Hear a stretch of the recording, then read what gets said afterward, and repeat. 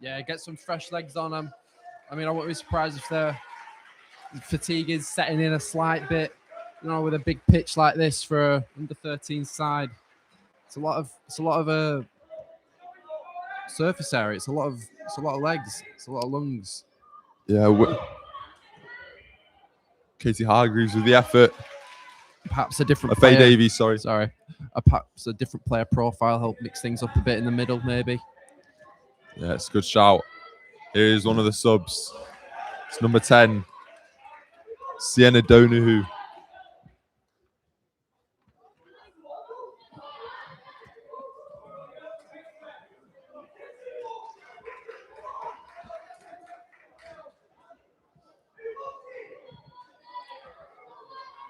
Maybe a long throw being lined up here by the Hawks. It's going to go short. Look for Donahue. Oh, Morel. Crunching challenge. Ends up flooring number 4, Scarlett Crossley. It's clean challenge.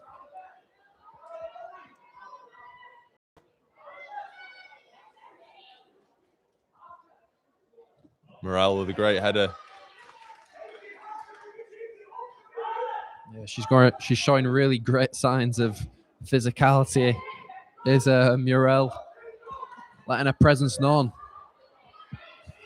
Nice idea there from number 10, Sienna Donahue. Looking for the winger out wide, but a bit too much on it. And Katie Dornan will gather for the yellows. Oh.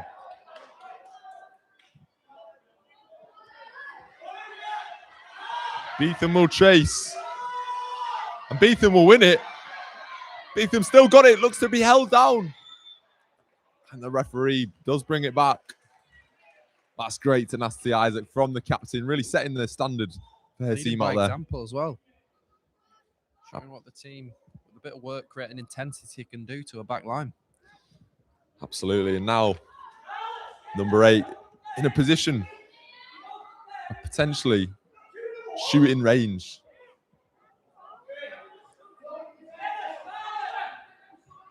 Looks as though she might be lining up for the shot. She's got 5 teammates in the box there with her. Morel is to her right.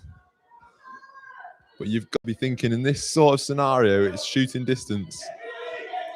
Wall of 3 for the Hawks. Alfie Cochrane organising the wall. Beetham with a shot. It's a high one. And it's gathered by Cochrane. Well, that was a good effort. Yeah, it's a save she should be making. That's catching practice for Elfie.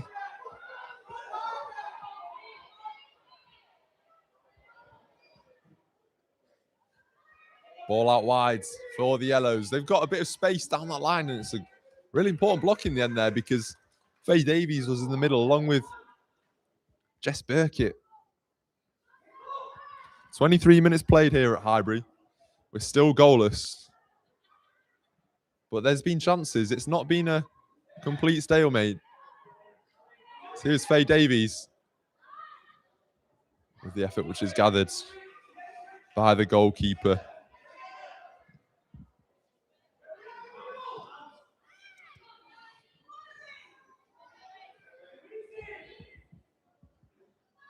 Davies.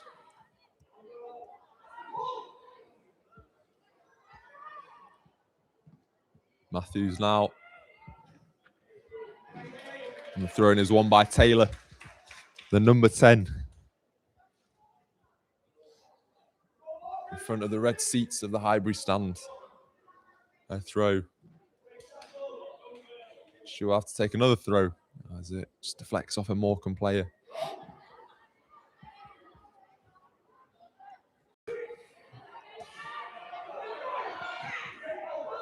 Morham looking for the ball in behind. Gathered by the Yellows defender, although it's a bit of a loose touch. Beetham is there to sweep. As is Hargreaves, though, for Morham. Good strength to hold off her player. Into Donahue. Donahue, can she use that pace? Up against number 2, Grace Whelan. Donahue with great pace. Whelan looks to get back. Whelan battling away well, and it's a great recovery run by the number 2. Just to force that back to the goalkeeper. Brilliant turn of pace there to try and create a chance for her side. Just more like that, please. Yeah, you wonder if it's going to take a moment of individual quality, a burst of pace, maybe a strong effort from distance to break the deadlock here in a tight occasion. And, well, I think that's a triple substitution for all the yellows. Just keeping the fresh legs on the pitch. And a few for the reds as well.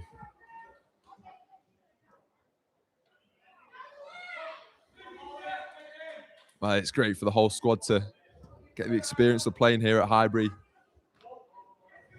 I've been watching on the bench, hoping to make an impact, and now they've got their opportunity. 5 minutes left to play of the first half. Could they make the difference? It's the captain, Isla Holmes, knocks out for a throw-in. Morrell with a long throw. It's met by Holmes. Will be picked up, though, by Bell Preston. Bell Preston looking for the ball, but it's going to break for Morham. Daisy Timmis looking to take it down the line. It's really good recovery runs from the yellows.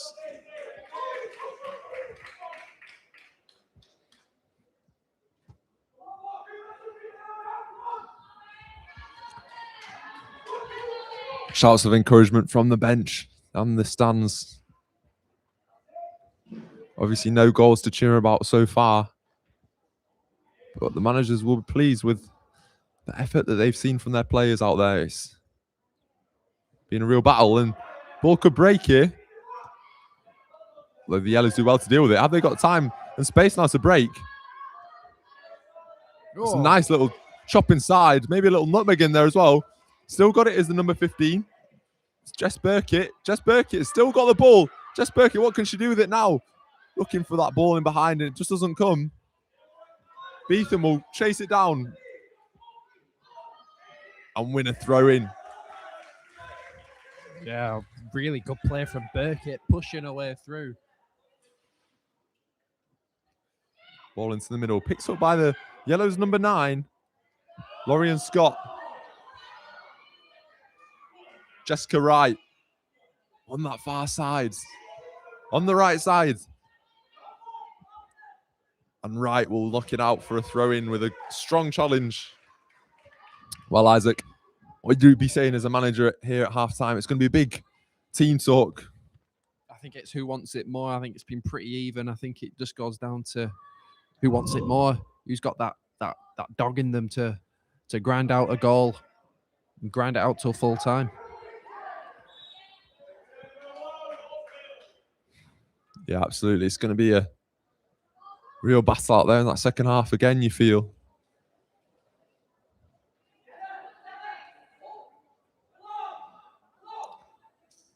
Possibly the best chances of the game coming through Hargreaves' runs down the left early on, but she's been quietened down by the Yellows back line since that moment. Beetham now with the ball. She's got a player out in space on the right. Chooses to chop inside instead. She's got about 4 players around her, Beetham. And wins a throw-in.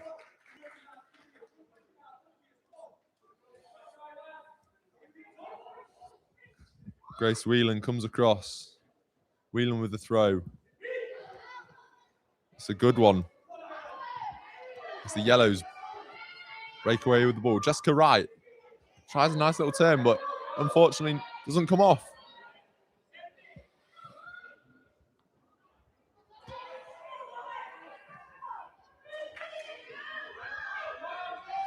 Ethan with a nice chop, left-footed effort.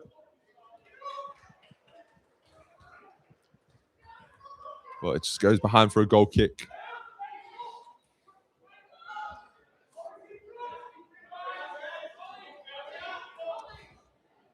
Goal kick for Cochrane in a purple goalkeeper strip. She looks wide. Jessica Wright, though, will read it and pick it up. Jessica Wright with a nice little burst of pace. Going down the line. Jessica Wright with an effort. And it just sails wide. She had options in the middle. Yeah, she really good anticipation to read that goal kick. Just miscued her shot there, or even pass, I'm not sure, but positive. Yeah, it's momentum for Lankan to take into second half. This will probably be the last play of the first half, you imagine. Maybe a little bit added on for the subs, but no real injuries or anything for the referee to take into account as Faye Davies returns to the pitch. And Morham looking to play out just as the half closes. It's a bit risky as Beetham gets down the line. Beetham on a left foot, chops onto a right. Ball into the middle. It's a good one. Jessica Wright on it. Will be picked up. And it's a fantastic save. Well, Millie Hesketh there with the effort. I think it was a little stretching toe poke. But Cochrane gets down low and smothers it with a really important save just before half time. Now here come Morham. Hargreaves on the break. Up against 3. She's still got it. She's got a player in the middle as Hargreaves. Can she find her? And Morel with a fantastic block. Yeah, sorry, just on that chance earlier, Cochrane does really well to get down to her left-hand side.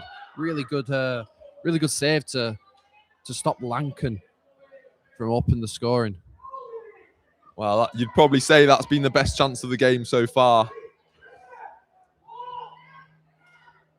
Here she is now, the number 7 with the chance, under pressure.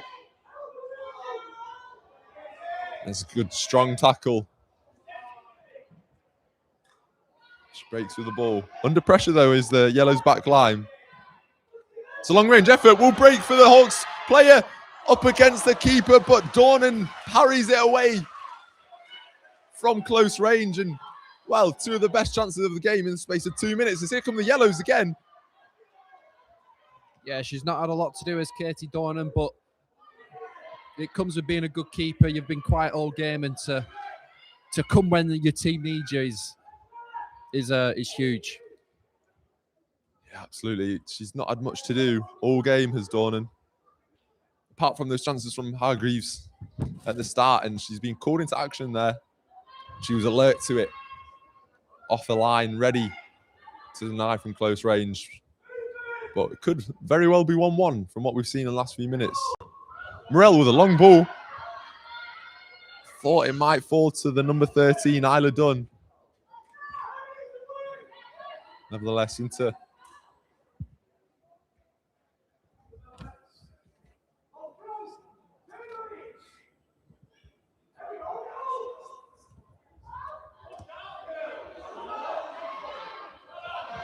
picked up by the Yellows. Bearing down on goal. She's got 3 players around her, one of whom smothers it.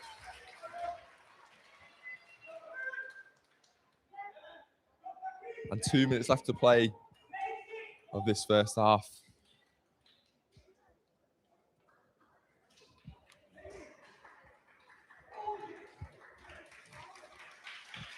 Sub for Morham Hawks. As Alice McKenzie comes onto the pitch, the number 9. Beetham with a bit of time to pick up a pass, but nobody can get on the end of it.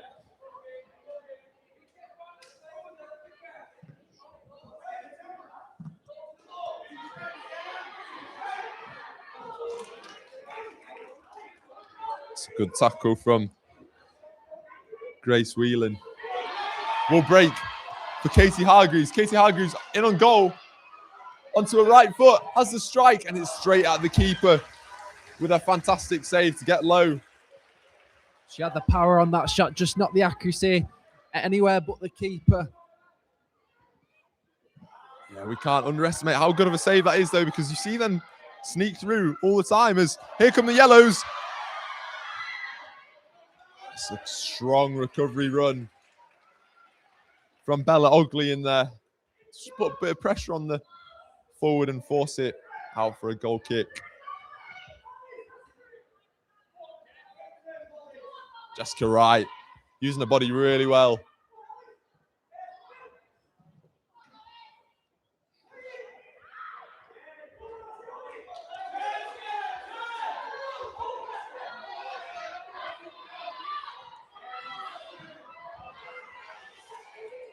Really good defending there by Grace Whelan.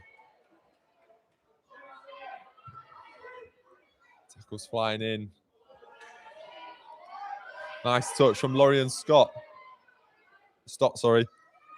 Out to Jessica Wright. Can she use that pace? She does. She goes past one.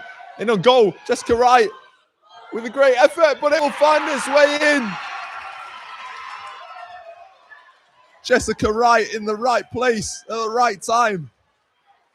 And it's 1-0 to Lankan Yellows. You're absolutely spot on. Right place at the right time. It was a darting run. She took her defender on, out for pace, and the keeper did all she could, but I think it was too much power on that shot, and it just got in. Yeah.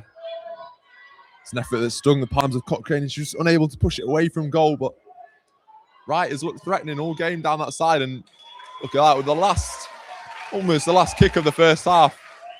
Lankan Yellows take the lead. It's 1-0 going into half-time. Plenty for both sets of managers to think about.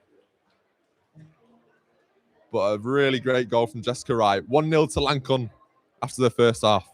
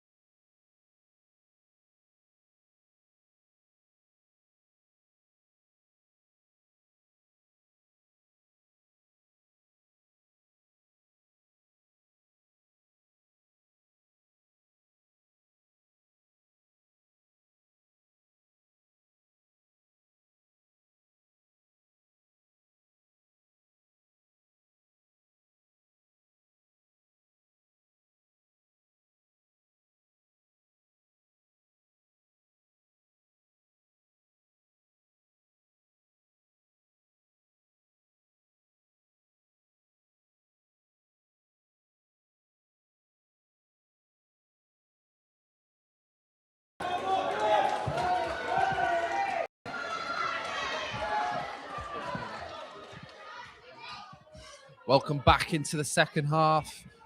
Lancon Yellows lead 1-0 after a Jessica Wright goal, the very, very last bit of the first half. Josh, what do you expect in the second half?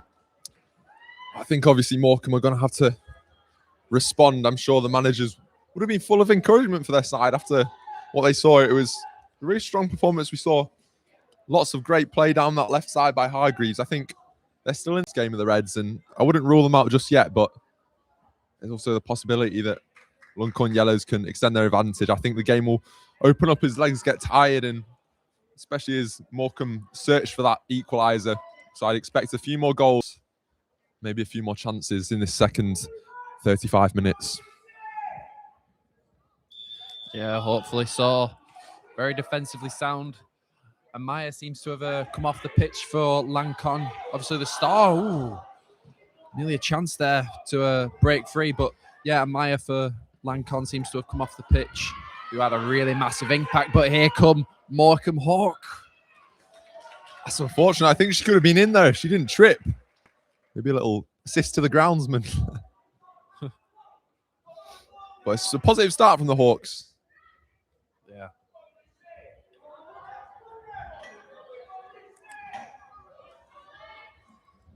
Jess Burkett still has the ball. That battles well. Wins the throw-in for her side.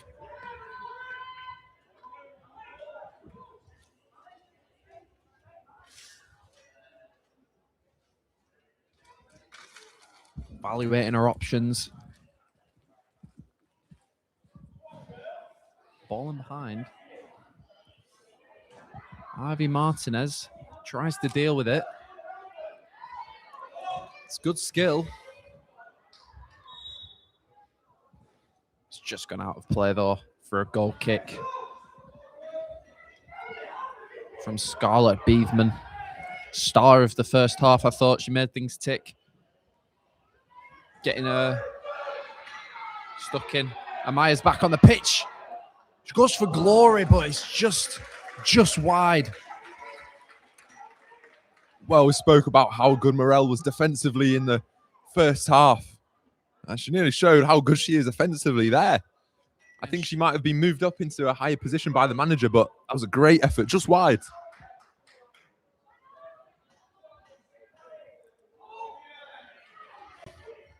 Muriel battling well. Maybe a chance for Lancon. Isla Dunn gets her tangled feet. Loses out. Beatham, sorry. Not quite working out.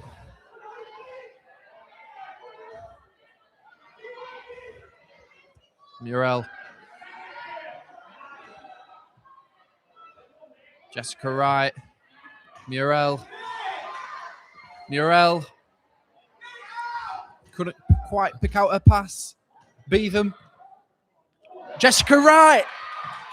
Oh, and it just flashes past goal. She's getting herself in really good positions to double the scoring. Josh. Wow, Jessica Wright. She is tearing that right wing up. That was almost a fantastic finish. Just off balance, I think, when she took the effort and it went wide, but she's looking such a threat and a struggle for Morecambe to contain at the moment. Yeah. Also think Morel in the middle, we spoke about how she might have moved up. I think maybe that's a tactical change from the manager, Olivia Martin, and her coach, Debbie Hollyoak. Here comes Wright again, though. Right. She's got two girls on her. She's dragged back. The referee says no. So, yeah, just on that, I think Morel's definitely moved higher. And it's made a difference so far in this second half. Definitely. They've got a bit more control. But here we go, Beatham. Bit of a lackluster shot, but she was in a good place. Maybe she could have took a touch, but good attacking instincts, but it's a loose touch. Katie Hargreaves drives forward. She's staring down the barrel. Can she get the shot off? She can. Oh, and it's hit the post. A great chance to get on level terms on the Morecambe Hawks. Well, running down the right-hand side this time, but same story. Katie Hargreaves is causing all sorts of problems. It was some brilliant little dribbling just to cut onto her left, and then a powerful effort just denied by the woodwork. I don't think the keeper was getting anywhere near it. Here comes Beetham. Mirel with some lovely feet to get past two girls. She shoots. It's a fantastic save from Cochrane to tip it over the bar. Whoa, that was some lovely feet from Mirel. Get past them two girls. Yeah, absolutely. Sorry, that was a brilliant counter-attack from the Yellows, from one end to the other in an absolute flash. And Morel with just some brilliant feet to get past the player, and I have to say it's a brilliant save by Cochrane to tip it over the bar. That was a looping one. It's a ball cut out at the front post. Sienna clears. And as far as Burkitt, it's back in the mixer. Wright's there. Wright's battling. She shrugged off the ball. No penalty shouts, but goes for glory.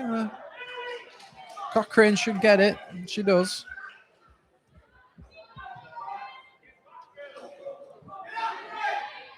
Under pressure now. Great turn of pace there. Yeah. Get out of danger. Wins a throw-in for her side. Yeah, really good from Ellie Matthews. She was under pressure, and she's done well to get her team up the pitch and keep this pressure sustained on the Morham goal. They just can't really find time and space to breathe at the moment. It's just one clearance and it's picked up by a yellow shirt, and could be an opportunity here. 40 minutes on the clock to double their advantage. Jessica Wright, she's got options at the back post. She couldn't quite keep it in. Ball was a bit too fast for her.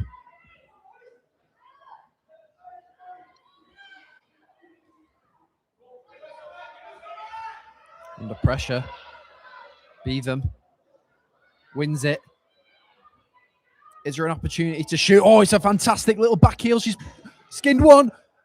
And it's a fantastic goal. Scarlett Beetham take a bow. Wow, that is unbelievable. A little coordinated celebration there by the teammates. Not quite sure what that was.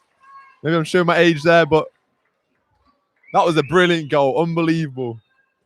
Oh, little roulette. Little back heel and then a little fake shot. Wow. That was unbelievable. She's done really well to create the space to shoot and double her side's lead. Well, in front of the memorial stand, that is certainly a memorable goal for Beetham. Yeah, sure. She's deserved that after her performance all game. But what a way to do it! A little, roulette, as we say. Substitutions. Lancon Yellow sub on Grace Whelan, Maisie Taylor. Great finish as well to dispatch that under pressure in the box, and she's just placed it into the bottom right corner. Almost as if it came to her naturally. Just instinct to get past her markers. Just get that shot off. That's what we're missing in that first half, just not getting the shots off. But she made sure she did there. Find that bottom right corner out of Cochrane's reach. Yeah, I think it's going to be an uphill struggle here for Morham. I think to score 3 goals in the next second half, it's going to be a struggle, but maybe they can hope for just equalising this up and taking it to stoppage time and penalties. Chance here though. Morham. Katie Hargreaves gets a shot off, and it's a fantastic save from Katie Dornan to deny her. Corner ball. Yeah, Matthew Brown will be really happy with that response. Not letting their heads drop here are the Reds. They're hitting back straight away. Here's Hargreaves again. Corner. Can Jessica Wright cut it out? She can. And she's off. There's no stopping her. Oh, she just lets the ball just get out of her reach. But she's put it into the final third for her side. Great recovery run from Willow Donlan there, though. She's just run nearly the full length of an EFL pitch. What throw? Long throw? She's got it all. Jessica Wright. Can she put a ball in the box now? She can. It's a lovely ball. Free at the back post. Oh. I don't think she realised the time and space she had. but it was a good effort. It was a good save from Cochrane. Jessica Wright with hands on head. I think she's just knackered. That was an unbelievable run, and to be able to pick out a teammate there as well. It's unfortunate that it wasn't goal bound, but it's still positive signs for the Yellows. They're still pushing for more goals here. Yeah, greedy for more, and greedy in a good way. Hesketh. Hesketh now. Keeping the ball and has put it in a good area. Muriel's there. She's got options 5v3 ahead of her. It's a delightful ball for Jessica Wright. There's 2 free players in the box. Can she find them? Oh, she can't just. It's good defending. Out for a corner ball. They look really vulnerable on the counter attack. Morecambe Hawk. Looks like we were 4 against 3 there at one point. I'll tell you what, I think it was Bella Ogley in there with a fantastic block. That was so crucial because Jessica Wright had 3 people in the middle there to pick out, and that could be decisive. Beetham. Tackled. Is that for a corner ball?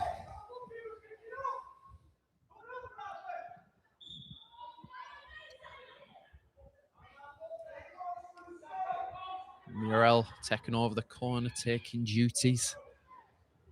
Perhaps she's got that power to just get it in that penalty spot. Edge of the 6-yard box, Jessica Wright. She's still got the ball. Beetham, Jessica Wright.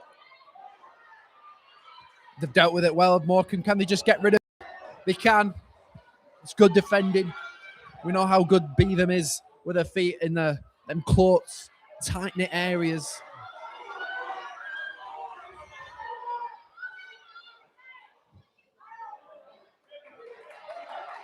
Muriel. Oh, she's tackled. But she's a really well recovered. Here comes Hesketh. Oh, Jessica Wright. Oh, but the flag is up. And she's denied her second goal of the game. It's a good finish, though. She'll be happy with that. Not too happy with it being disallowed. Josh, come on, thoughts? Yeah, close call there. I think the liner's probably got it just about spot on. And yeah, Jessica Wright, just that pace down the right side, they just can't handle her. And you'd have to say if that would have gone in, she would have deserved that goal as well. But here comes Morecambe, long ball in behind. She's staring down the barrel. Oh, but Scarlett Beetham, the work rate to get back and deny. Morecambe, exceptional work rate. Yeah, unbelievable play from Beetham there. We spoke about setting that example as captain, and that is just a fantastic recovery. Morecambe picked their pocket. Katie Donran does not let it slip. I mean, that could have been the opportunity, Isaac, for Morecambe to get back in the game. 1 goal and you're looking at a 2-goal deficit, and all of a sudden things look a bit different then. But 3 goals and you just think, is it too much? But they're not for the ones who aren't trying. Muriel.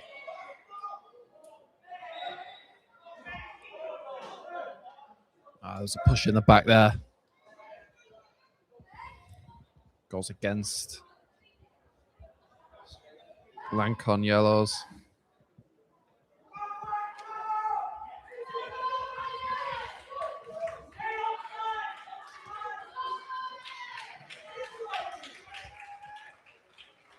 Substitutions for Lancon Yellows.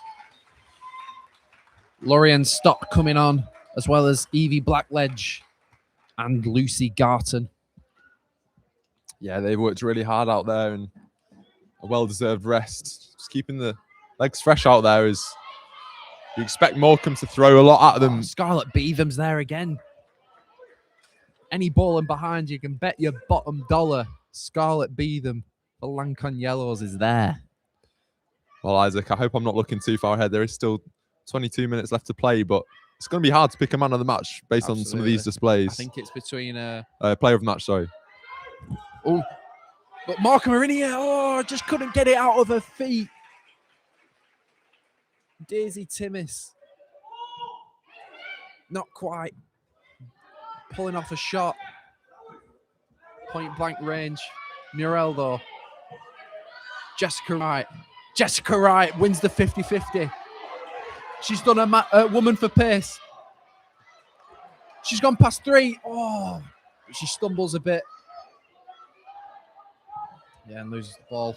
But yeah, back to that player of the match conversation. I think it's between 3 players: Muriel, Scarlett Beetham, and Jessica Wright.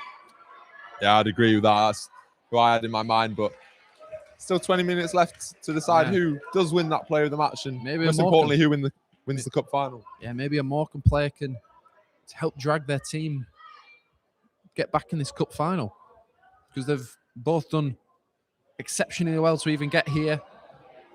So they must have that quality.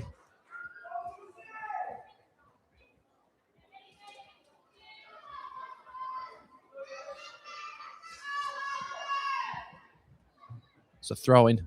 Jessica Wright's on it. It's a bullet throw-in. It's in there. Scarlett Beetham. Shots blocked. The rebound isn't quite working out. She's pushed out wide. Little back heel is cut out. Oh, she's been skinned. And here come Morham.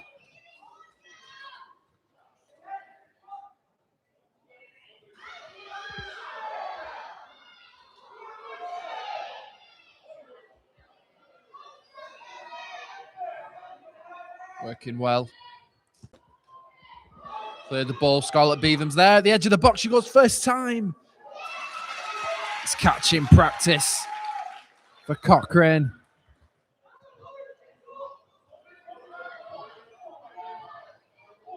She wins the 50-50. Does Morham. It's good battling in the middle of the park. Elsie. Here's Morel.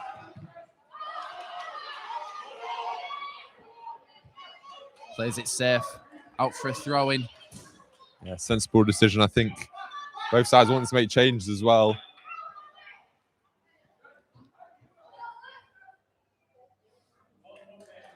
Muriel coming off for Ellie Matthews, and Isla Holmes coming onto the pitch, taking that captain's armband, hopefully, to lead her team to a comeback.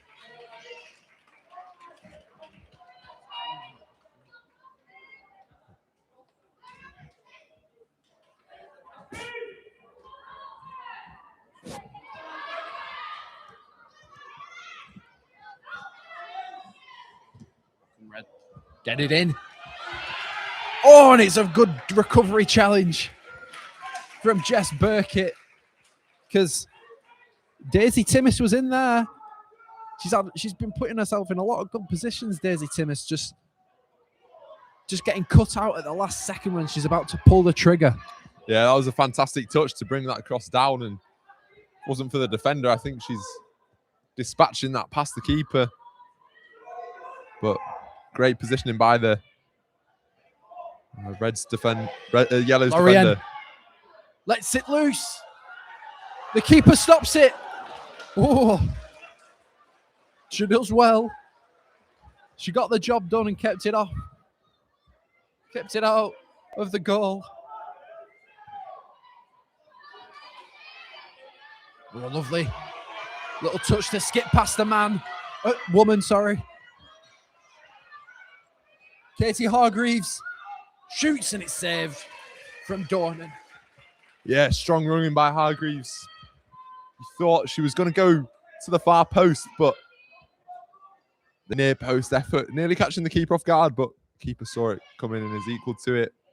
But she's just been running the show for the Reds. I think if they're going to get back into it, it'll be through her. Like an in-swinging corner. It's at the front post. No one's there. The clearance is there. Morham just not quite getting possession of it. And here comes Jessica Wright. She's got options ahead of her with Lucy Pickard. She might have just gone a bit offside, but Jessica Wright's still going. She goes all the way. It's still in play. Oh. Well done, Elfie Cochrane. That is fantastic goalkeeping. Yeah, double save to deny Jess Wright her second of the game. Hargreaves is going to go on a run again, I think. Oh, Never it's a really mind. dangerous ball. Ellie Rose makes a good decision to pass to her teammate. Oh, it's really good play. Oh, from Daisy Timmis linking up with her teammate, Ellie Rose Brown. Yeah, strong link up, just a bit too far out there for the shot, I think, but Yeah. Working it well, though, them two. they are, and Morecambe are looking at a growing threat in this game, but as do the Yellows, and that looks a dangerous ball. She deals with it well, Lois. In the middle. Oh, it's fantastic skill. Just got ahead of her with the nutmeg. But Hargreaves again. And it's a brilliant disguised pass. Shirley to make it 2-1. And she does it, Daisy Timmis. That goal she's most definitely deserved. Fantastic ball, fantastic finish. She had a lot of time there to think, but she's taken her time, picked a spot, and dispatched it brilliantly to get Morecambe Hawks back in this game. As the scoreboard corrects itself as well. It was saying 3-0 to Lankan Yellows, but 2-1 is the right scoreline now. And it is game on here at Highbury. Absolutely. We've just had a change. Hargreaves for Morecambe has come off the pitch to make way for Sienna. Morecambe did look down and out, but there's still life in Morecambe. Coming into this last 15 minutes of the game, there's still plenty of time to turn it around. Jessica Wright, can she capitalise?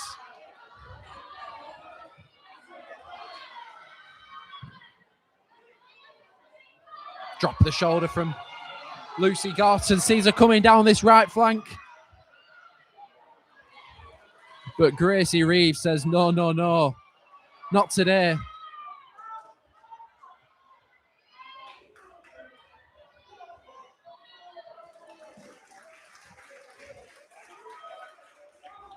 Sorry, not Gracie Reeves.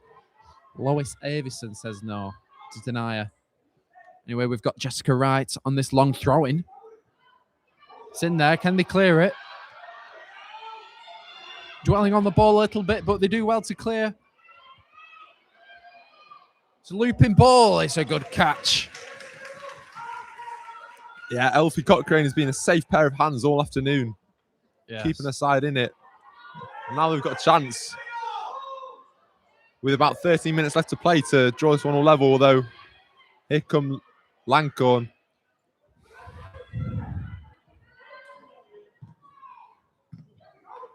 Another long ball. It's a chase. Does really well to press it. Can't quite keep it in play, though.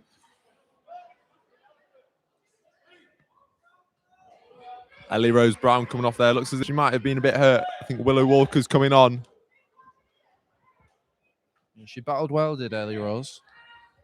Yeah, kudos to her. As has everyone all afternoon. Here in the sun.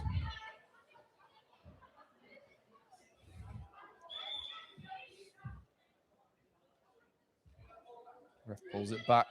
I think it's for a foul throw. Just need to plant your feet.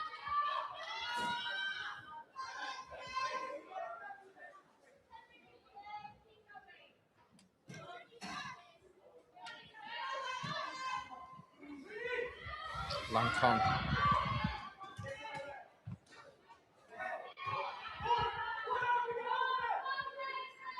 Billy Matthews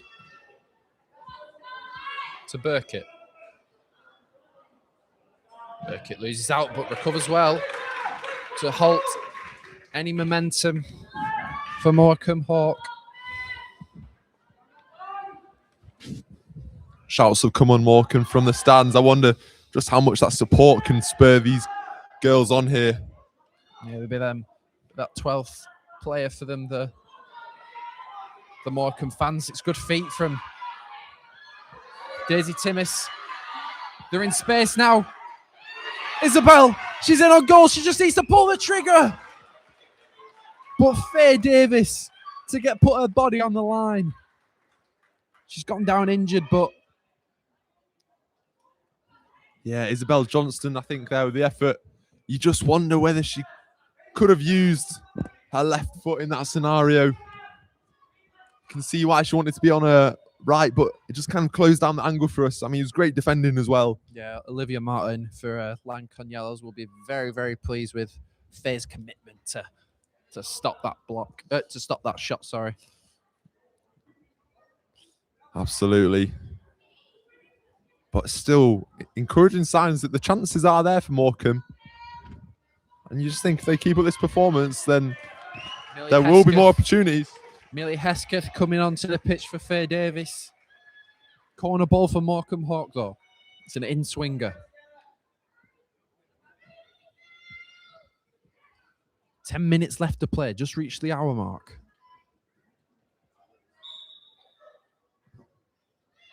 Jessica Wright.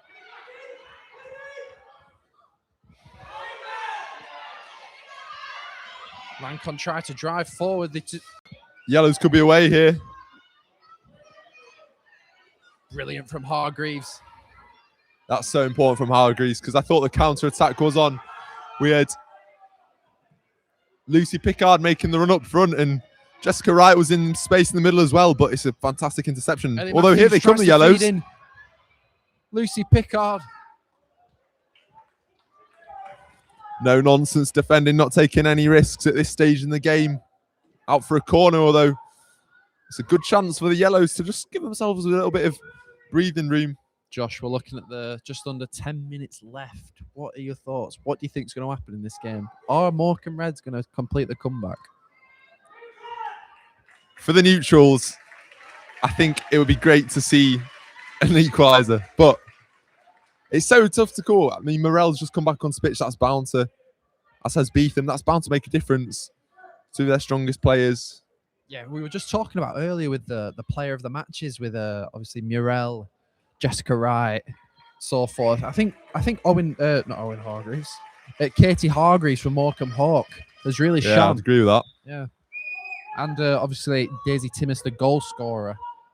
Yeah, I think it's tough to call, to be honest, Isaac, with the clock ticking down. There's just match winners on both sides, so you never know what's going to happen, and might be a moment of brilliance late on, which either extends Luncorn's advantage or, in this case, Morham's equaliser.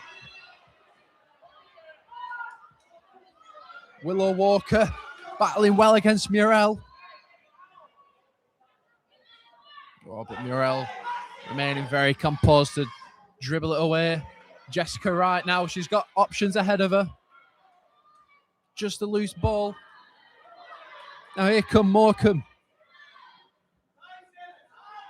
Sienna. What's she going to do? On this left flank, she cuts inside into the box. She's passed 2, 3. Oh! Couldn't quite turn it in. Sienna.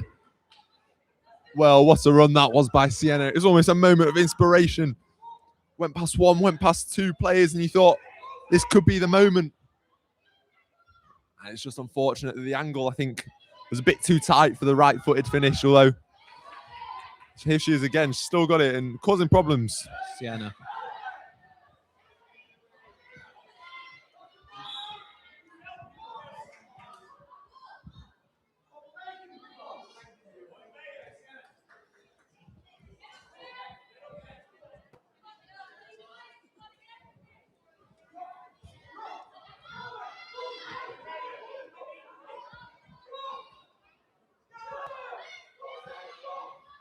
Murrell standing on the free kick.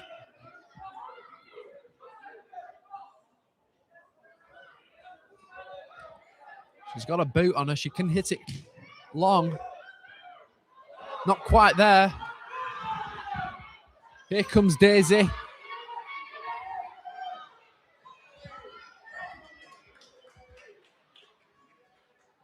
Willow.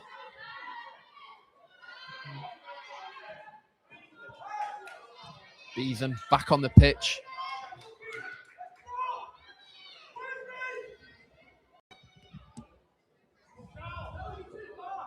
Long ball. Morham meet it first. Nurel's cut it out. Oh, it's good play from Willow. Sienna with a little flick. But Jessica Wright's there to it. And she's off again. She's off again down this right-hand side. Oh, it's good defending, though, from Isla Holmes.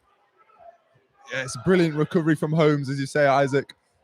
Just every time Jessica Wright gets the ball, you know what she's going to do, but you just can't stop it. She's a bit too quick, a bit too nimble at times. And she is a strong, strong threat for the Yellows as they tackle each other down there. Driving at each other. A lot on the line. There's a trophy up for grabs, but Muriel drives forward. Jessica Wright. She's bearing down on goal. Oh, and it's just straight at the keeper. It's a good run, though. Right thing to do, just not quite the finish. Again, really good defending. I think it's Bella Ogley in there. She's just putting enough pressure on Wright that she can't be balanced. She's going to have to do it again here by the looks of it. Morham managed to hack it clear. Only as far as a throw, and it's Jessica Wright throwing range. We do know how dangerous she is from them throw-ins.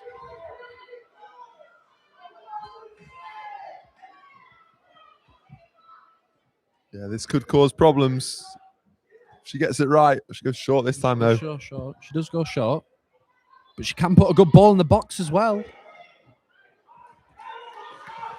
Keeper's there to it. Cochrane gets it clear. The chase is on again. Beetham is there. Very, very well played from Beetham.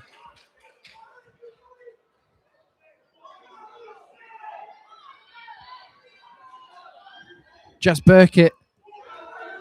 She's still going. Well, there's some tired legs out there in that pitch. They're putting it. Just looking at the Yellows. Yeah, it was a great run, but nobody really had the energy to get up and support their teammate as they win a corner. That's correct, going short. She could be on here.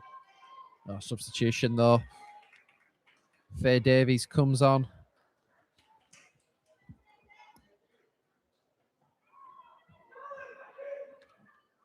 Faye Davies comes on from Maisie Taylor. Ball in. Out for a goal kick.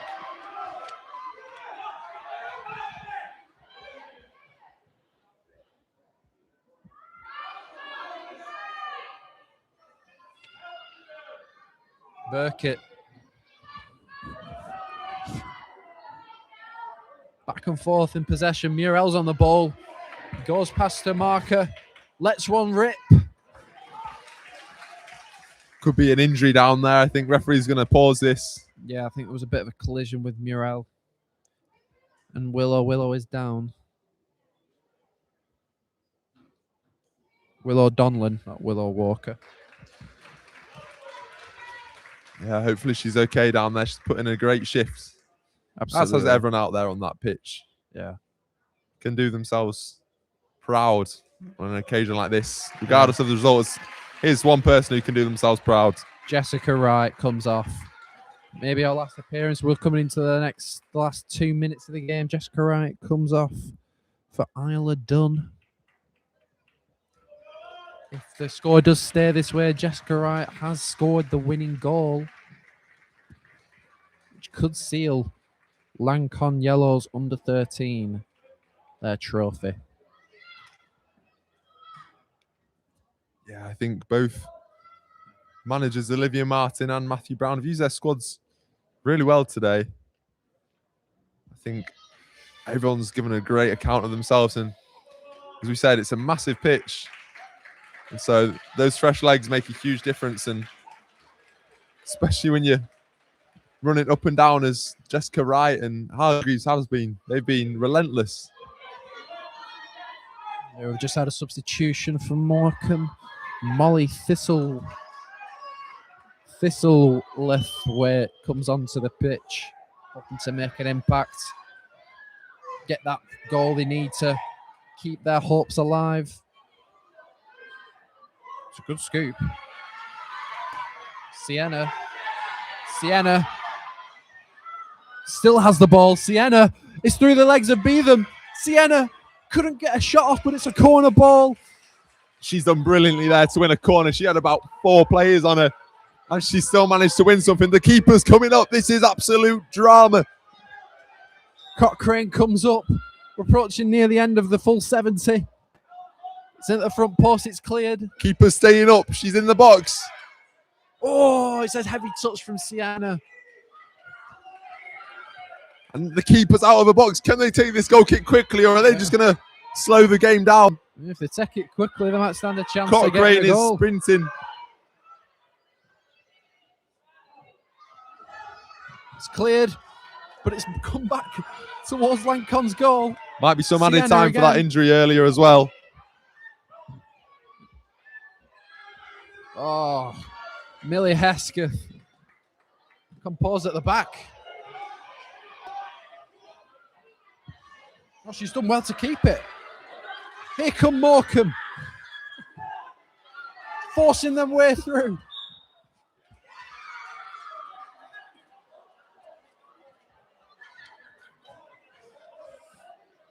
Surely that might do it for Lancon, winning the free kick. Surely that does it for Olivia Martin's side.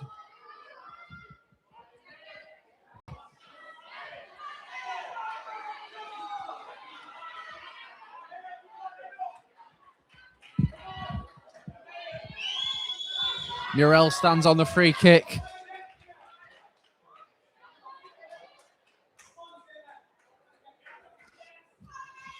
Is this the last kick of the game? Just played over a minute and a half into added time. And that's full time. Lancon Yellows under 13s have done it. Olivia Martin has done it. They've become champions. It was a very close affair. Josh, what are your thoughts on that? Well, what a game. Well done to both teams.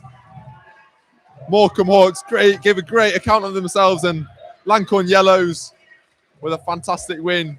Some standout performances, and yeah, it was a great occasion. There's the trademark celebration. I still don't know what that means, Isaac. I think it's wow. Are they hitting they're hitting the sea lion. I know that one. Who's your player of the match? Well, we spoke about the player of the match earlier. It's so difficult to narrow it down, but I think it's got to be Jessica Wright. It has to be Jessica Wright. I feel like I've said that name over and over again, and there's a reason for that. She's played exceptionally well. But we'll see what the official player of the match is. Final score, Lancon Yellows under 13s 2, Morham Hawk under 13s 1.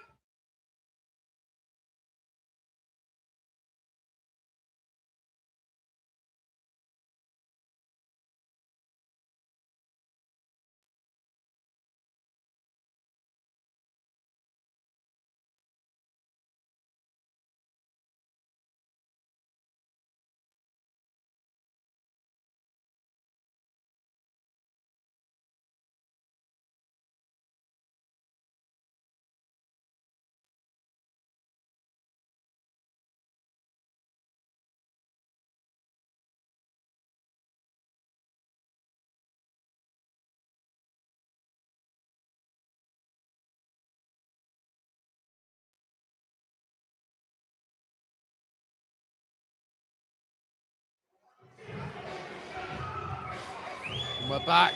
Con Yellows have brought out the sunglasses. I think it's thoroughly deserved. Throughout the game, they were the better side, I thought. But Morham, to try and nearly get back in that game when they were down and out, they should have held their heads up high. Fantastic effort from them today. They can, definitely be happy with how they performed. They left everything out there. And these celebrations, you just want to put it in a bottle and take this moment with you. It must be incredible for them. Those sunglasses are awesome, and yeah, what a performance from everyone in a yellow shirt. They all worked tirelessly, and now They get to celebrate with their managers as well. You can see the relationship which the managers have got with their players, and it speaks volumes in the performance on the pitch. They are such a strong team, and now they get the opportunity to celebrate it. But credit to Morham as well, Isaac. Yeah, obviously they had I think Lancon had the physicality with Murrell, and Morham did more than enough to try and get back in that game. They were a great showing from them. I think they can hold their heads up high, like I said, because they nearly got back in that game and nearly got the trophy, but it just wasn't meant to be. Maybe next year. Yeah, and rightly getting a round of applause. It's great to see. It's a big game, but just that togetherness, and what an occasion for women's football, as we said. Yeah, it's a great platform to play here at Highbury. And here are the referees receiving their awards. Very well officiated. I thought that game, with the injuries and stuff like that, they handled it really well. Yeah, the game had a great flow to it. Just letting the girls play out there, express themselves, and thankfully there wasn't any too big decisions to make. Okay, our next presentation is for your player of the match, which goes to Lancon's number 14, Jessica Wright. And Jessica Wright wins the player of the match. I think we said that she thoroughly deserved it, up and down that right-hand side, in getting the winning goal as well. Thoroughly deserved, Josh. Yeah, absolutely. She was electric all game. She was an absolute thorn in the side of those defenders for the Reds. And without her, I think it could have been a very different game. She took the game by the scruff of the neck at times when Luncorn needed it, and moments of inspiration. She brought that energy and that absolutely mentality to drive Lancon forward. Yeah, and here come the runners up. They've got so much to be proud of from this campaign. It's not just one game. We've got to remember these cup runs are across months and months, and they've done so well to get to this point, and just the experience for them will be amazing and serve them in good stead going forward to next season, I'm sure. Yeah, they've most definitely risen to the occasion as well, playing in an EFL stadium here at Fleetwood Town. It's a moment that you'll remember when you grow up, playing at a football stadium in a cup final. You'll be happy with how you played as well, Morham Hawks. Special mentions to the keeper, Cochrane. I think she was brilliant. Oh, yeah, absolutely, yeah. She had Definitely Jessica Wright. Could have been a lot more for Lancon if it weren't for Cochrane. She had Jessica Wright bearing down on goal a few times, and she dealt with her, and she was a safe pair of hands all afternoon. Whatever came away, she dealt with it, and I think she's got a lot to be proud of, as they all do. Yeah, and also again, a fantastic turnout for this game today. I mean, we've got I'm going to guess about maybe 200, 300 people there, and it's great for women's football again, with a fantastic turnout for these girls. Here we are, the moment we've waited for. Listen to those scenes, Isaac. Yeah, it's almost deafening. Lancon Yellows, under 13s, crowned champions. Yeah, matching shirts, matching sunglasses. And now they've got matching winners' medals.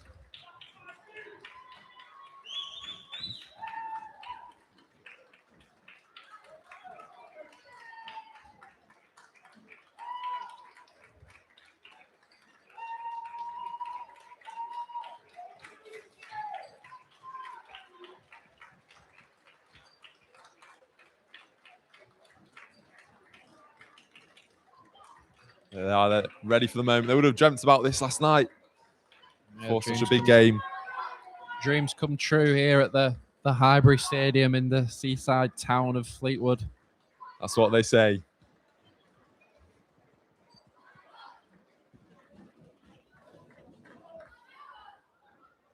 Yeah, it's great to see the whole squad just together. Like, everyone played such a role today, as we spoke about. It's not just the 11 people, it's the whole squad, and they made such a difference. And here they are. Bleetham lifts the trophy. Langton Juniors are the champions.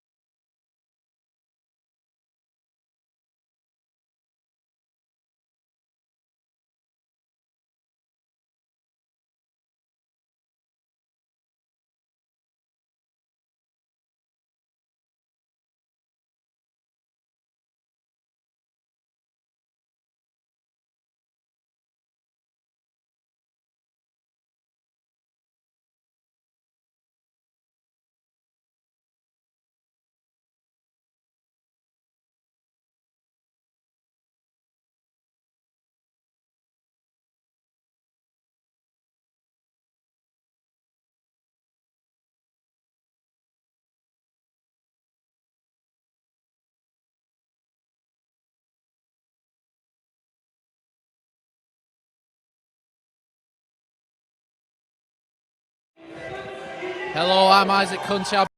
For today, I'm joined with Nick Cunliffe. We've got Ormskirk West End under-16s versus Lytham Juniors under-16 girls in this Fylde and Lancashire Youth Football League Cup final. We should be in for a good spectacle. Nick, what are your thoughts on this game? Well, looking forward to an absolute firecracker today. Two really strong teams. We've got Ormskirk under-16s versus Lytham Juniors under-16s. We've got great conditions, no wind. The sun's just gone in, which will make it a little bit cooler. So I'm looking forward to an absolute cracker, Isaac. Yeah. Ormskirk West End are in the claret and blue kit. Lytham Juniors under-16s are in the maroon kit. We've got Claire Gallagher in the dugout for Ormskirk and Dale Ritchie in the dugout for Lytham Juniors, with coaches Matt McClellan and Nick Rogers, and the coaches for Ormskirk is Matthew Raystrick. There they are, shaking their hands, sign of respect. Got another good turnout today in this cup final. Really great for women's football, getting that exposure it thoroughly deserves. A lot on the line. It's a big pitch, Nick. It's a big pitch. It's EFL huge standard. professional pitch. It'll take a lot of covering for these under-16 girls, but I'm sure they can do it. And judging by the adrenaline and passion from some of the other games, I hope some of that leaks into this game and we get an absolute cracker once again, because we've seen some absolute stunners today, Isaac. Yeah, absolutely. I mean, I hope it lives up to the expectations of the other games we've covered. I'm sure it will. I'm sure them girls are feeling the nerves, but I'm no doubt they'll all rise to the occasion. Yeah, big cup final. The nerves always strike, but once the referee blows their whistle, you get your first touches, you get your first challenges in. I'm sure both teams will be able to play to their max. Yeah, absolutely.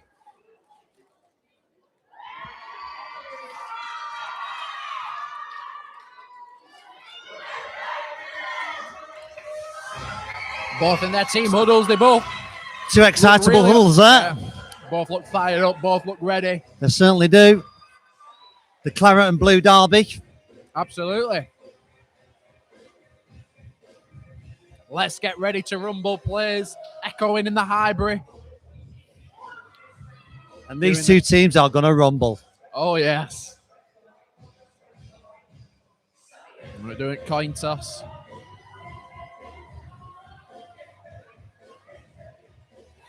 And it looks like Lytham Juniors have won the coin toss and they'll take their first half in the kickoff.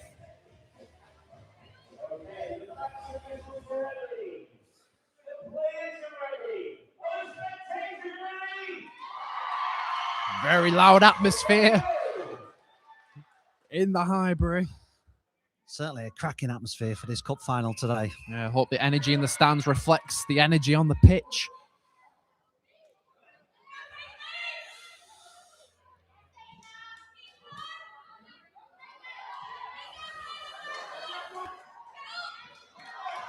Battling between both sides, possession. Bouncing between each other. Goes out for a throw-in. The left back wants some options. Demanding it. It's a long throw-in. It's a long throw. Good touch.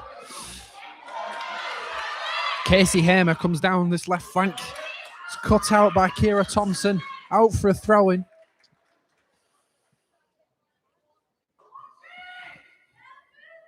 Bit of early pressure from Lytham Juniors. Yeah, getting it in that final third. It's out for a corner ball. Corner ball. We'll see if he's rehearsed any plays for this. See if they've got anything up their sleeves. Anything from the training ground. It's time to shine.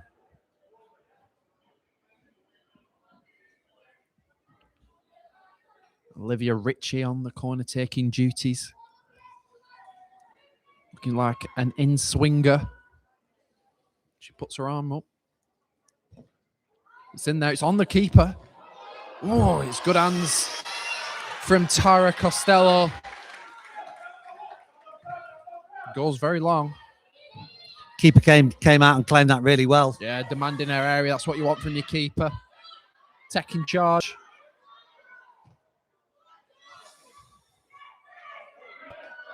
Bit of a mix-up at the back.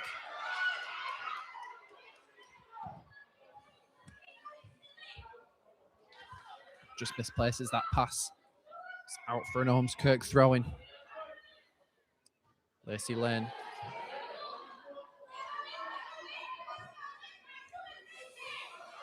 Florence. They're trying to drive forward. Ormskirk push their way through this back line.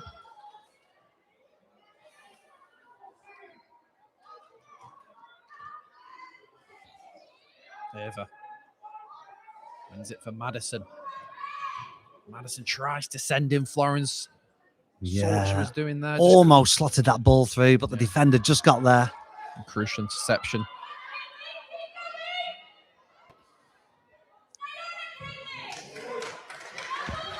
It's a good challenge.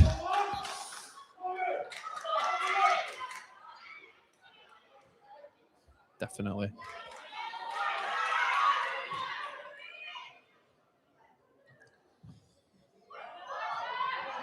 There's pressure on this back line. She gets it clear.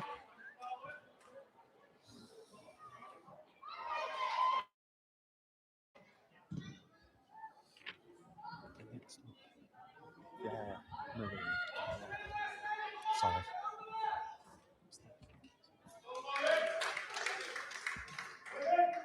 Sorry, just a correction. Lytham Juniors are in the claret and blue, and Ormskirk West End are in the maroon. Bit of a mix-up there. Sorry Just to about confuse us. that. Yeah. Ava tries to get it in there. Oh, it's a delightful ball for Summer Ramsey. That was some composed play. She just got a foot on the ball and played a beautiful pass forward.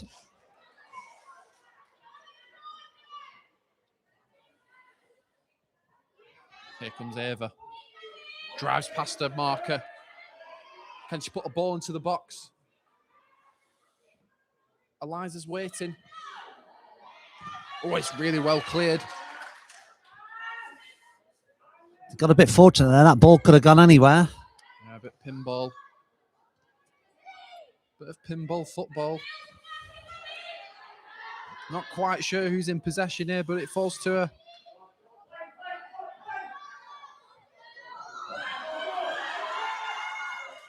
Here come Ormskirk. Summer's there, but it's just too far ahead of her.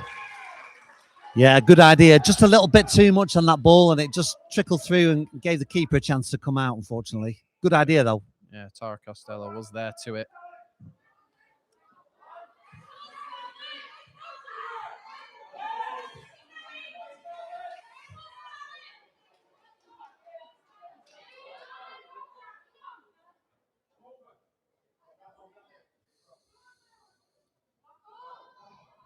Olivia Ritchie on the throw-in.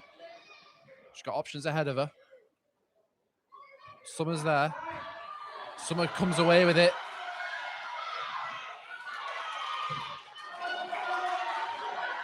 Number 14 drives forward. They're able to sweep up. Space on the edge of the box. She turns away. Oh, it's well blocked. Turning and turning and turning. But she runs into a dead end in the end. We've started off in a physical manner, haven't we? It's a strong physical game out there. Both teams are putting it all on the line. Yeah, very physical start to the game. And there we go again, another physical challenge.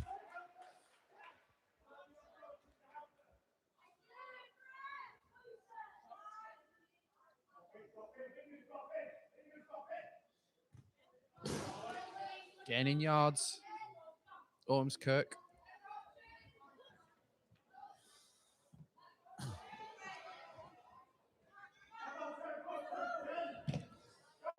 Oh, it's a lovely disguised pass.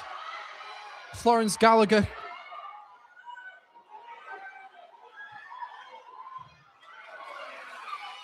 What a superb defensive challenge there. Absolutely brilliant from the number 11. Oh.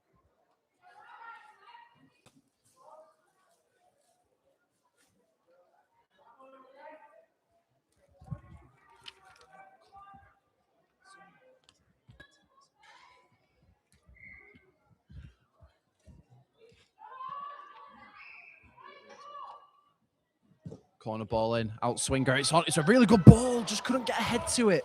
Fantastic ball in. No takers, unfortunately. Oh, an awkward one. The keeper spilled it. Chance for Ormskirk.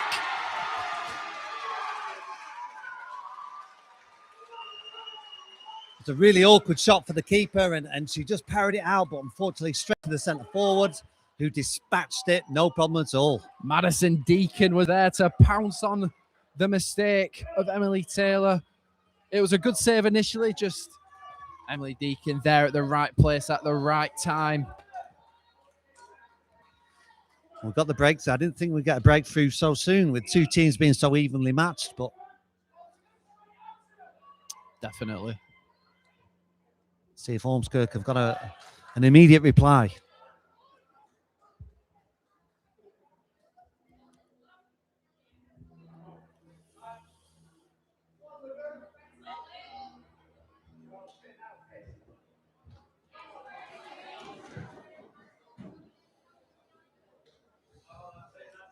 It's not a bad touch by the fourth official.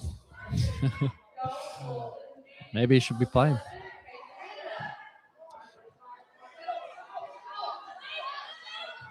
Oh, picks her pocket. And she's coming charging down this left-hand side.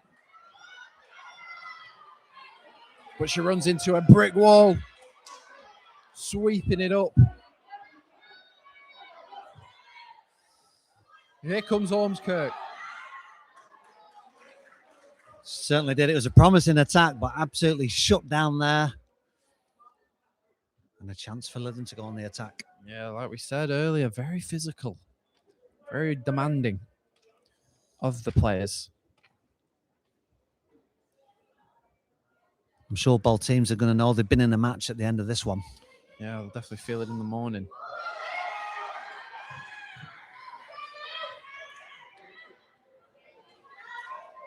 Patient build-up play.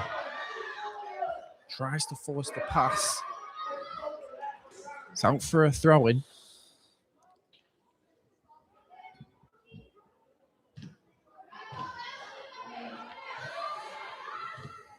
It's hoisted in the box. Goal scorer is there again. Keeper makes a diving save to her left-hand side. Yeah, superb save. That could easily just squirted underneath her, but she got down really well. Yeah, good reaction time from the keeper.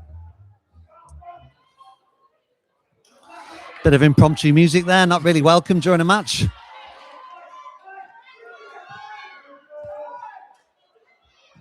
Oh, lovely ball. Is there a player going to get to it? The keeper's there first, though. Anticipated it well. Yeah, keeper's done really well again.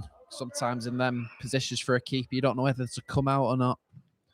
But she made the right decision in the end.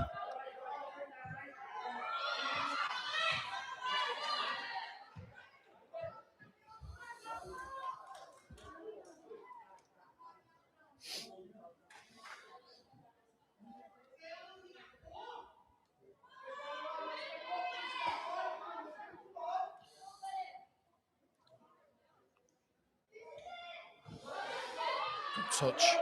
Oh, it's fantastic feet to maneuver her way around her marker. Florence to Madison Deacon. Oh, lovely feet. It's a delightful cross, but the keeper's there to punch it away. Wow, Nick. Madison Deacon with the skills. What do you think of that? Some delightful feet in the corner there. Absolutely left her defender for dead. Stuck it across, but unfortunately, once again, it's a common theme today. No takers in the middle. But yeah, absolutely wonderful skill on that right-hand side, Isaac. Couldn't agree more.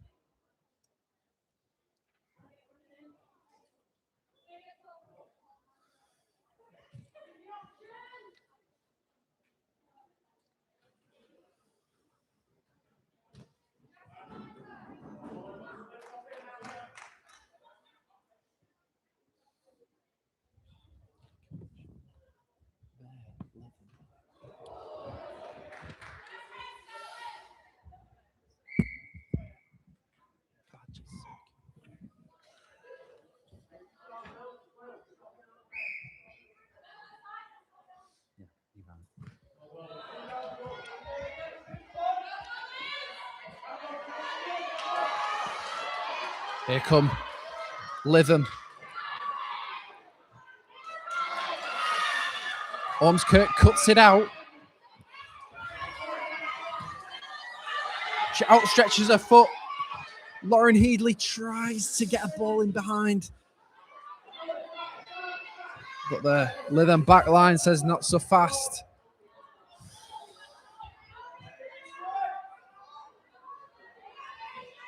Oh, delightful touch.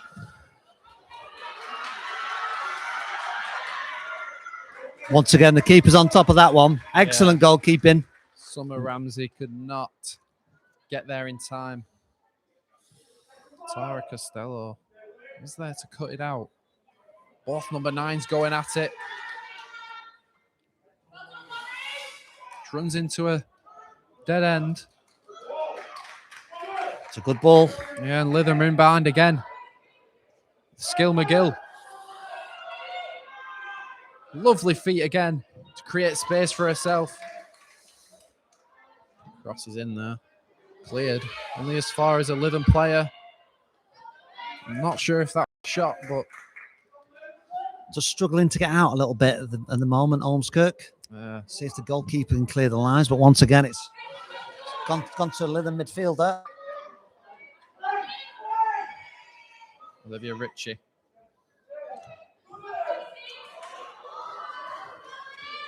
Lila Human.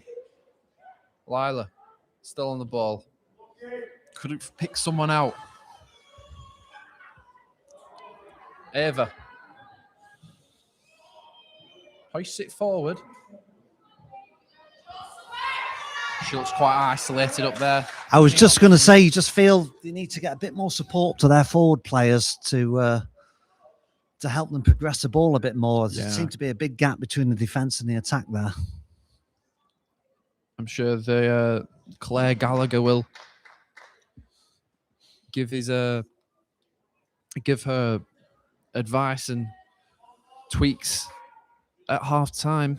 You know, it's all about in-game management, especially in cup finals. It's massively important.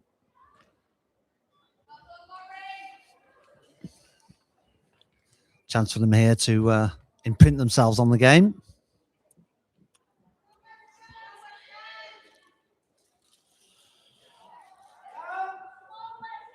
Let them come away with it.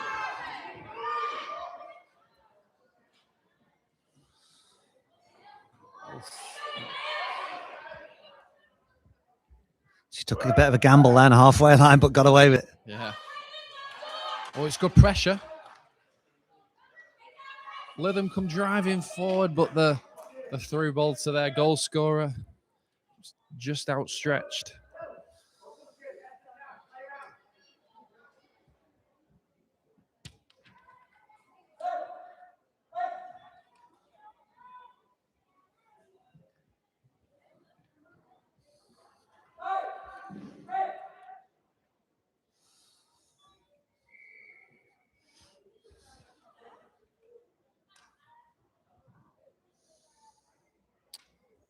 I think just having a break for the inhaler there. It's inhaler break. Wasn't sure what was happening there for a minute. Impromptu stop.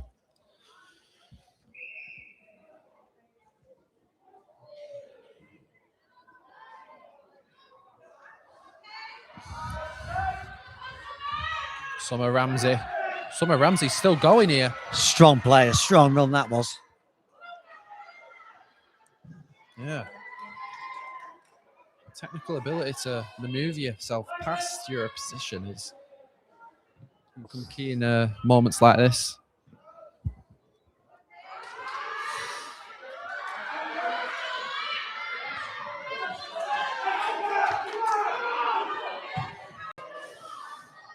Scarlett Simpson, ball forward for Summer Ramsey, but she's just gone a tad too early.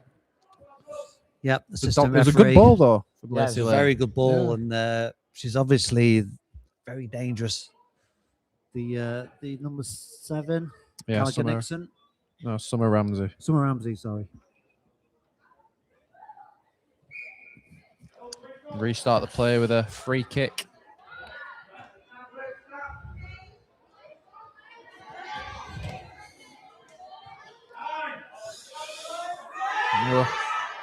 loose pass sees Eliza Evans onto it.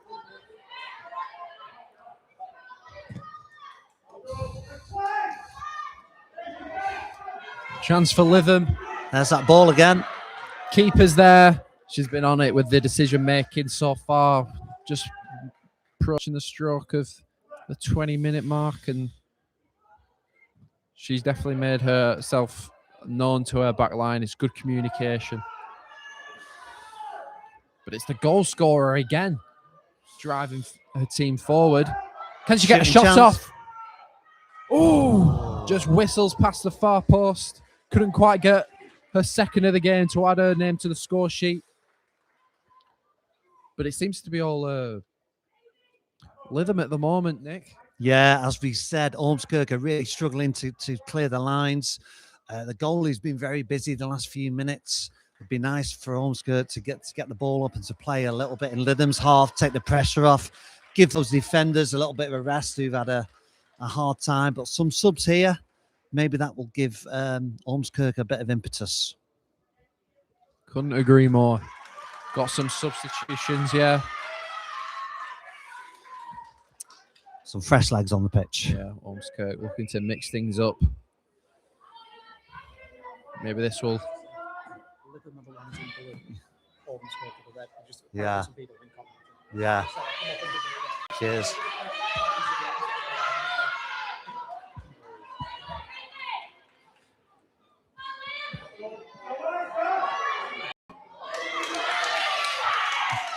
Deacon's down.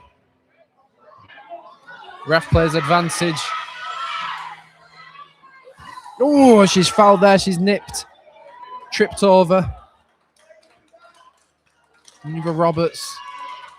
Yeah, it's a good chance to create something from this set piece. It's in a good position. We'll have to see where Lytham line up their back line, whether they're going to put it on the edge of the box or whether they're going to go quite deep on top of their own keeper. Perhaps Ormskirk's more of a set piece team, more from not from open play, but they tend to capitalise maybe on set pieces. Maybe that's more their stroke of game. The Lytham back line has certainly dropped. Oh, and Olivia Ritchie, Ava hyping up the crowd, getting that 12th man behind them. Whipping the fans up. Ava, it's not a bad ball. Oh, she put it right into the danger area. That could have gone anywhere, but the goalie does a great job and claims it. That was a very dangerous area, I will say myself. Florence wins herself a throw-in. It's a lot better for Ormskirk now, though, getting himself established in the game. Them substitutions seem to have made a difference, changing the rhythm of the game, the tone of the game, hitting Lytham with something different. Mm-hmm.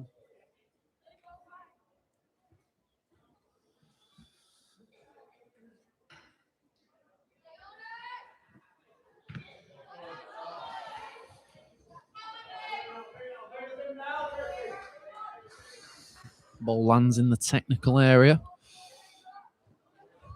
Lytham take it. Summer.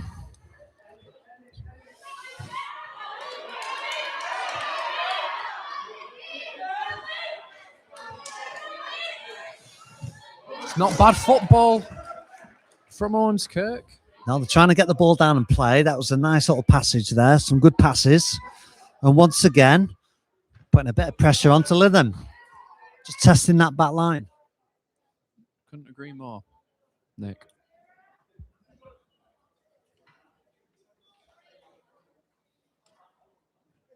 Like I said, it only takes one chance to change a game, to flip on its head, and glory.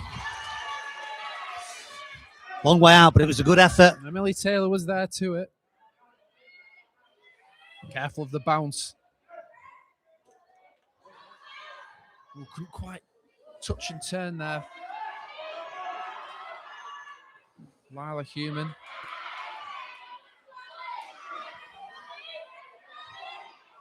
It's a nice pass. Florence. Lacey Lane gets it under control. Eva Roberts. Eva Roberts has still got the ball. She goes for glory.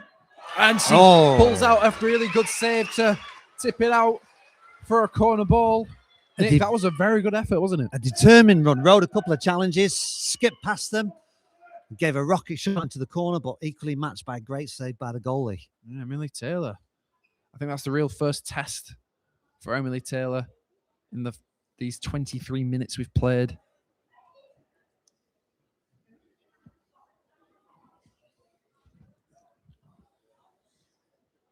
Ball's in there. There's a shot off, and it's in. Ormskirk have equalised. And it's a fantastic shot to find the top left corner. Eva McIlwain. Nick, talk to me. And what a strike. We were feeling it coming. We were saying how Ormskirk were slowly testing out that back line of Lytham. They were pressuring, they were nice and patient, and they got their just desserts with a fully deserved equaliser. And now it's anybody's game. All credit to Clem Gallagher for them substitutions, in-game management. I was talking about that earlier, the in-game management. Lytham were all over Ormskirk, but it's them tweaks, them little tweaks that change a game. And, well, Claire Gallagher's pulled it off, and she's got a goal. All to play for now.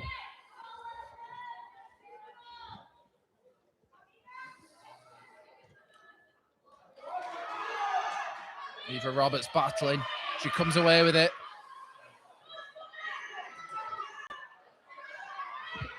Scarlett Simpson. Up for Summer. Summer flashes it across goal. It's a roulette. Finish. It's a goal.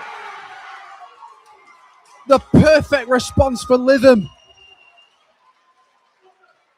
And she's got her second of the game. An immediate reply from Lytham to make it 2-1. Fast feet in the area, a prolonged attack from Lytham, some fast feet on the edge of the 6-yard box, and dispatched into the corner past the Ormskirk goalkeeper. Yeah, the link up on that right-hand side. The link up down that right-hand side with Scarlett and Summer. And Summer flashing it across goal at that back post where Casey Hamer was waiting. She's definitely on my player of the match cards at the moment. But it's end-to-end at the moment. Yeah, let's just hope Ormskirk can mimic Lytham's response and get a goal straight away. Summer Ramsey knocks it past her opponent. The chase is on, and she's come away with it. It's another cross into the box. Tate Gunning was equal to it. Not quite working out for Florence Gallagher Nixon there. Just rolling the ball under her feet. She was in the right spot, just not quite worked out for her. More positions like that could help counter-attack Lytham, catch them by surprise. Like I said, Ormskirk, they can score goals now. We know that now. And now you feel it's just Lytham's turn to turn the screw. Put some pressure on Ormskirk.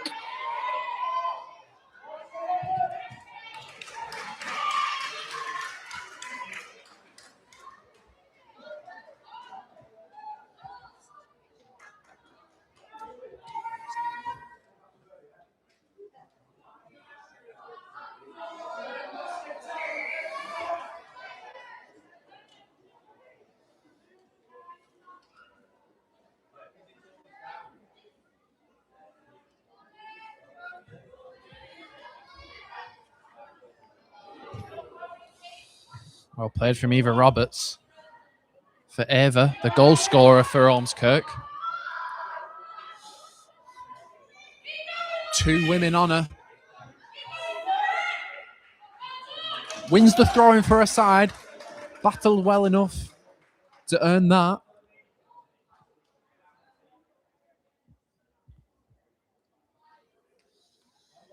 Eva Roberts on throwing duties.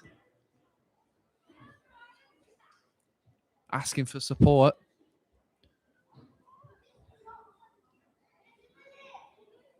Casey Hamer with the quickest feet I've seen today. She does lose out. And she stays down. Hopefully she'll carry on. Been the star of the show so far, Nick. She certainly has, and again, that was another example of the quality of her feet. Unfortunately, it looks like she's got a bit of a knock. She's not moving too freely at the moment. Hopefully she can run it off. Yeah, it's one of them where you just walk it off, I think. Caitlin battling.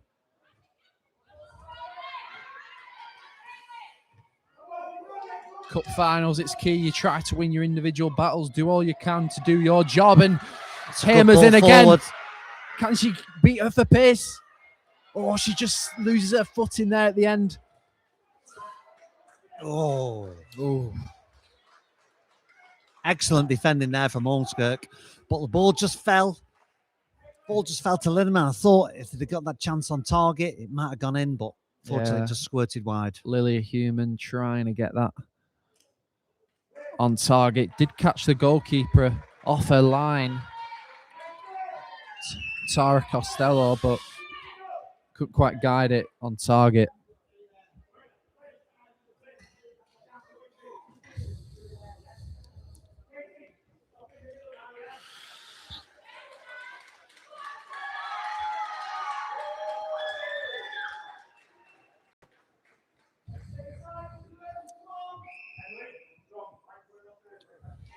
Tara Costello opts to go short. Passes short for Hamer, who, I don't say this often, loses the ball. It's nice passing play by Ormskirk. Yeah, Eva leading the line, driving forward. It's number 9 on number 9 again. Oh, it's well played from Madison Deakin. Tries to feed her back in. Not quite working out. Florence now switches the play. Eva Roberts beats her woman for pace. Can she get past the second? Ref says no penalty. Nick, what are your thoughts on that little passage of play just then? It looked a penalty to me. I know the defender fell over, but it looked like she reached out for it. I might be wrong. Oh, it's a brilliant ball from Casey Hamer. The chase is on. It's all happening in this game. We've got end-to-end chances. It's back and forth. It really is. This cup final.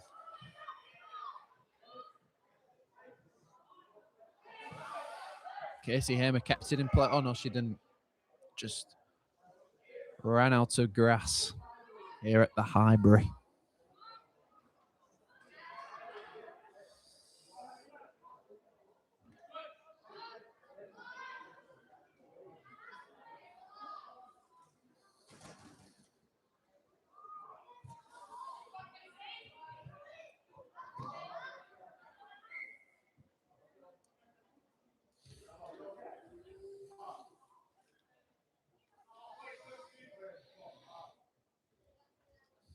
The sun's just coming back out, which I'm sure will drain these players further. Yeah. The nervous tension that goes on playing in the cup final. Yeah. Definitely exhausts you just that bit more. It's Lilia Human. Whips it in, and Summer Ramsey couldn't quite get it under control. She was in a really good position to open fire. Just the ball ran under her feet. But Casey Hamer's got space on the edge of the box. You can't give her space like that. And Ormskirk closed her down just in time before she potentially could have got a hat trick. And she's caught offside. And they were just hanging on a bit there, Ormskirk. Heavy pressure from them. They almost got through a couple of times. But the defence stood strong and they managed to keep them out.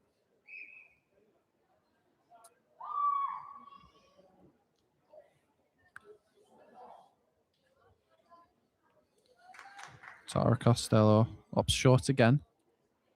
Patient build-up, it seems. Ooh, nearly closed them down. Not averse to taking risks, this Ormskirk team. Yeah, And Grace, it's worked out for them. Grace Beasley to Florence. They've broken the press Florence really well. goes down, and it's another set piece for Ormskirk. We saw earlier with that set piece, she put in quite a delightful ball. We know they've got it in their locker, Nick. It'll be interesting to see how deep the Lytham backline drops for this, because last time they were really far back. This time it looks like they've learned a lesson and are staying on the edge of the box. But it's got through. Eva Roberts. Oh, she turns away from one but runs into another. And here they come. Summer Ramsey's been fed in, but the liner says, no, you've gone too early. It looked, I know I'm not in line from up here, but it certainly looked it from our vantage point. Yeah. Just went a smidgen too early.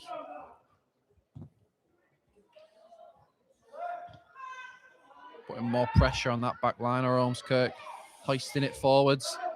Here's Casey Hamer, though.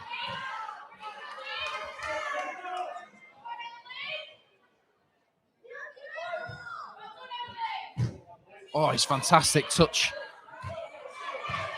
More skill to... Once again, the whole repertoire's coming out of skills. Yeah. Certainly indeed. showcasing the talents in his cup final. Yeah, live on YouTube as well. Should be able to watch all the highlights back on here. Summer Ramsey does well to find Scarlett Simpson, who puts in a really good ball. The human couldn't quite make it work for herself. Olivia Ritchie is pressured. Oh, Ava couldn't quite cut it out. Almost a chance for Ormskirk to break away there and relieve some of this pressure, that heavy pressure that Lytham putting them under at the moment. Just dragged back for a foul on Florence. Another free kick. Looks like now they can clear the lines. Yeah. Just relieve themselves a little bit of that pressure of Lytham.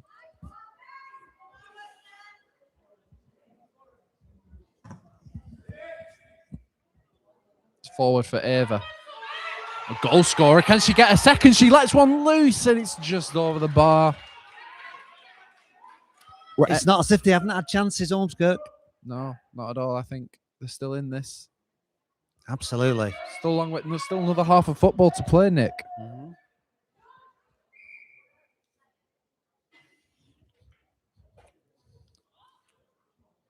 Claire Gallagher looking towards the bench with Abigail Fairbrother coming onto the pitch.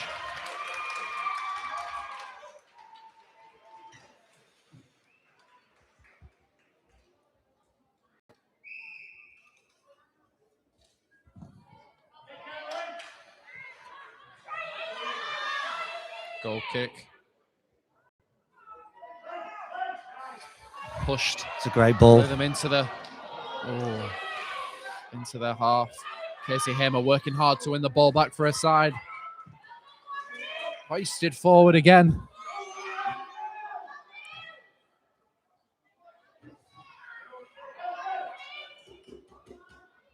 Sydney. It's cut out. Ava. It's not a bad ball. It gives her something to chase onto. She comes out on top. Lovely little flick. Madison Deakin. Can she get a shot off? Florence. Lovely touch. Deakin.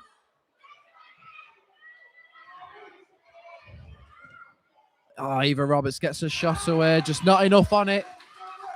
Catch in practice for Emily Taylor.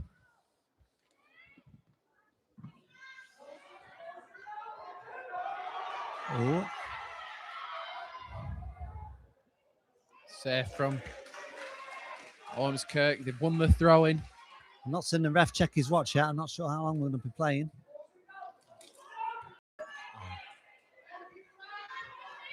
Approaching the 40-minute mark.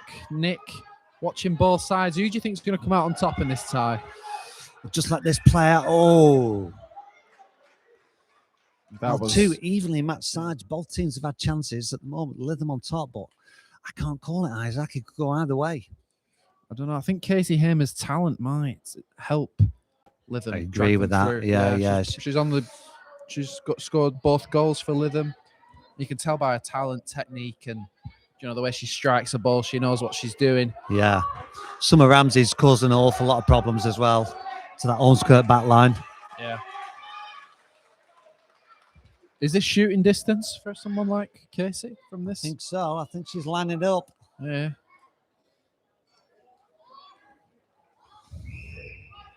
Whistle's blown. It's not a bad delivery, just a bit far forward. Quite Not sure she unlucky. caught that how she wanted it, but No. For her standards, anyway.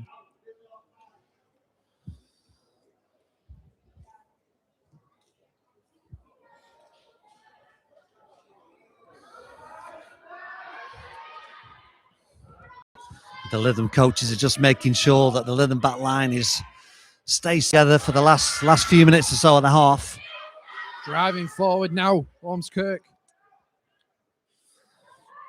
Saskia. Oh, she's down, is Saskia, after that little mazy run. Let's hope it's not too serious and she's okay.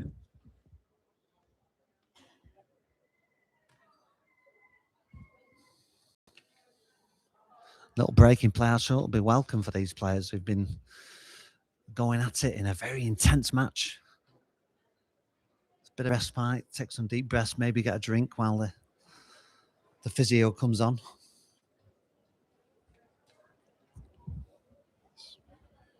I mean, if you were the Ormskirk manager, Nick, what are you saying to your team at halftime? I'm saying get to the ball up as soon as you can.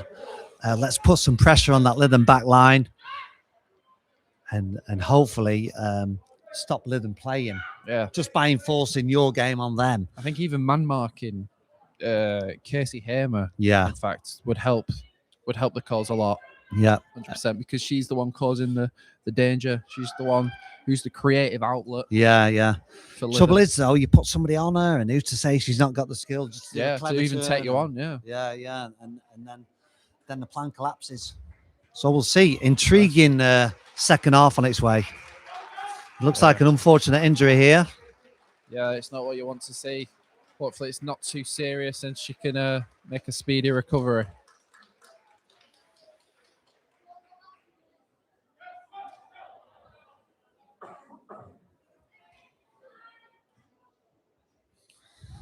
Ref wants the players back for a drop ball.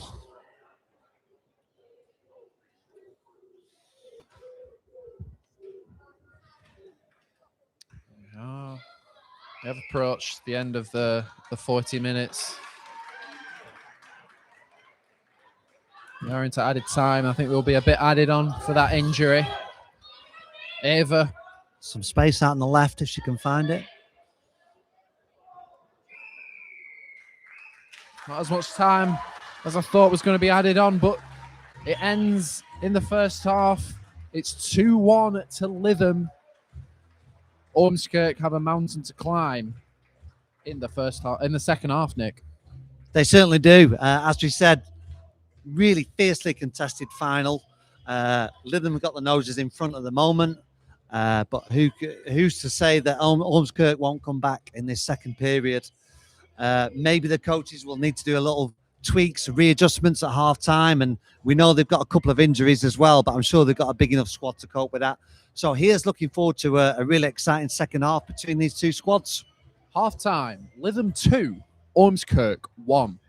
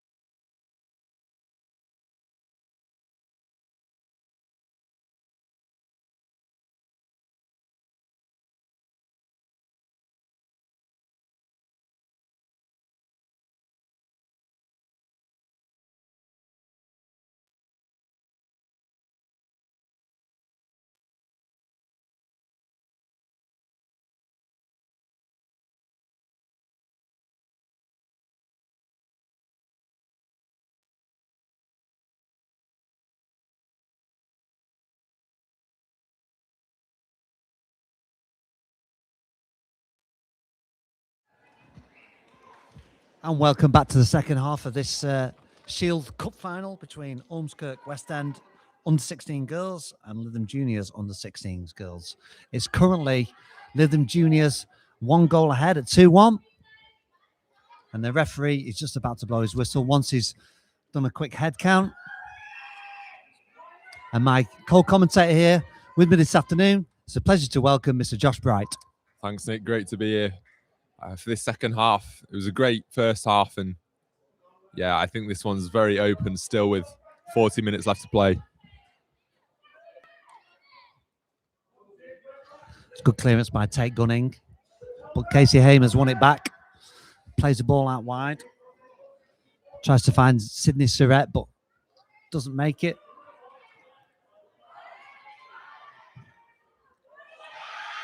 It's a great ball inside, and an even better ball if she can make it. Lauren Hodgson, can she turn? She has done. Can she get a shot off?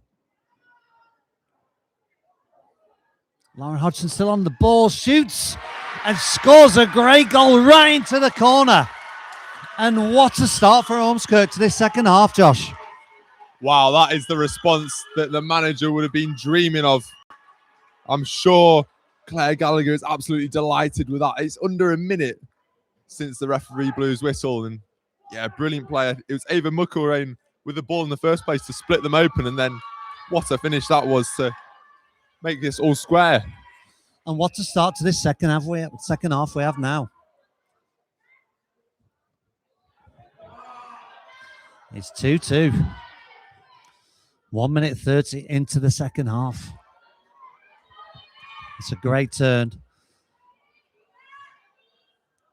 Lily Human, but she's been dispossessed, but picked back up by Scarlett Simpson.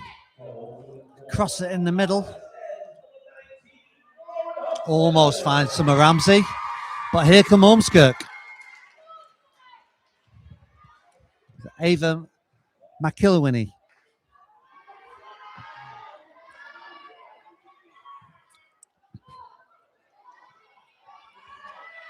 They're just struggling to get it out a little bit here, Lytham. That's great pressing by Ava Mucklerain. Just forcing the mistakes. And yeah, Lytham just need to settle here. They've had a bit of a shaky start, but they've still been playing well this game. So they don't need to lose their heads just yet. Maybe a chance to come forward now. There she is, Casey Hamer with those magic feet. Trying to find a gap, and she certainly does, to Sydney Surrett. Moving down left, she plays it inside, but unfortunately it goes to an Ormskirk defender who plays it forward. Michael Wayne. Still going.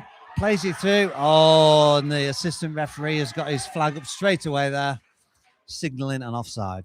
Yeah, she drifted offside there, but it's still really promising link-up play between those two up front, Hodgson and Mucklerain. It's what you want to see, and yeah, those sort of 1-2s and link-up is going to stand you in good stead going into the rest of this second half, especially as, you know, bodies tire and there's more space for those forwards players to exploit.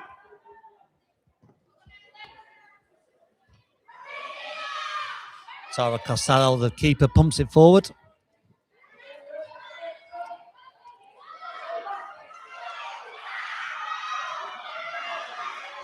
And here go Ormskirk again. And taken out there, that surely will be a free kick on the right-hand channel. The referee will take no further action, just a free kick. Yeah, it's an honest challenge by Summerfield, and you could tell she was going for the ball. It's just a late one, and thankfully I don't think that number 12 Grace Beasley has come off too hurt there. Yeah. Or number 17, sorry, Eva Roberts. Yeah, great pace from Roberts there. Great commitment from both players. And yeah, she was looking dangerous, so that challenge had to be made, just obviously not the foul. But it's in a dangerous position, this free kick, Nick. McIlwain over it, looking like she's going to swing it over. She's got 1, 2, 3, 4 there waiting to receive it. And that just sails over the bar. I'm not sure if she was going for goal there, Josh. I think that might have been a bit of a miscue, Nick, but you never know. I think if it was on target, it would have caused the keeper a few issues, that's for sure. Those looping ones, having to tip him over the bar, but nevertheless, it's a goal kick and a chance for Lytham just to keep a bit of possession, although it's still a very high press from Ormskirk. Cleared by Emily Taylor. Finds its way to midfield, but dispossessed by Ormskirk. Great ball. That's good. Good ball by Grace Beasley. Played to McElwain. And the ref's blown it up. The ref's called it back for a foul. And that's a controversial one. The fans don't like it, Josh. There's a few boos. Claire Gallagher cannot understand that decision. I saw some arms go up in frustration. And to be fair, I thought the referee was going to play on it. There's definitely contact, but maybe there's a little bit of stuff. But I think if it's one of those where if that gets given against you, then you're fuming. And if it doesn't get given, you're also fuming. So the referee's got a hard job. But again, Nick, I think that ball's on every time for Ormskirk. They just seem to be getting so much space and time in the middle at the moment to just pick those passes. Here again. Here we go again. Not on the right. McElwain. And she's through. Eva Roberts with a great goal. What a fantastic finish into the right-hand corner. And you can hear the reaction of the crowd there. What an absolute banger of a game we've got here today, Josh. Yeah, wild celebrations, and rightly so. That was a fantastic goal, and Ormskirk have just come flying out of the blocks in the second half. That was a fantastic run by Eva Robertson. She's taken her time in the box and picked a spot and dispatched it with aplomb. It was a fantastic goal. You just feel that Lytham need to find themselves a little bit, and they need to calm down and start passing that ball around. Again, Nick, as I was saying, right before the goal, there's just so much space for them. But here we go. Here goes Lytham. Oh, great save by the keeper. The rebounds come out. And the assistant referee. He's giving it the other way. Yes, says it's a foul against Lytham, and it's a free kick to Ormskirk. Yeah, I think Casey Hamer, she's caused problems all game, as we spoke about in the first half, but she maybe had a little bit more time there than she thought. Just take a touch and put it across goal. Just didn't quite get a foot around it. It's a great effort, and it's a great save as well. Credit to Tara Costello getting down and parrying that away. Yeah, super save. But that's what we want to see from Lytham. They've shown glimpses. Just the second half, they've not really got going yet, but it's better from them. And it looks like they're going to get another chance. No, it's cleared away. Some strong defending once again by Ormskirk. Eva Roberts getting a foot in. A great shot, but straight at the keeper. It's one of those awkward ones again. We've seen a few today, just bouncing in front of the keeper, but she did really well. A long range shot this time. And it's all the pressure at the moment coming from Lytham. Yeah, I just feel like there's so much space in the middle at the moment. There's a real opportunity there for those midfielders who are just going to get their foot on the ball and take the game by the scruff of the neck. Not sure whether, it's tired bodies or tactical changes even after half time, but there's a lot of room for those midfielders and forwards to exploit going forward. Ritchie with the throw. Summer Ramsey gets it back, but can't do anything with it. And Ormskirk are attacking. That's a great piece of defending. Really brave there. Yeah, that was a painful one. Straight in the face. By Grace Hayes from Lytham. There she is again to sweep up. Brilliant. Yeah, she kept on going. And she got a vital foot in there at the end of that move to give away a corner. Yeah, those ones certainly sting. And she looks a little bit dazed. Just check that she's okay. Yeah, I think she's going to come to the sidelines for a little bit of treatment. She took that full square on right in the face. And that's got to hurt. Absolutely. We've all been there. But still, credit to her to get back and, sweep that out for a corner as well, because her side were under the cosh there. I think the ref will allow her some time here to... Looks like there's maybe a bit of blood there coming from the nose. I don't know if they're going to sub or if they're going to give her a bit of time to recover. I think they're going to sub. Yeah, I think that's the right move. Caitlin McClellan comes on. Straight into the action here. She's got to get up to pace of the game really quick because Ormskirke have been on it from this first 9 minutes, 10 minutes of this second half. That's a good corner. Oh, cleared off the line. Can they force it home? Off the line again. Cleared partially. And maybe now the chance of a break for Lytham. As Ormskirke have had all their players up for the set piece. Played forward. Summer Ramsey's after it.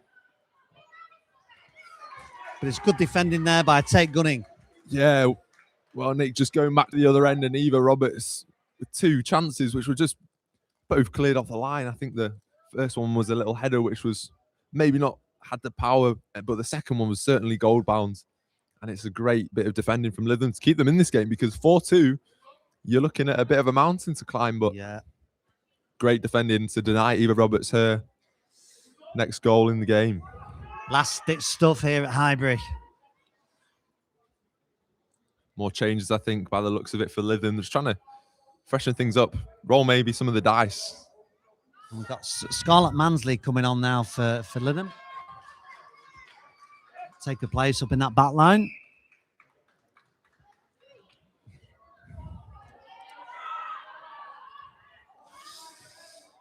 Oh, that was a good idea. It just didn't work out.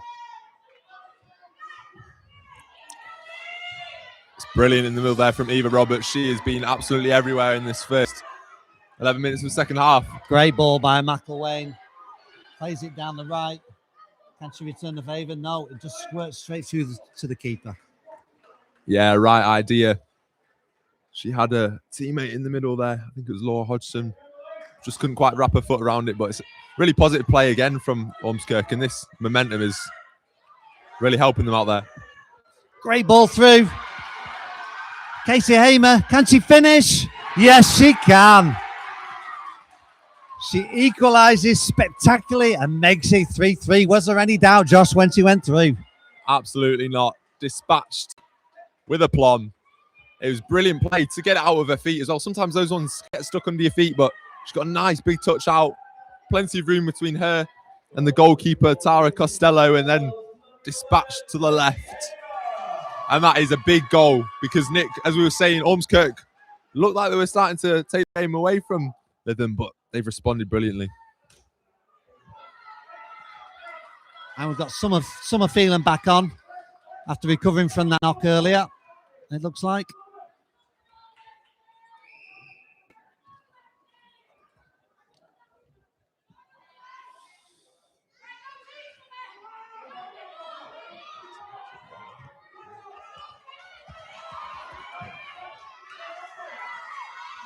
Yeah. So a hat-trick for Casey Hamer, and what a individual display so far. And we wonder, oh, that's nice feet. We wonder if she can produce anything again. There she is. They've just got to get a hold of her, get tight to her. She's got too much time. That's a great effort. Palmed away calmly by the keeper, though.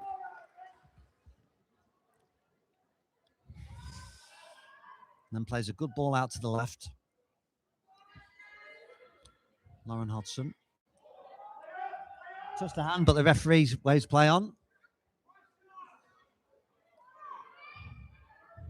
Now, can she find a pass? She certainly can. She dissected the defence, but the keeper comes out and mops that one up. Fantastic goalkeeping. Yeah, we speak about Casey Hamer and, you know, her playmaking skills, but Laura Hodgson for Ormskirke is doing the exact same. She obviously scored at the start of this second half, and she's causing all sorts of problems as well. Oh, and she's got it, and it's a calamity. And it's a goal. It's a goal for Summer Ramsey. Disallowed. It's disallowed. I think they've disallowed it, yeah. A foul on the keeper, maybe.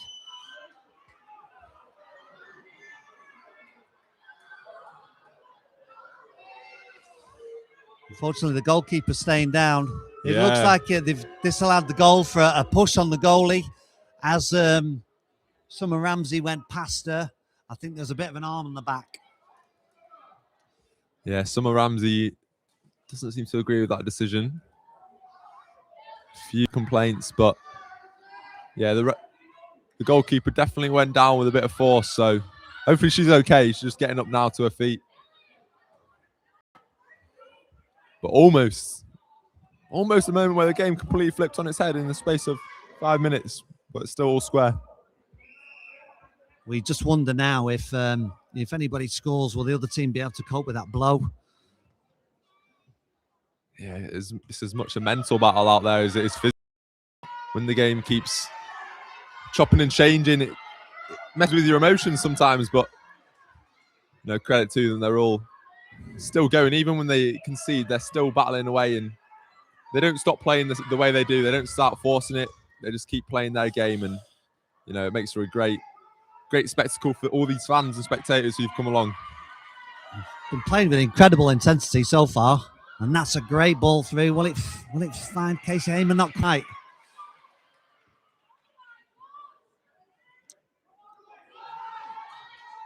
Some challenges going in, but the referee's doing his best to play the advantage. As you said, a strong physical game between these two rivals. McElwain with a great ball. Oh, tries to return the favour, but the defender just got a foot in. Yeah, you can see what Georgia Taylor was trying there. She tracks back. Just a little 1-2 with Ava McElwain around the corner, and she might have been in, but... And Tate Gunning wings to throw in for her team.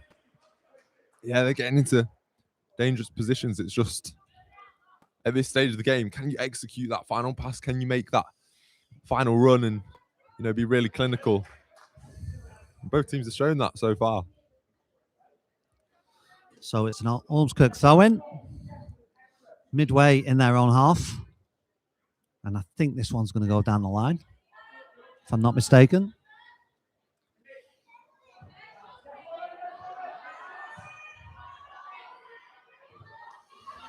But it's gathered by Lytham and played forward, but it's picked off by Ormskirk. Looking to go forward now. Some impetus here. Plays it out to McIlwain. Tries to chop it back to the left of the defender, but the defender read it. Did a great job, I thought, there, Josh. Yeah, it's really important defending. Yeah, it's great play from both sides. Great attacking play from Eva Roberts to get it out wide to McIlwain. And then it's a great recovery tackle, as you say, because it just looked like the angle was opening up for McIlwain to hit that across goal. But as you say, Nick, it's really important defending at this stage in the game to get bodies in the way, although set piece and more defending to do now. It's a crowded penalty area as the corner comes in. Oh, almost got a connection on it. Yeah, I don't think Roberts got hold of that. I think she would have liked, if that's a clean contact, it looked like it was heading for the bottom left corner, but I think it just maybe hit a thigh in the process as well. Great ball from Georgia Taylor. First time shot has gone in. Right in the corner. It was a great ball from outside to in. And just on the edge of the D with a first time effort. Tucked it right in that left-hand corner. And it's 4-3. Wow, Nick, this game is unbelievable. And what a finish it is to put them 4-3 up at Ormskirk. We get a great view of that from where we're sat. Yeah, the ball came in. Right behind it, weren't we? It was beautifully wrapped into the corner, just out of reach for the goalkeeper. She was at full stretch, but there's nothing you can do with an effort like that when it's so perfectly placed. She could not have put that any more into the corner if she tried. She put it on an absolute postage stamp.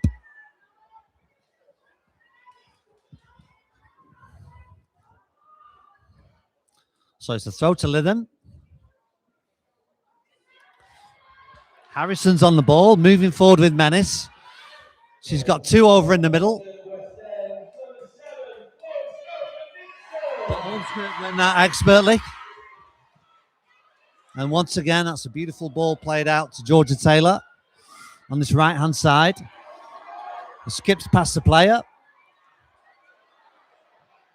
She's carrying on going, and she plays it inside to McIlwain.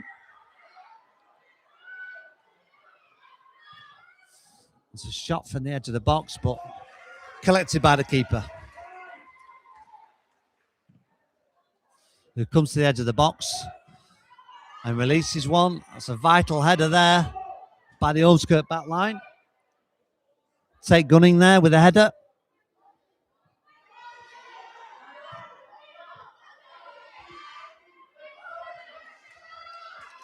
McElwain.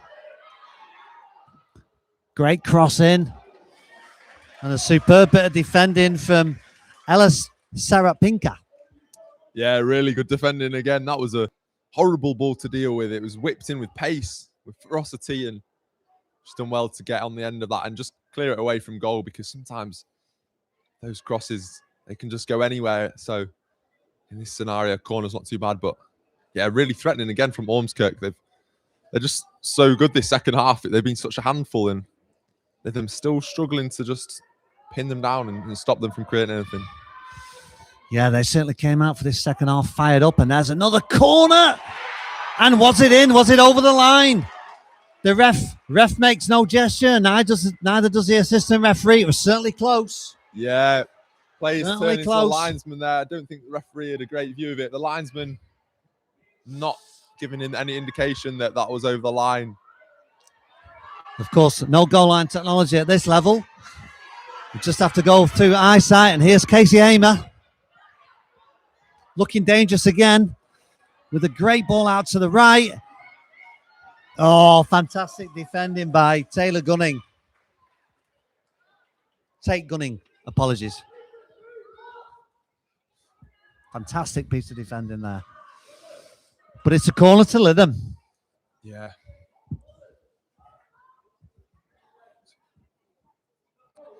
Casey Hamer goes over to take it. It's going to be an outswinger. Another moment of inspiration from her, perhaps.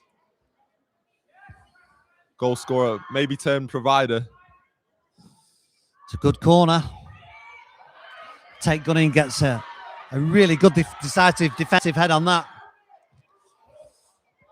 And that's a good ball forward for McElwain.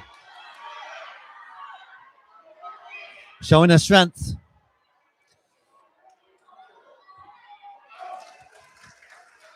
Yeah, it's But that's great good running. defensive play. It's great play from your striker. I mean, you just had a corner at one end, and then to alleviate some of the pressure, you just run on the line and win your side of throw-in. It's brilliant centre forward play. So Georgia Taylor with the throw. Now a chance for Casey Hamer to get a head up and attack.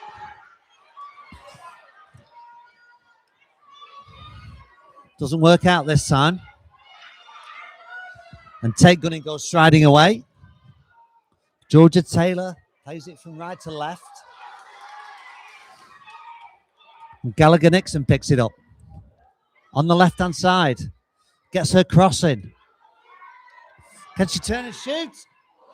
Straight at the keeper, Josh. What a chance. Yeah, Nick, that was a lovely move from start to finish. The ball out wide to the left, and then a little turn of pace to get down the byline, and it found Hodgson in the middle. And yeah, she had a lovely turn, and maybe she'll be a bit disappointed with that. We saw her dispatch one earlier in the game, and she created the space for herself, and it was just matched by the keeper, Emily Taylor, unfortunately for Hodgson's sake. But again, it's just really great passing move and great football to watch from Ormskirk. McElwain again, and once again earns the corner. Great play. Yeah, you've got to think these set pieces are going to be made to count at some point. Another one in front of the memorial stands. They've mostly been outswingers so far. I wonder whether there's any thought about mixing it up. Putting one on the keeper, perhaps. See that so much in the modern game, but nevertheless, I think it might be another outswinger. It's looking that way. Still plenty back for Ormskirk as well. There's 4 at the halfway line around Summer Ramsey, the number 7 for Lytham. McElwain with it. Into the box, a good. It's still free. And it's Abigail Fairbrother with a finish to make it a 2-goal advantage for Ormskirk.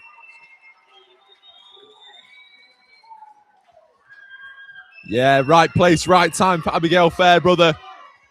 It was a great initial save by Emily Taylor, the goalkeeper, and I think there was a defender in there. Maybe they got in the way of each other. But nevertheless, Fairbrother was on hand to capitalise on the spills parry, really, and that is a big goal. You sense a little bit of breathing room for Ormskirk. There's still 15 minutes left to play, and 2 goals is dangerous, as they say, Nick, but that is a big moment, and that alertness is massive at this stage in the game. Huge, and you called it, Josh, with these set pieces. Increasingly being more and more dangerous with every set piece, and that proved to be the case. And we've got a couple of changes now for Ormskirk, and Madison Deakin entering the fray.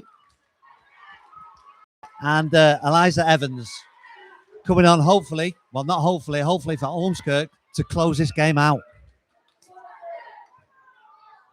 Yeah, Lytham have got to be really mentally strong now. They are still in this game. There's no question about that. 15 minutes left to play, 2 goals. Have we seen in this game is nothing really, but they're going to need a moment of inspiration, perhaps from Casey Hamer, to get them back into this one.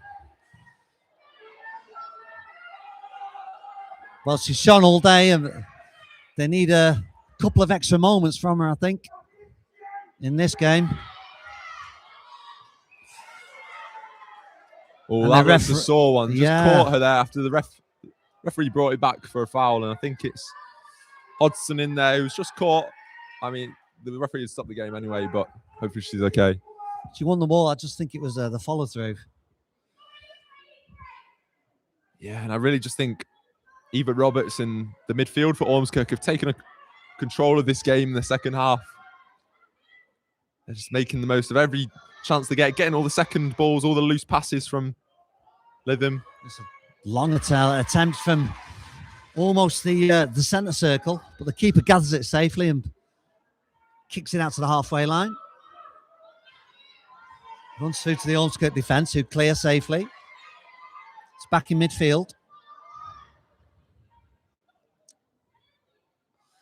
It's a nice pass by Gallagher-Nixon. And Ormskirk win the throw. And I'm sure they'll be trying to take as much time as they can with all these stoppages. But again, there you go. They're just changing throwers. Absolutely. I think as much of it will be to just slow the game down. But oh, here we go. They're in. That's an excellent chop, but the defender read it well. And it looked like a foul. The referee's giving it right on the edge of the D. Yeah, I'd agree with that, Nick. I think just caught her late again, and straight away Hodgson has gone over to take the ball. Going back to what we were saying as well, I think maybe Ormskirk are taking an opportunity to slow down the game, but also, you know, just to catch a breath because they've worked so hard. And the Lytham back line has descended right upon the keeper. So they're basically on the goal line at the moment. Coach is screaming at them to get them out. Yeah, someone on the line. So, of course, the 2 Ormskirk players can stand right. And they're stood either side of the keeper, not doing the keeper any favours at all. They can't stand in her eye line, but the shot comes in. Oh, they've scrambled it away. Scrambled it away. Now, can they break? It's a good ball forward. They need to hold it here, Lytham. Shout for handball, but the ref says play on. Some good composed play there by Georgia Taylor. Put a foot on it and made a lovely pass. And Lauren Hodgson can't get through. Fantastic from Roberts.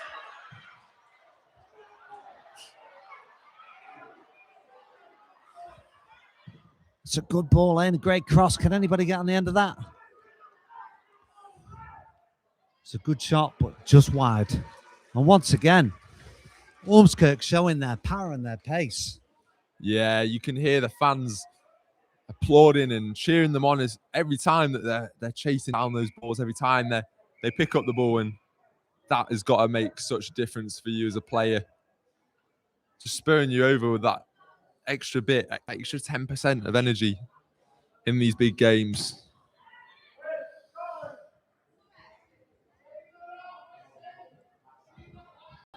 I'm not sure what the stoppage is. Maybe a sub. I think it might be a sub. We've got double sub. A couple of changes. So we've got number 10, Sydney Sirac coming on. And number 6, Emily Dewhurst. See if Lytham can change anything in this game.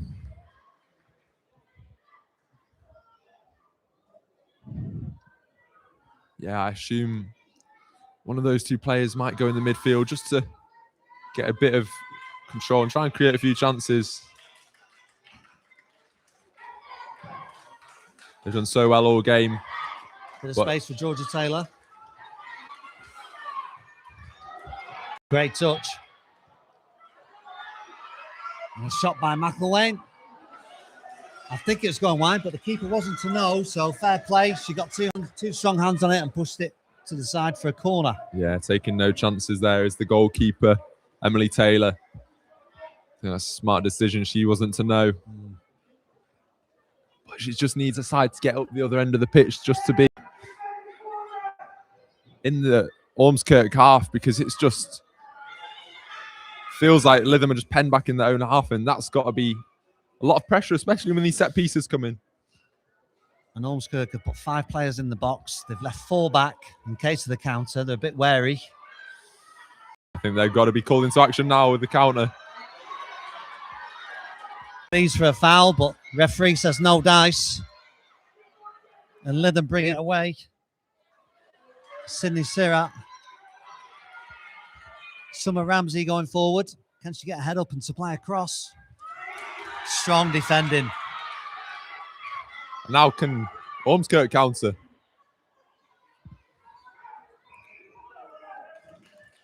Well, hopefully Summer Ramsey is okay. That was a strong challenge on her, and she was going full pelt. She'd run basically one length of the pitch to the other. Yeah, she's not moving so freely at the moment.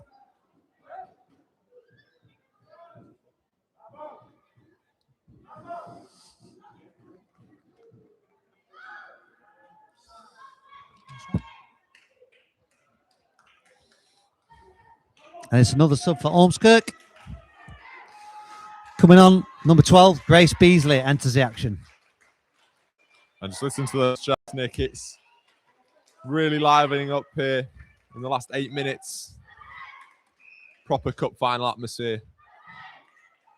And these are the moments where it really matters. The last few moments of a cup final. Can Lytham get back into this match? They're going to give it their all. You can guarantee that. Yeah, brilliant play there. Casey Hamer earns the corner. Just a few body feints. She's so hard to read, and I'm just that's so tough to defend for those Ormskirk players. Just looking at Lytham's back line, they're keeping 3 back. I would have thought they would have been a bit more urgent than this. Thrown some more players up. Yeah, especially when all the Ormskirk players are back defending. Yeah, Ormskirk have left nobody up. Chance of a counter. Oh, and here they go. It's a lovely touch from McElwain. 3v4. She beats another, but then runs into a bit of trouble. It's brilliant running, and it's a great sliding challenge. It's a fantastic tackle by Grace Hayes. And I think some treatment's needed. And also she's just cramping up after that long run. I think she might be. Well played, Ava McElwain, though. Fantastic running. She's certainly put a lot of effort into this match. She has. They've just been so hard to stop this second half. I'm not sure what was said, or whether they just weren't themselves in the first half. It's not to say they were playing badly, but they've just taken it up a gear this second half. They certainly have. Oh, and here's Caitlin McClellan coming off for Lytham.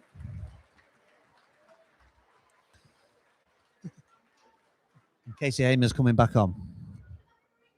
No, Summer Ramsey, sorry.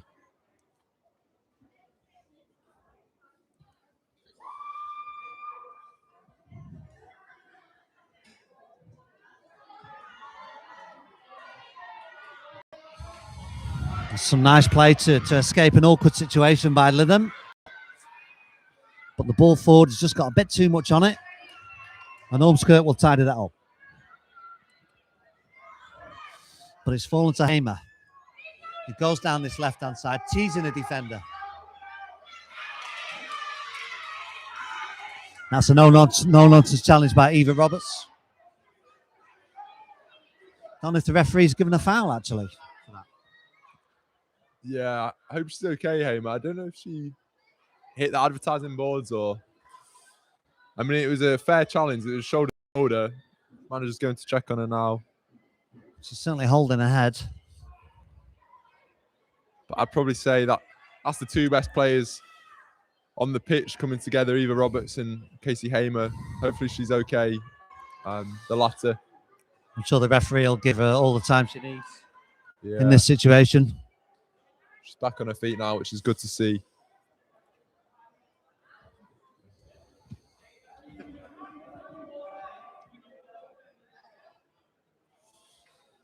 Looks as if she'll be okay to carry on.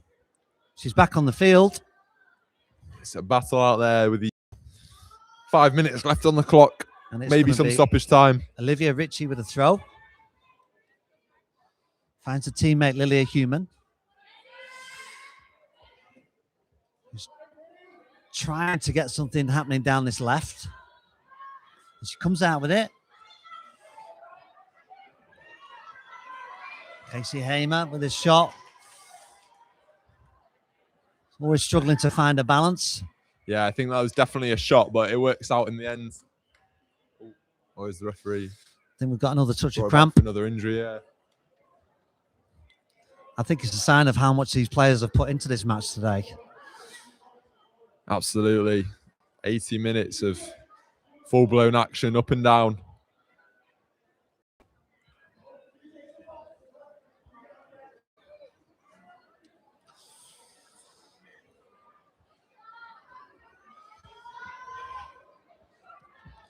And you can see the Lytham coaches are currently planning something for this set piece.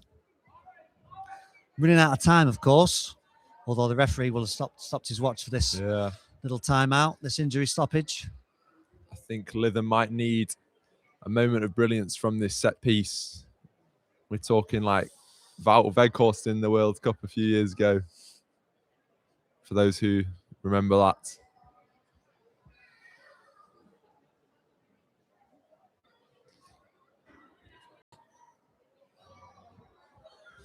I think it is just a touch of cramp, judging by the treatment that she's getting.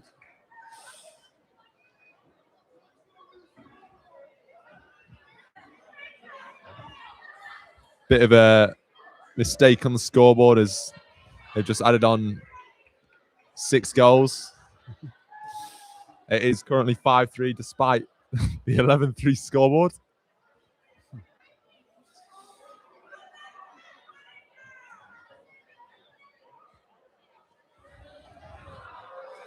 And at what point do you have to wonder that they're going to make a sub?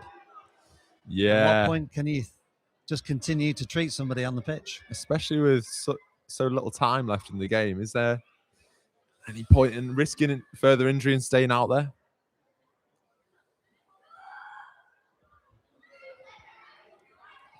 She's got teammates come on with a drink for her. Yeah, some fluids. But she's still down with no sign of any movement just yet. Hopefully it's nothing more than just cramp, not like a knee injury. She doesn't seem to be able to straighten that leg, so hopefully she's okay. Everyone back for Ormskirk again, not taking any risks, and it looks as if she won't be able to continue, which is a shame for the final to end like this for her. Back on her feet and get assisted off by the coaches.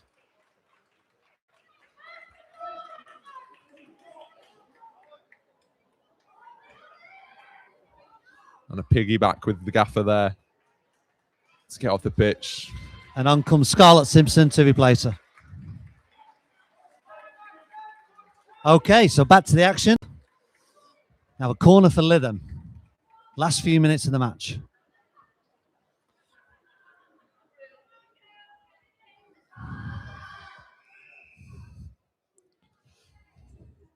Again, another good corner put in.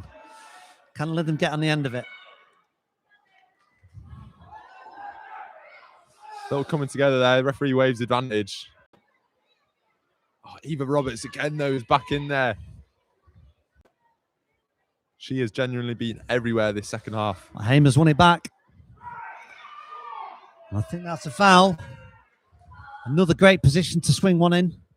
for Lytham. Again, they're keeping 4 at the back. Oh, more subs here for Ormskirk. Possibly one to run down the clock, I reckon, at this stage. But nevertheless, those fresh legs, Nick, will help massively in defending this. On goes Georgia Taylor.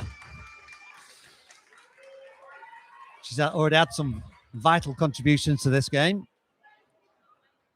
Let's see what she can do in the last few minutes.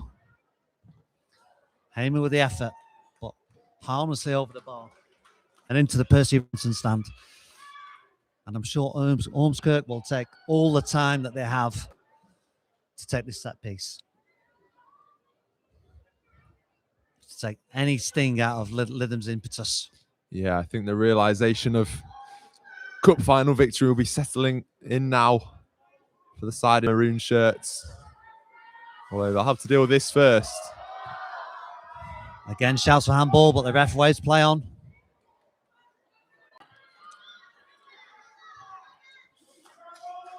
But yeah, they can be so proud of, both sides can be so proud of their performance. Obviously, Ormskirk coming out in the second half and taking the lead within a minute. And they've just continued in similar fashion all afternoon long. So credit to them. Credit to Lytham for fighting back as well, Nick. They've not backed down without a fight. It's Absolutely. been a really great final for these spectators. I think the difference between the two teams was just the way Ormskirk came out for the second half. Came out absolutely on fire. Yeah, really pinned Lytham back. Set the tempo for the second half, didn't it?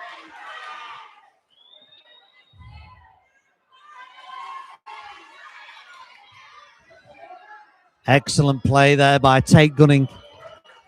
Led by example all afternoon. At the back there for Ormskirk. And the players are willing their fans to make some more noise. But we're just going to have a little minute stoppage. Tate Gunning's gone down this time. And maybe it's another case of cramp. Again, it's these bodies trying to get around this big, huge professional pitch. Yeah, absolutely. And it's taken its toll on some of these players today.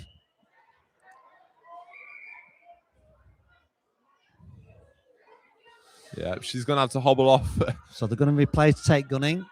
I think she was going to play through that, but it's probably the right decision. Kira Thompson comes on to take a place at the back. I think the referee's going to blow for full time any minute now, and that will be that. They can finally rest.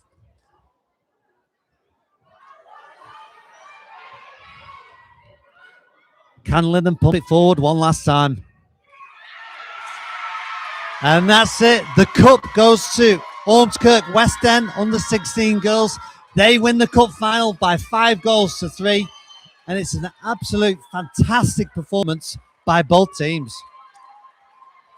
Yeah, well done to both teams. And Claire Gallagher will be so happy with what she's seen from her side.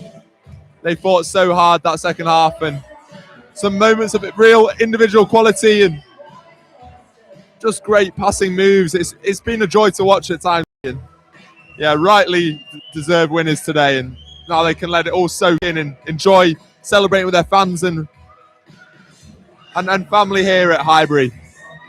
Well, we had an extremely entertaining first half. They were drawing at half-time 2-2, but then whatever those Ormskirk coaches said at half-time, I'd like to have a little bit and maybe bottle it and sell it, because those girls came out like a hurricane. Absolutely. And really put them to the sword. A great performance. Absolutely. And some good celebrations, and those players have absolutely earned all those celebrations today. Commiserations to them. They played their part in an excellent match. But the winner takes the spoils, and it's Ormskirk's day today. Yeah. And those celebrations, it's the culmination of months and months of work. Plenty of games and, rounds before this point. So it's such a great moment for these players out there. And look, they even got the Ormskirk flag. The players have got the flags out there, jumping up and down and celebrating with it. These are memories that'll never be forgotten, Josh. Absolutely. And they're not even taking it all in because it's such an amazing moment, and I think they'll just look back on it with so much pride with, you know, how they fought through the setbacks as well. They're like, it was not a straightforward win, 5-3. It was a battle, and they kept going all throughout. And, you know, credit to Claire Gallagher and Matthew Raystrick, the coaches. But as you say, commiserations to Lytham, but well done to them as well. Dale Ritchie, Matt McLean, and Nick Rogers. Their sides put up a great fight. Well, I'm sure they're going to line up now. They'll probably let Lytham line up first to collect their runners-up medals and show a bit of respect. Yeah, and player of the match, Nick, as well. I mean, there's some real standouts there. I think Eva Roberts for Ormskirk and Casey Hamer, probably the two that come to my mind. Casey Hamer. Summer Ramsey was a constant danger. Yeah. There's quite a few. Lauren Hodson as well. Yeah. Some Really real strong great players. It's tough to narrow it down. So whoever's job that is, they've got their work cut out, I think. But again, it could be anyone on that pitch who picks it up today. Everyone's done brilliant. I'd even go so far as to say maybe a couple of Lytham players could pick it up. Yeah, absolutely. Generally, the losing team doesn't get it, but I could absolutely see why in this case. Round of applause for both teams. Great game of football. And the fans are showing their appreciation for both teams. On to presentations. Your first presentation is your referee team for today's match. Your referee, Mike Bill. Your assistants, Callum Anderson, Charlie McIntyre, and Terry Jackson. And again, huge gratitude to the team of officials. We had a solid game today. This referee, I liked him. He liked keeping play going. He didn't stop it every 2 minutes. And it's a massive reward for them after their efforts throughout the season. So well done to the officials. Our next award is your player of the match, which goes to Ormskirk's West End's number 17, Eva Roberts. That was one of the ones that we said, Josh. Yeah, I think that's very much deserved. She was absolutely everywhere. She's up and down, defense and attack. And just when you thought that maybe she ran out of energy, she kept running. It was incredible to watch at times today. And she popped up with some goals as well. That award is fully deserved. And your runners-up for the under-16s girls plate, Lytham Cunigo. And they're getting a lovely reception from the fans. You can see the disappointment written all over their faces. But there will be other chances for this team, I'm sure, in forthcoming years. Yeah, they'll take a lot from this experience, I'm sure. You know, playing at a big occasion. And it's motivation to go again next year. Just use this as fuel. Love the reception there from the fans and from the other team, showing their respect to the runners-up.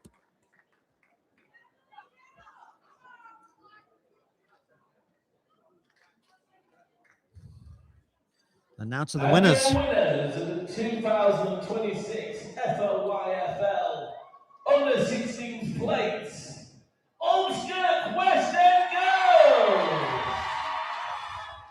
There they go, getting their winners' medals. One by one, they've all earned it individually. A few players limping there. Yeah. Just shows what they've gone through to get that medal. There'll be a few sore legs tomorrow, I should guess, from both of these teams. Like you say, the amount of effort that was put in was incredible. Absolutely.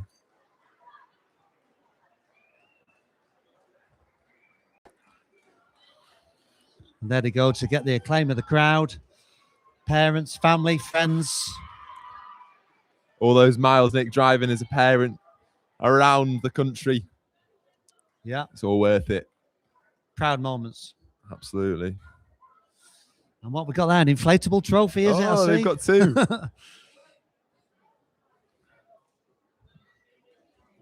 That's brilliant. Well, they're going to get their real trophy in a minute. Your winners, Ormskirk West End Girls.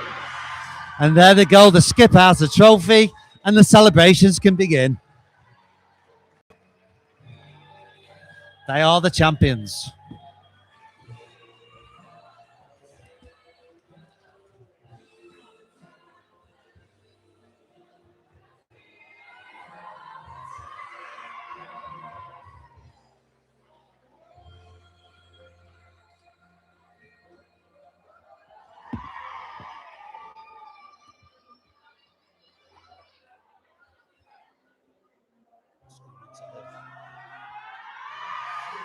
Few trophy lifts. Great scenes for them.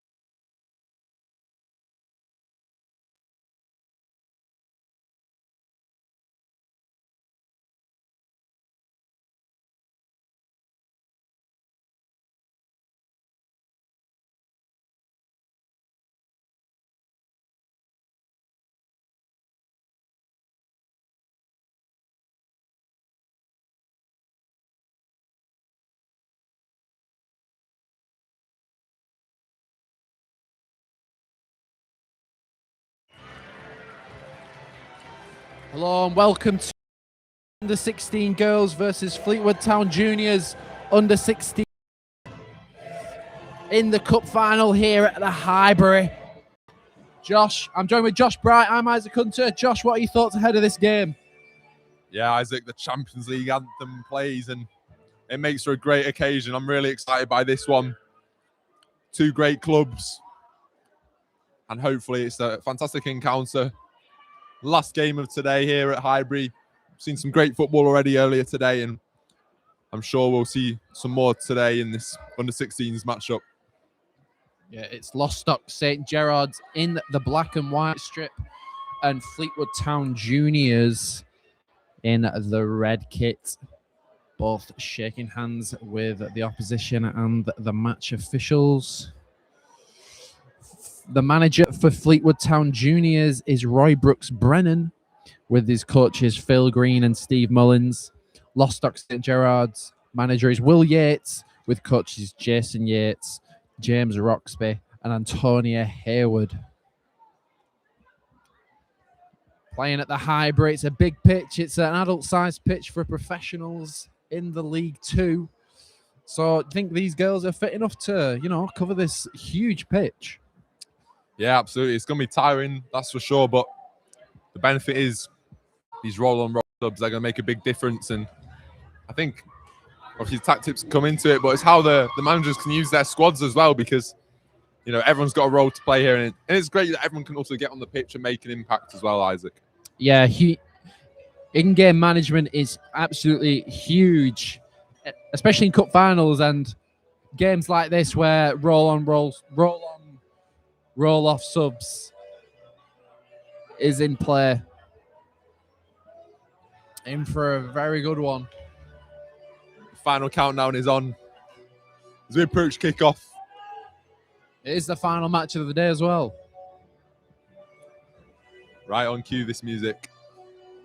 And it just gets the atmosphere building. Lots of fans, family and friends here in the stands. Fleetwood kickoff now. Jerica Javida starting the game. Scarlett Hesketh comes running down this left flank. Wins the throw-in for her side.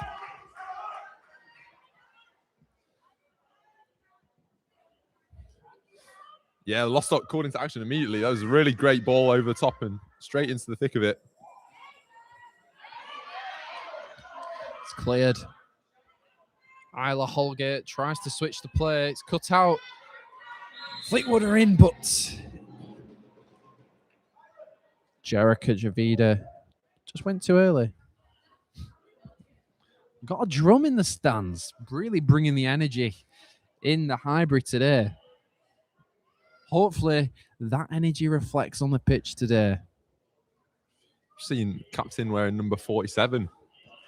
Maybe a Phil Foden. Yeah, Phil Foden performance. Yeah, maybe. Phil Foden-esque ball there. Picks out a teammate. Driving forward now.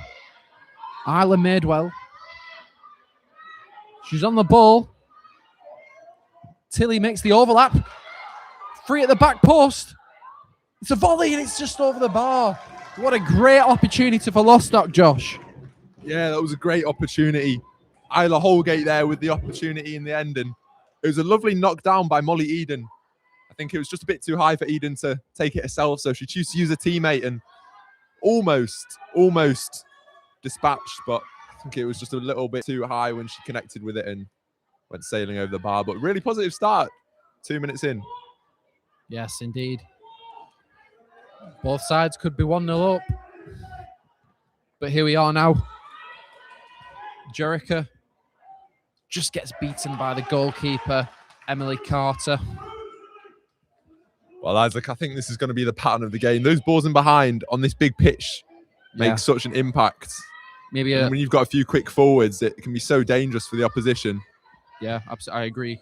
Maybe the team should adopt a low block to combat this. However, Lostock are in now.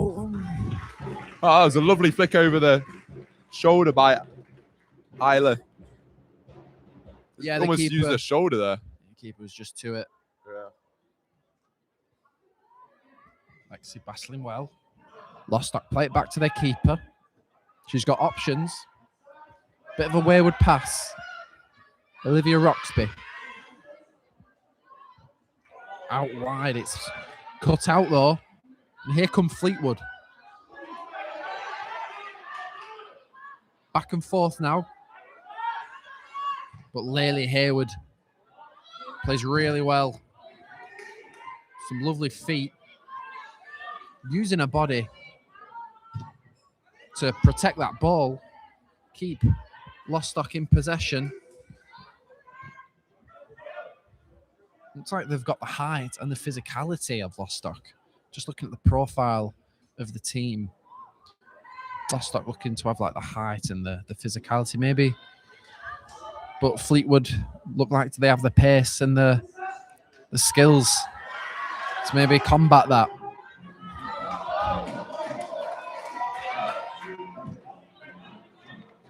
Tries to go long. It's cleared.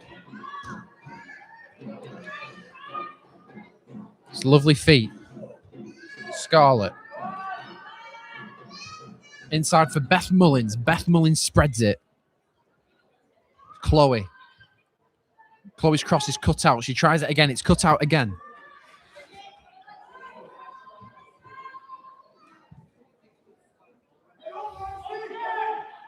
Lostock.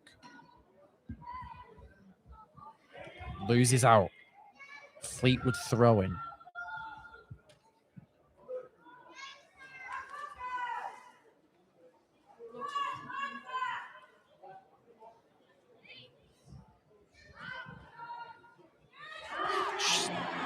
Nearly loses the ball inside the box. Very dangerous area to lose the ball, but from one box to another, Lostock trying to drive forward. Isla Holgate does really well. Shrugs off her opponent. She's got options. Can't quite find them though. Yeah, it was great play there originally. And, you know, you can see what she was doing, the number 4 with that left-footed cross. Just a little bit wayward from Holgate, but it's really positive running of the channels and hold-up play. Just if she can get her teammates involved in the game, then they're going to be really threatening combination there, Lostock St. Gerard's.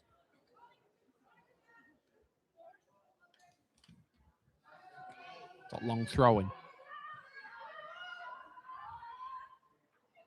16 uses her body really well. It's the skipper, Kira Yates.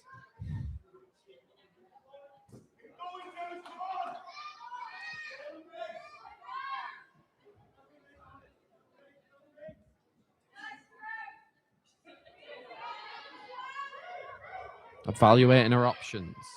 Lauren Chadwick. It's a ball in the box. Lostock's keeper's ball. Emily Carter. Direct ball. Whoa. Brilliant feet in the middle there from the number 37. Definitely. Bringing it down in a lovely turn. I think the name's Lucy Hadley.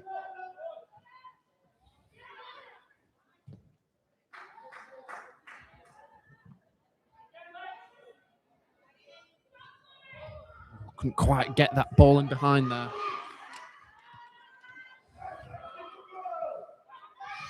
Yeah, shouts from the dugout, Isaac. I have to say, it's a really large coaching staff for Lostock St. Gerard's. That's going to be beneficial to him, but it's Yeah, I've noticed a few of the last names in the coaching staff and on the pitch match, so there's a bit of a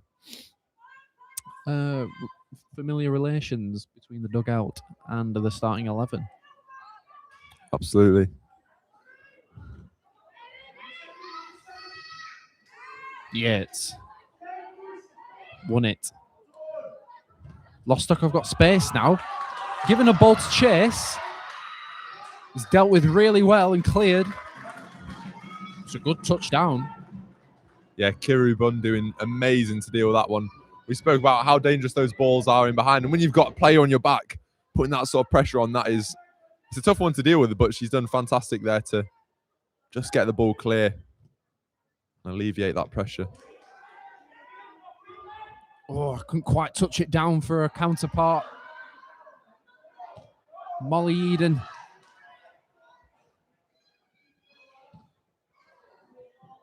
Molly Eden gets turned and it's Fleetwood's turn to attack.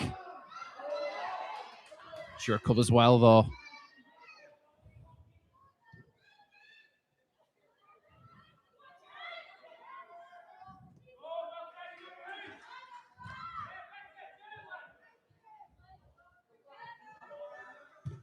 Lely, not quite the same wavelength as Isla Madewell, who wanted the ball at her feet.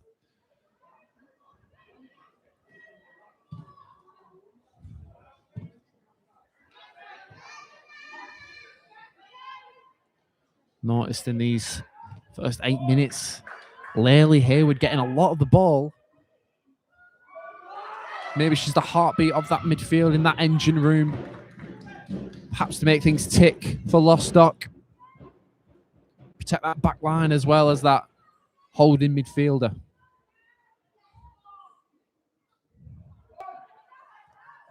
But here come Fleetwood. There's a ball in behind. Jerica's there on it. There's a cross at the back stick. Scarlett Hasketh. Monks is there. Ball in the box. It's a shot and it's just at the keeper. Lily Crossley got on the end of the cross, but didn't get the connection and the accuracy that she wanted. Yeah. Josh, go on. Scarlett Hesketh Monks there with a great bit of play. I thought she was going to chop inside or go back onto her right foot, but she chopped inside, sorry. And it was a brilliant cross in. Just couldn't quite get that connection, Isaac, to generate enough power and get it past the keeper, but it's probably one of the best chances we've seen so far. And it all came from a little bit of brilliance from Hesketh Monks. Yeah, more chances like that. That might break the deadlock.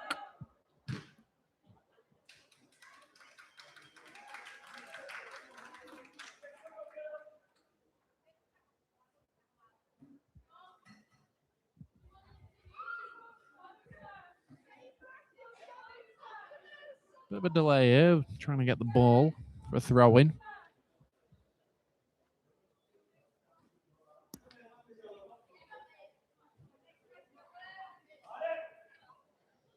Olivia Roxby. Her throw's cut out. Jerica. The ball's fallen for the number 19, though. Skipper's there to cut it out. But Fleetwood regain possession. Scarlett. Corner ball. We'll take what we can get from Fleetwood.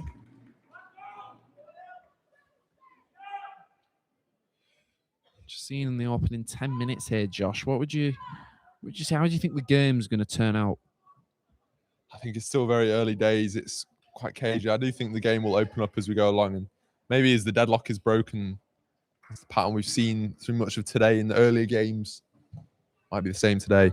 Ball right into the penalty spot. It falls. Oh, and it's hit the post. Biggest chance of the game. Yeah, that was a great connection. Sorry, Isaac. That was a great connection. You could hear the ball striking from here, and it was a sweet strike, but just a post denying her. I don't think the keeper was getting anywhere near that. Yeah, I think that was Lily Crossley again. Definitely having the two biggest chances of the game so far. She'll be disappointed that she's not got one goal yet. But she's putting herself in the right positions. That's what matters. I think that's when, if you're... I think I've seen this like where scouts, where they look for strikers, they see how many chances they get themselves into rather than how many goals they score. And Lily Crossley found herself in two very, very good positions. Absolutely. That movement is going to be dangerous. We're only 12 minutes in, and I think that's going to be a big part of how this game is going to go. It's just whether, like you say, Isaac, whether the chances can be converted, but early doors, there's plenty of time left in this one. Keeper clears. Jerica put the keeper under pressure. Emily Carter forced to clear.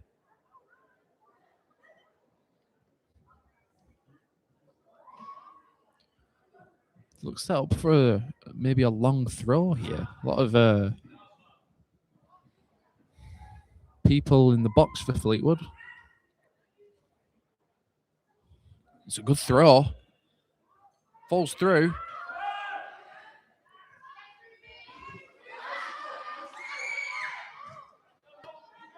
Scarlett plays it back. She receives it and she's just missed out. Ran out of grass.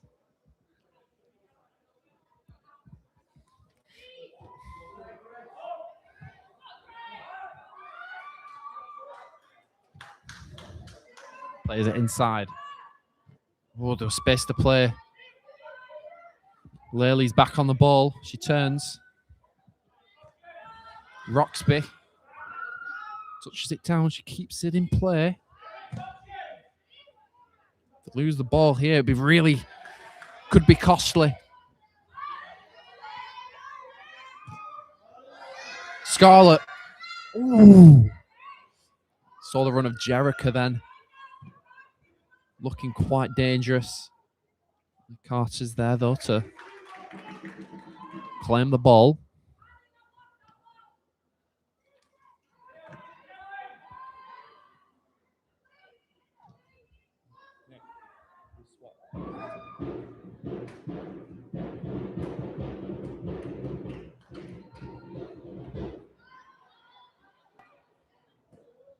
Lauren Chadwick.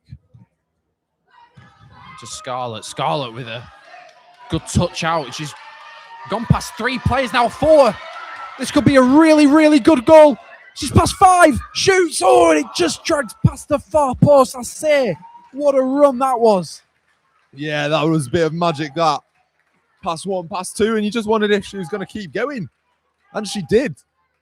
But just a little bit too much. Yeah, just curl away from the goal. Yeah, the end product just weren't there for a quality of weaving in and out of them players were superb. It was a tight angle, to be fair. It's one of those where I think any curve, it's just going to go away from goal. It's just got to put your foot through it, and it's like a bullet. But still great play, and she's one to watch going forwards. Absolutely. Down that left side.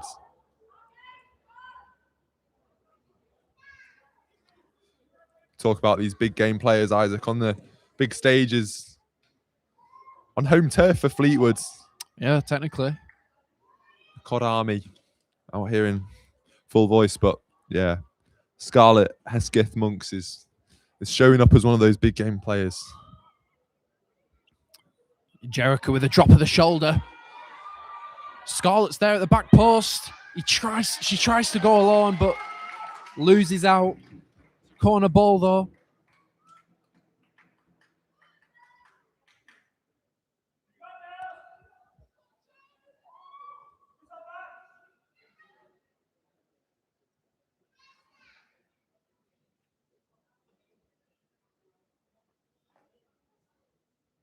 Out swinger. It's on the penalty spot. Can it fall for a Fleetwood player? Scramble. Jericho puts a boot at it. Kiro. Oh, she's dragged down. Referee gives a free kick. Quite a dangerous position here to drop a ball into the box. Create some chances, maybe. Do you think this is out of shooting range, Isaac? Unless she's got a right foot like Roberto Carlos, I don't think so. Well, Roberto Carlos was left-footed, so... Oh. Sorry. You never know. She's lining it up. She is, to be fair. She's gone for it. Oh! Do you know what? I doubted her there, but she nearly delivered.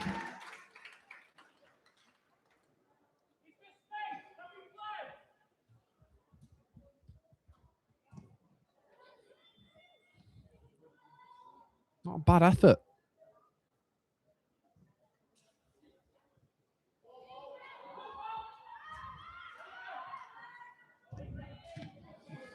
Can't really get into that final third. Lost stock. They can now. Oh, she's taken down. Is Isla Holgate. Yeah. First real chance in this final third for Lost Stock. You could see that challenge coming as soon as that ball was played. And, you know, it's a fair challenge. She just went across to try and win the ball with a bit of force, maybe, but I don't think there's anything too malicious in that, and no reason for the referee to go to his pockets, especially in an occasion like this. You don't want to see players getting booked and having to play on a tightrope for the whole 80 minutes. And the drums come out, Isaac, as well. Yeah, that's quite a very loud drum. It's To be definitely... fair. Strike some intimidation into Could that drum make a difference here? Yeah, we'll see.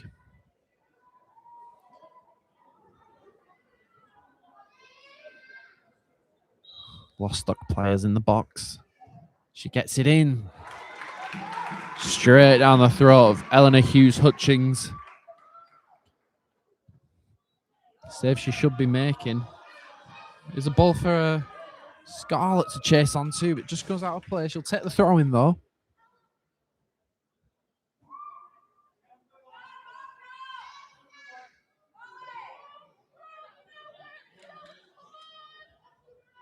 Lauren Chadwick. Lily clears. Scarlett puts her boot on it. Jarek gets a shot off. It's another shot straight at the keeper. Yeah, Javida, the number 10, did really well there to just wrestle with the defenders and, you know, able to squeeze off a shot. Not the cleanest connection and straight down the throat of the keeper, but it was great playing. Here she is again. Lily now trying to bully a defender. Scarlett. She's got good feet. We know how good she is with the ball at her feet. Perhaps a corner. No, they'll take a throw in though. Approaching the halfway point in the first half. Still 0-0 here at the Highbury. There's some changes though for Fleetwood. Esme Pangan coming on, as well as Lucy Hadley and Tia Baxter.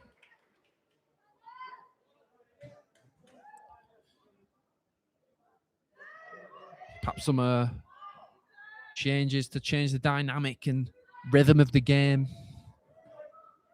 Different player profile to help get more goals. Because we're still goalless here. Miss kicks it, but it's cleared now. Lauren Chadwick. She's getting tested. Holgate. It's 1-2, and she's in. On this right flank, she tries to cut in on Lauren Chadwick, but she uses her body really well. And it goes out for a corner kick. Brilliant defending from the left back there.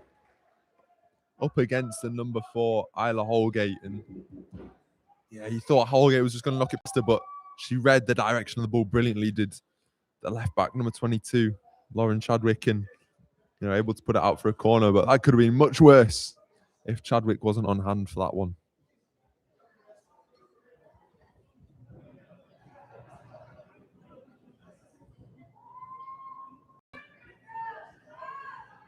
Kira Yates on the corner. It's not a terrible ball. Layla Hayes is there. Gets the shot away, but not enough to test the keeper, really.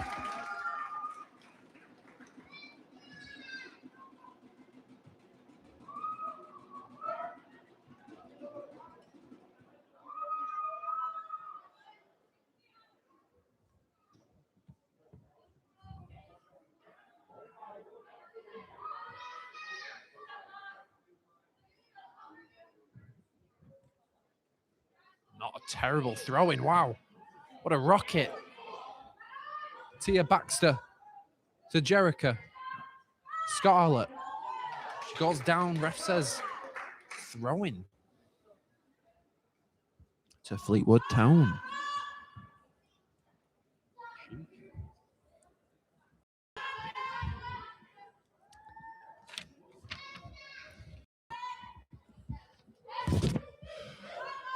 Lauren Chadwick. Good throw-in. Jerica can't quite get it under control. Lostock let it run through to Emily Carter.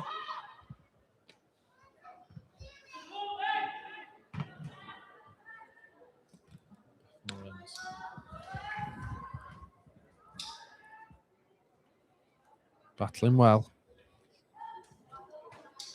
She does really well.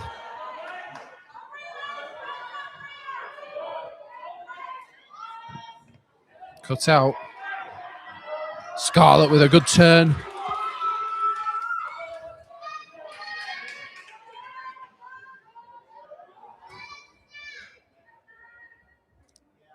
Lucia. She meets the ball. Shrugged off. Oh, Isla Holgate. Oh, she put that ball in a good position. I was just no players there to meet it. Tia Baxter. Out wide for Scarlett Hesketh. Scarlett Hesketh Monks couldn't quite keep it in play.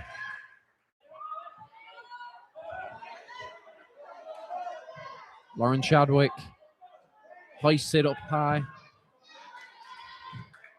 Oh, Tia Baxter couldn't quite meet that.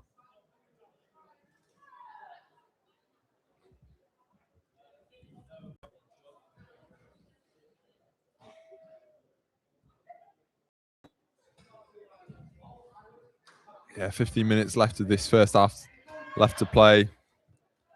You wonder what the managers are thinking. Not really been any clear-cut chances necessarily. Oh, but Isla Holgate now gets that header over her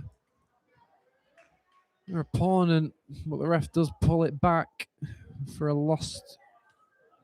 Lostock free kick.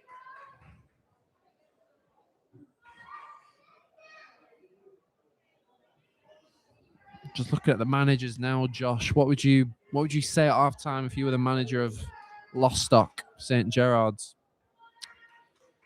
It's a good question. I think they've shown glimpses. It's just really in that attacking third where they just need to be maybe a little bit more composed.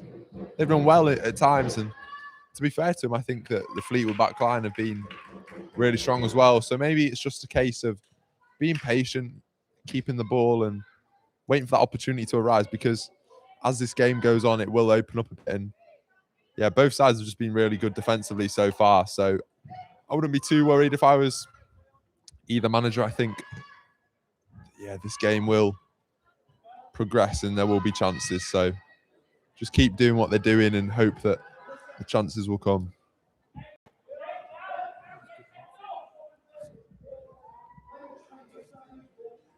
Indeed. Just not getting many chances in that final third. All credit to the Fleetwood backline for keeping them quiet, but we've seen it before, and we'll definitely see it again with how a game could just flip on its head just like that.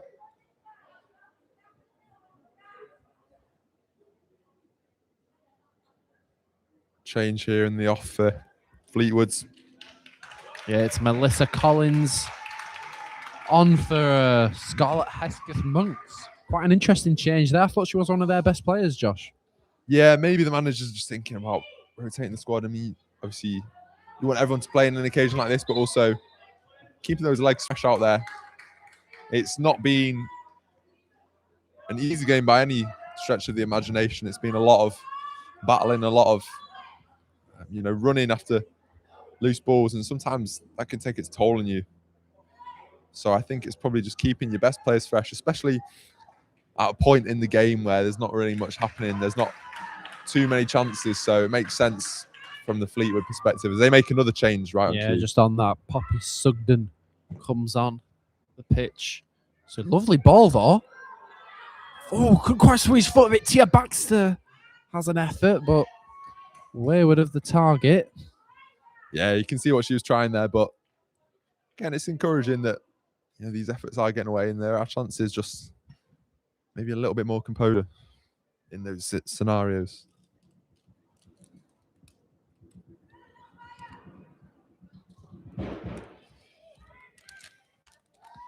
As the drums come out, nothing really for fans to shout about. It's been a really good defensive performance from both sides. Isla Holgate now. She needs support. It's not there. It's cleared.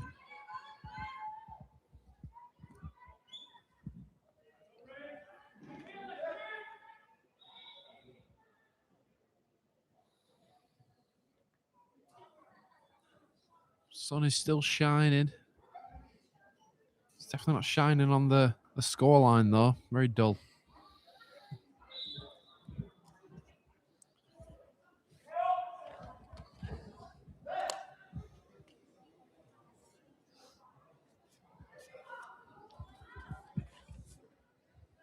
Got another substitution for Fleetwood. Ivlena Dimitrova comes on the pitch.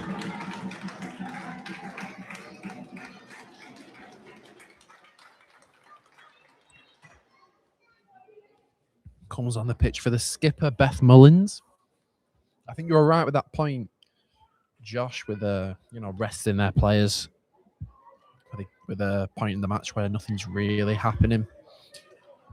Bring the skipper off. It's Tia Baxter now. Nearly. I think that might have been a shot, but it nearly broke for Javida there. Yeah. And maybe that's what it's going to take, Isaac. Just a break like that to. Yeah, because if that ball was just a tiny bit closer to him, he was in there. Yeah. Most definitely. Sometimes it's going to be a lucky break. And, even after half time, that approaching in about 10 minutes left to play, the game can just completely switch on its head. And great feat there by Lauren Chadwick. Yeah. Brilliant. Ella Fisher. Molly Eden. Molly Eden loses out. Lucy. She's still on the ball. But she recovers well after she lost it. And she goes down. Ref says no.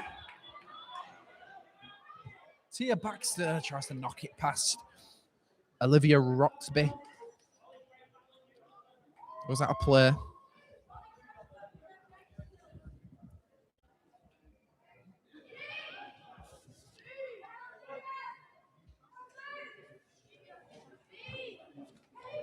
Tia. Lily doing well to force her way through, get the ball. Oh, it's not a good enough pass, and Jerica's in.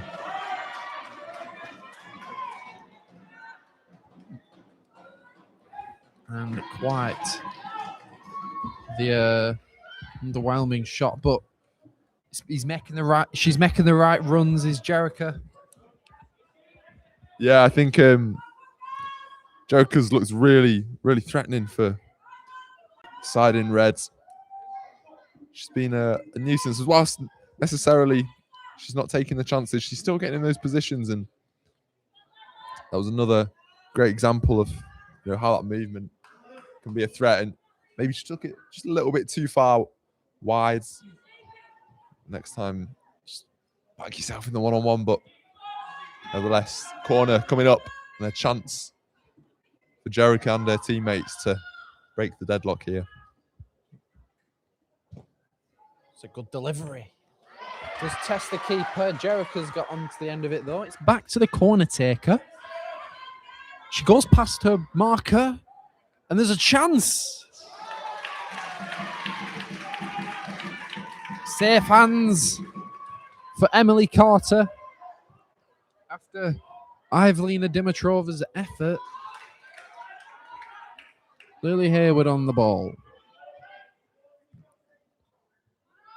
Yates tries to find Isla Holgate. Go on, Josh. I think Fleetwood are going into this game for sure. They look the most likely out of the two sides to break the deadlock. That was a tough chance to connect with the outside of her boot there. But I just think, Fleetwood have shown real promise going forward, and wouldn't be surprised if they're the ones to open this game up, Isaac. Couldn't agree more.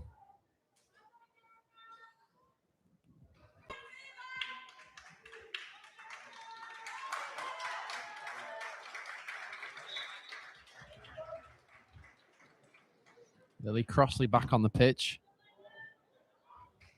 Remember, she had them two huge chances.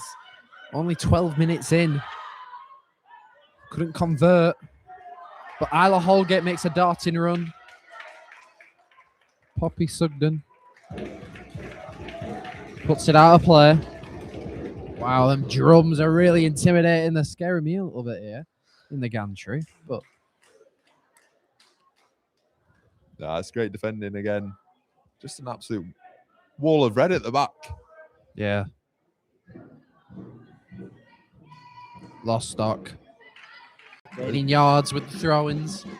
Yeah, no risks being taken either. That's what you want to see, in these big occasions. Sometimes it's best just to keep it simple. And remember, I used to hear it as a kid. If in doubt, just get it out of play. If in doubt, kick it out. And that's what they're saying and doing here.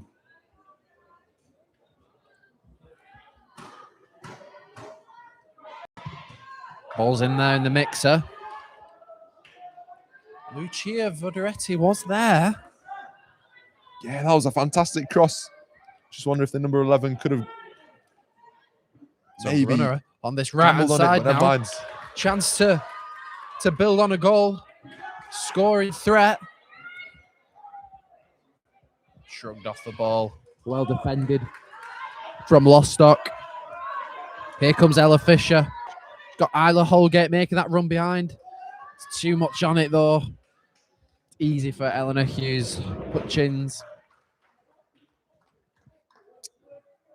Yeah, it's certainly been the story of this first half that defences coming out on top too. Really strong defences. So often we praise the attackers for their work going forward, but sometimes the defensive work becomes hard to notice. But I think in a game like this, we see it, how both sides are really structured, really well organised in how they defend the ball and stop these attacks. Although here we go. Say that Tia Baxter's in behind. She's got Yates on her back. She lets one loose, and it's rolled towards Emily Carter. It was a really good darting run from Tia Baxter. I think the pressure of Yates there with her recovery run did put her off. Again, that's what I'm saying. The defence just really working so hard to get back into shape and prevent any half chances. Goes for glory. It's ambitious, to say the least. But at 0-0, you'll try anything.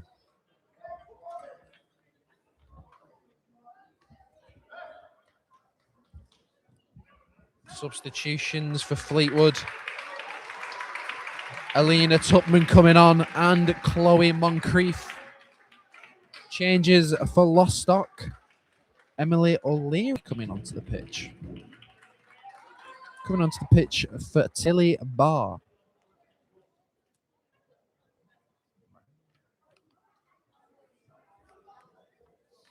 Goal kick goes short. Yates, the skipper. Out wide. Back inside. Emily O'Leary. It's good play. Ooh, nearly a ball in behind. Fleetwood deal with it. Back into the possession of Lostock. Lostock go high. Still regain possession, but I say that. Melissa wins it back. Good touchdown. Good feet. Alina Tupman.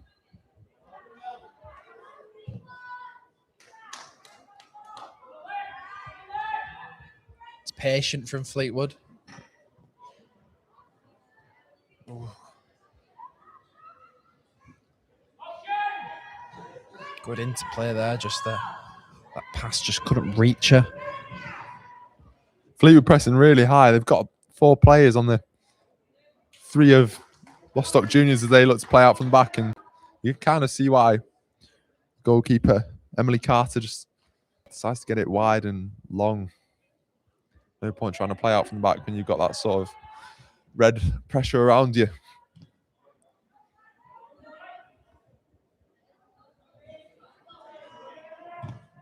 Tia Baxter. She's got 2 women on her. Tia Baxter comes away with it. Goes only as far as Olivia Roxby. Yeah, it's clears. Throwing for Lostock.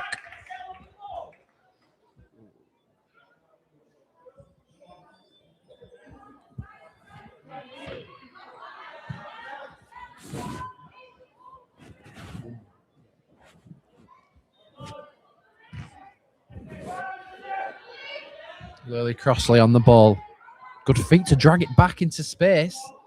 Oh, it's a good idea to try and get it to Melissa Collins. Long ball. Another long ball out of the whole gate. Trying to bully her way through.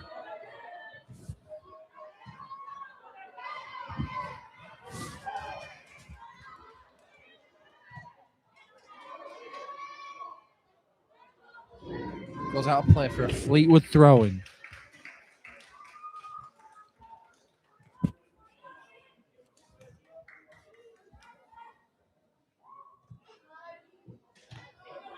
Keeps it in play. Oh, clearance goes wrong, and Tia Baxter is in behind. And it's well defended again.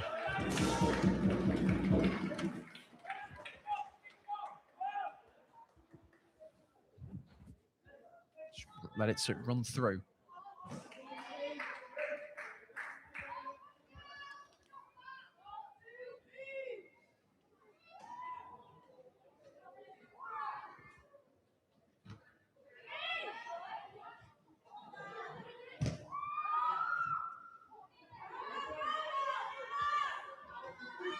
Good feet.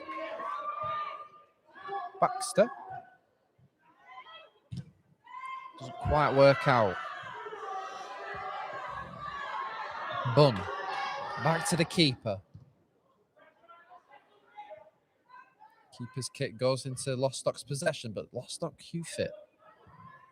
Isla Holgate, but she's offside. Pulls it back.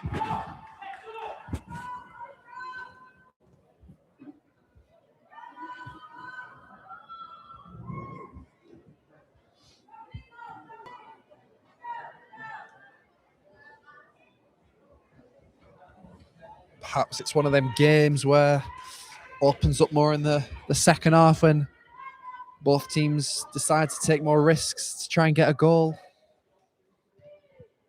We are at the end of the 40 minutes. We are into added time. Ref does look at his watch. And it's half time here at the Highbury. It's Lostock St. Gerard 0, Fleetwood Town 0. Josh, what are your thoughts on that first half? Yeah, it's been the 40 minutes where defences have been on top, really. It's not to say it's been a horrible game to watch. There's been a few opportunities and there's been a few moments of brilliance, I think, as this one goes on in the second half. And maybe a few tactical tweaks, maybe a few changes. This one will open up and we'll see who finally breaks through to win this cup final. Yeah, we'll see you back in the second half.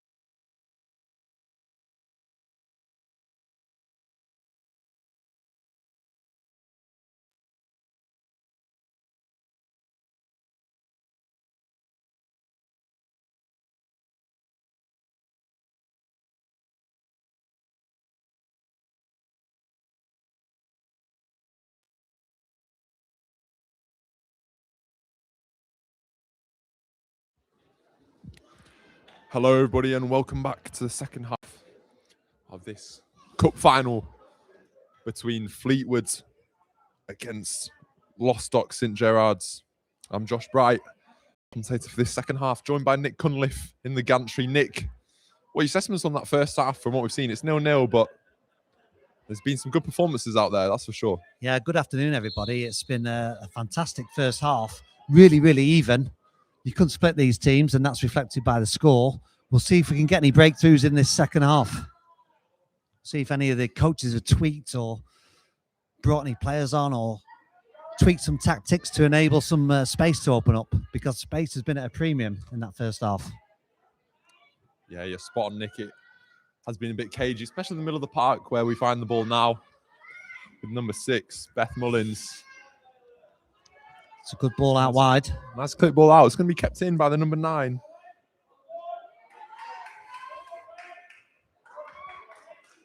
Yeah, I think you're spot on, Nick. The tweaks could be the key in this one. Maybe a change in personnel, some fresh legs, because it's been really evenly matched. So here come the two number 4s up against each other. It's Isla Holgate who comes out on top. She'll cut back inside, looks for the clip ball, and it's headed away. Picked up by number 37 in the middle for Fleetwood.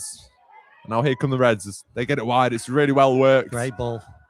Bit of space, which has come at a premium, as you said, Nick. Lily Crossley plays it wide. Bearing down on goal now, the number 14 on the left foot. And it's just wide and hits the advertising boards.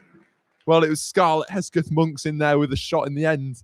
We spoke about how good she was in the first half. And again, proving a threat, although just can't keep it on target. Yeah, they managed to find a little bit of space in midfield and managed to construct a good attack. Unfortunately, his shot was just wide. But it was good play from Fleetwood. And here come Fleetwood again. Starting the second half off well. Lostock St Gerrard's in their black and white strip. Looking to just build a bit of momentum, get a foothold in this game. So here comes the number 9 again with quick feet. It's a chip ball from Beth Mullins, which is cut out, although it will find its way back to the left back, Lauren Chadwick, who will go over and take this throw in just beneath the Highbury stands. You do feel since the start of the second half, it's been all Fleetwood, really. Absolutely. Turning the screw, putting lots of pressure on Lostock. Here's Karubun, and the referee will bring it back for a free kick. Potentially a set piece could be the key to unlocking this game. The Fleetwood players just stayed down. I don't know if she's going to need any treatment or not. Referee's just having a quick assessment. Lily Crossley, it is down there. Hopefully she's okay. The referee hasn't called over the managers, so it looks as though Crossley will be okay to continue, as the Lostock players are in deep discussion in their own box. Yeah, just a break in the game allows the players just to gather their thoughts and give some possible instructions. Lostock need to get organised now, get back into their defensive shape for the defensive unit. Absolutely. All bar Holgate are back in the box for the black and whites.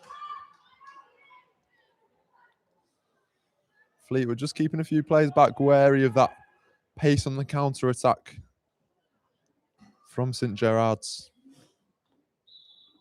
The referee blows his whistle. Ball comes in. Will find its way to a Fleetwood shirt. Drops. And it's a bouncing ball, and it's eventually cleared away, poked away by the Lostock player. And now can they break? Turn inside. And the number 17, Laylee Haywards. Still got the ball here. Quick feet from the 17. Brilliant play to avoid the pressure. And her pass will eventually be deflected and cut out by Hesketh-Monks. But that was great feet from the midfielder. Here she is again. And that's it. A little bit of space now for the number 11 to drive into. She picks her head up.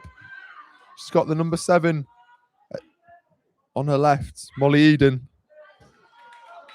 Again, space at a premium, but Lostock found a little bit there in midfield and constructing a nice attack. We'll see how it plays out. Absolutely. A little shanked clearance. Will that be picked up by the goalkeeper in time? No, it won't. And it will go out for a corner kick for Lostock. It's the manager, Will Yates, and his coaching staff. I'm assuming his brother, Jason Yates. Waving the captain forward, Kira Yates, number 47, as she goes forward for this one, leaving 4 back though. Yeah, coaching staff shouting instructions. Potentially, this is a set piece off the training grounds. We'll have to see. It's going to be an in-swinger. As the number 16, Tilly Barr comes up. Tilly Barr will go challenge it. Comes off Haywood in the end. The ball's still bouncing. And will be gathered by the goalkeeper for Fleetwood, Eleanor Hughes-Hutchings. She looks to set her side away on the break. Nice turn, and Fleetwood could be in here. Number 6, bearing down on goal, Beth Mullins. Not quite the connection she was hoping for, Nick. I just thought she went a little bit early there. She had a couple of options either side. She could have maybe driven on a little bit. But in the heat and fierceness of a final, who am I to say that? Yeah, it can happen, can't it? And that's a great ball in behind. Here's Hesketh Monks in behind on the left foot, across goal. And it can't be picked out by a red shirt, but the ball is still in play. Here's number 9, cuts inside, left-footed strike. It's deflected, and it will go wide for a corner. And that could have gone anywhere off that deflection, couldn't it? Very dangerous play from Fleetwood. Absolutely lost a shirt, scrambling to get that one away from the goal. And it's so dangerous. Cod Army making strides in this game to break the deadlock and take control of this final. It's going to be an in-swinger. Javida will take. This is where Lockstock really needs to be organised at the back. Right foot and just a bit too much in-swing, and it will swing into the side netting. Out for a goal kick. Well, Nick, 7 minutes played of this second half. You feel as if the goal's coming? I wouldn't like to say either way. Again, it's been defence is on top at the moment. Chances and space at a premium, but here come Fleetwood. Here's Mullins, plays the ball through. Will be gathered by the number 10. And it's a strong block by Lexi Tillotson. Excellent defending by Lexi Tillotson there. Got a body across and got a body in the way and blocked that shot. Yeah, Javida just trying to get a few yards and shift to shoot. But Tillotson is equal to it. Sees it coming and throws herself in the way of it. But it's another set piece, and the pressure is slowly building here, I feel, for Fleetwood. As the ball comes in, it's a great ball in. Ball is at the back stick and it's cleared wide. Will be picked up, though, by Lauren Chadwick on that left side. Plays it down the line to the number 9. The number 9 skips by 2. Still on that left foot. And it's in. It's an own goal. Well, that's really unfortunate. It's come off Lexi Tillotson in the end. Off her heel. She was just trying to clear that ball away from goal. Yeah, pressure. It was pressure. Pressure was building. Pressure was coming from Fleetwood. And it finally took its toll there. The ball came in and the number 6 there, Lexi Tillotson, couldn't do anything else but deflect it into her own net. It's just one of those things when you're in that position. There's not a lot you can do sometimes, and I'm sure a team certainly won't blame her for that. Yeah, it's unfortunate, but she's had such a great game up until this point, so she can still hold her head high. But like you say, Nick, that was coming, and I think those set pieces and just that constant pressure of recycling the ball, getting the second balls, and doing that had a toll on Lostock St Gerrard's. Yeah, well, talking from a defensive point of view, I've always been a defender. When he's that wave after wave after wave of attack coming in, it's really difficult to defend. Absolutely. And here is another wave of defence. It's Javida, and it's tipped onto the post. Well, almost in the space of 2 minutes, Fleetwood Juniors doubled their leads. But it's a fantastic save by Emily Carter to keep them in this game, but the pressure still comes. And it's all Fleetwood at the moment, and Lockstock are hanging on by their fingernails at the moment. Well, Javida has been in this game from the very start. She's not had the clearest of chances, but she almost fashioned something incredible for herself there. Strong effort, and Carter had to be a guard to tip that onto the post. But yeah, this game's really opening up now as here come St. Gerard's. Excellent defending by that Fleetwood back line. Just shuts the door on that through ball.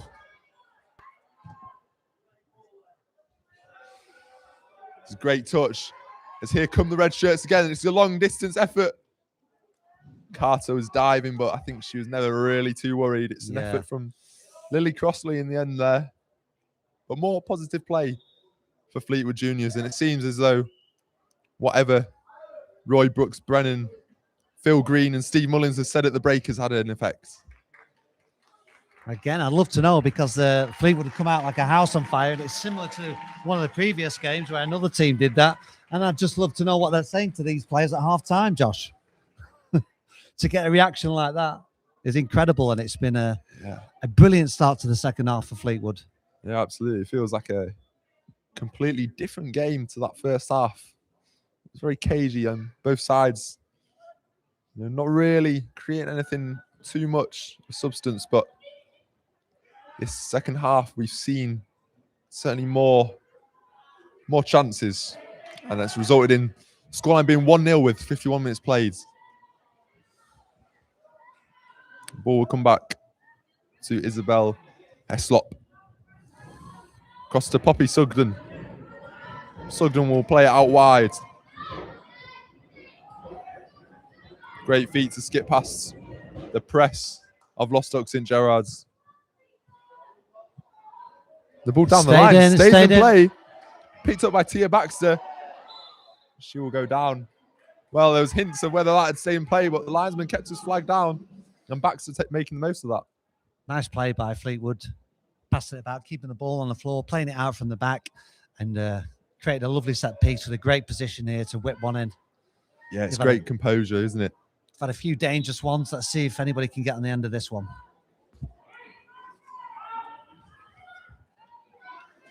It's going to be the left foot of the number 9, who's so crucial in securing that goal for Fleetwood Juniors. This ball comes in. Bouncing one, tough to deal with for Carter, but she does so. That's going to be booted away down towards the dugout where the managers are.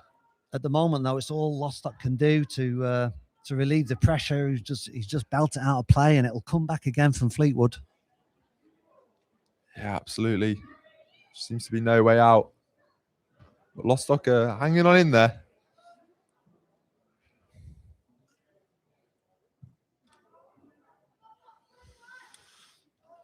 Poppy Sugden with the throw.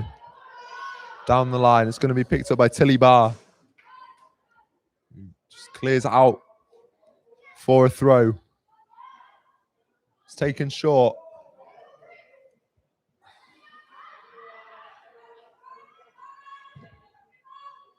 And a nice switch of play out towards Lauren Chadwick. Chadwick looking for another ball wide. It's going to be picked up by Beth Mullins. A bit of a loose touch.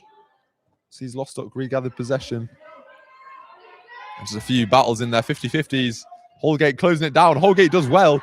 Isla Holgate here, bearing down on goal. She's from a tight angle. She's going to have the shot anyway. Oh! And it's just over the bar. Well, she nearly made something out of nothing there, the number 4. Pressing down a loose ball and almost getting an effort on target there, but it's great play from the number 4. And that's the danger with it only being 1-0. As soon as Lostock get a little chance, a half chance, or a mistake by Fleetwood, they're right back in this game.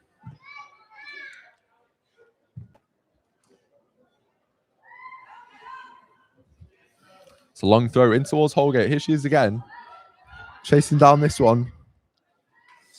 Heslop comes across and clears, though. No problem dealing with that one. Now it's Lostock's turn to apply a bit of pressure. Long throw into the box. That's a nice little turn and clearance there from Beth Mullins, the captain.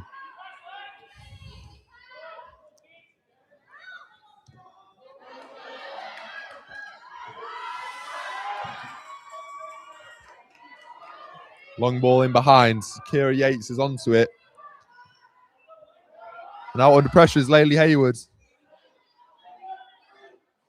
It's good show of strength, and she's just caught on the ball a little bit, but will find his way all the way back to the keeper. And Jerica Javida putting on the pressure. Just waiting for the keeper to come out there, and unfortunately she got there in time for Lockstock.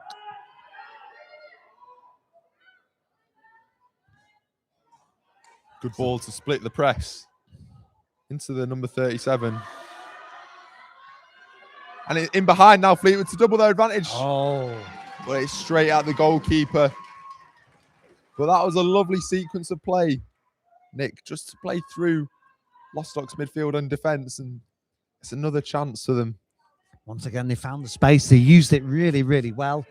Crafted themselves a chance on the left-hand corner of the box, but the shot was straight at the keeper, unfortunately. But nice play again from Fleetwood.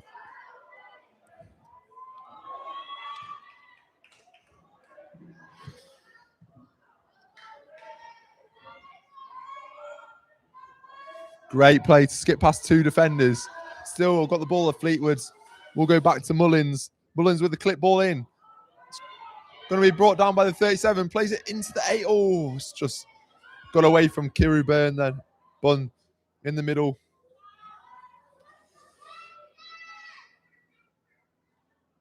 Out to Lauren Chadwick. Lauren Chadwick takes it down the line brilliantly.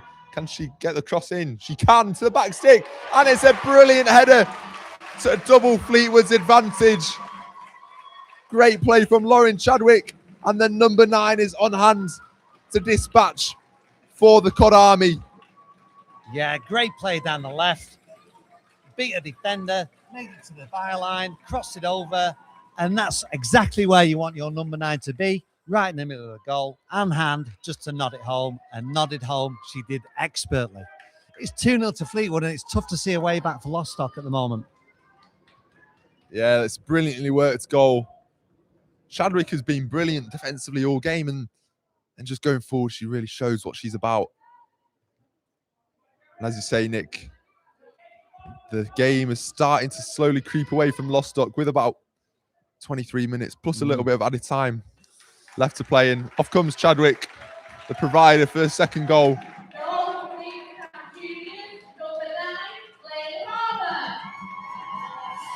Although the 2 down, there is plenty of time left for Lockstock. They need a kind of a swift reply.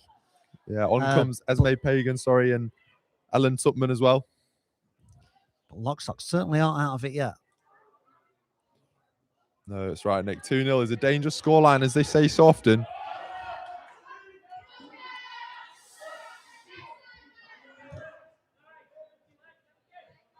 Here's Mullins. Mullins round the corner.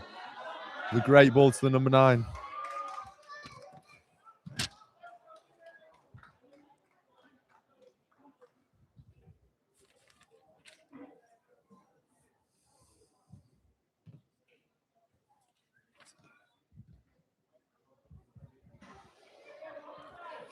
Elena Tupman with the throw for Fleetwood.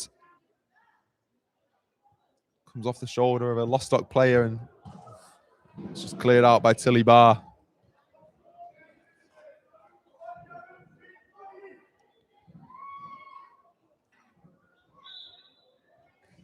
And the referee's called foul throw there. Possession will transfer over to Lostock St Gerrard's, and well, Nick, you've got to think they've got to start creating something soon if they're going to get back into this one. Yeah, it's pretty much got to be now or never. They need a goal really quickly. I'm not sure they're going to get it, though, with Fleetwood swarming them all over them at the moment.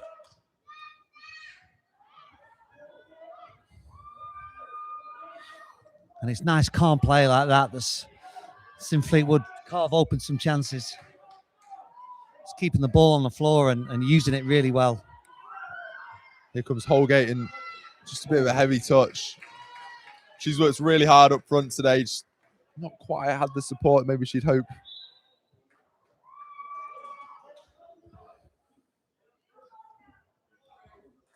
As Lostock turn to their bench, Will Yates opting to make a change here. They look to salvage them from the game. Across comes Kira Yates, the captain, to take the free kick. Can she inspire her team to get back into this one?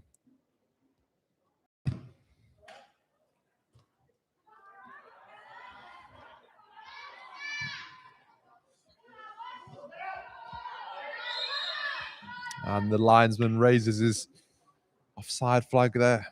It's the St. Jarlath's player straying into that position. And you just wonder if Lockstock St. Gerard's are going to sacrifice any of their back line. They're currently playing with 4 at the back. I don't know if 4 is needed. I'd like to see a bit more pressure put on Fleetwood. Yeah, you've got to think that comes into the thinking of the managers at this stage in the game. Not really got too much to lose at 2-0. It might well be approaching kitchen sink time, where they have to throw everything they've got at the Fleetwood Town juniors. On comes Chloe Moncrief.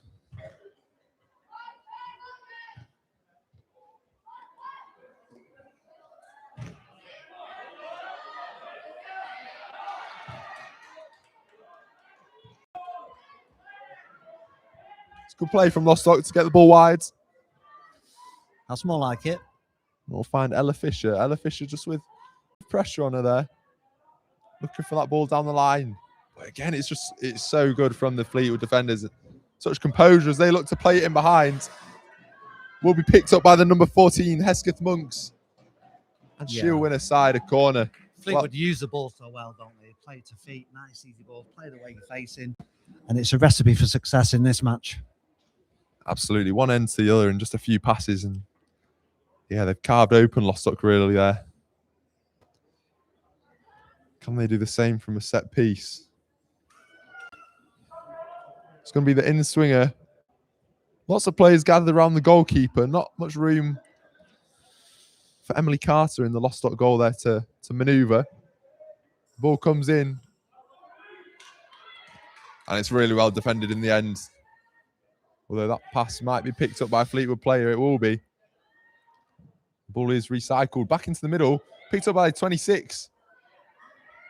It's going to drop in the end for the Fleetwood player. And it was Javida in there. Instant snapshot. Did work really well to get the ball out of the feet. Not much back lift and got a shot away, but straight at the keeper.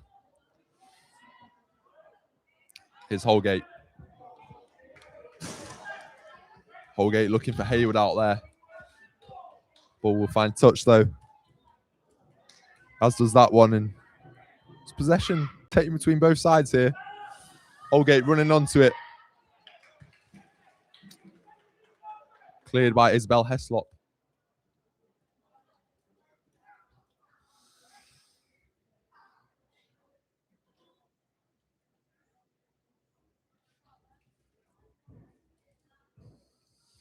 Lexi Tillotson with the ball in her hands. Headed away. Bit of head tennis in the box. Cleared again by a red shirt. You just don't really feel like Lostock have any sniff of goal in this second half. But they still keep pushing. They're still going. It's a great turn. And she's managed to win a corner. It's Hayward. It's good determined pressure from Lockstock, keeping the ball in Fleetwood's box, keeping it up in this half and keeping the pressure on. This is exactly what they need to do. Absolutely. Kira Yates, the captain, will come up to take it. What can she do from this situation? Fleetwood will be looking to break should they win it from this corner. Yeah, Fleetwood leaving 2 back, including Javida. But we'll drop the number 10. It's cleared by Heslop. Ball still bouncing around there. Can someone clear it? We'll drop for Fleetwood.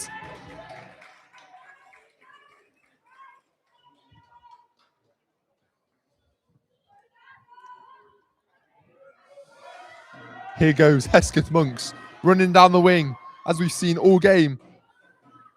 And she wins the side of corner. It's really determined running there. It's taking the game by the scruff of the neck and winning the side of corner. Yeah, great play down there. I'm sure that right back for Lostock will be glad to see the back of her when this game is over. She's given her a torrid time down that left.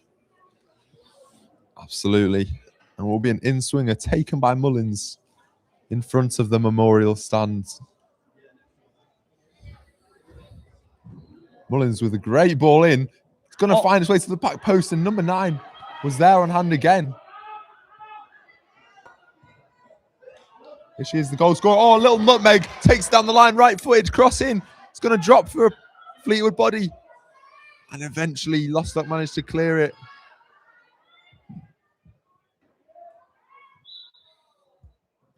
And once again, dangerous play from Fleetwood. The ball was pinging around.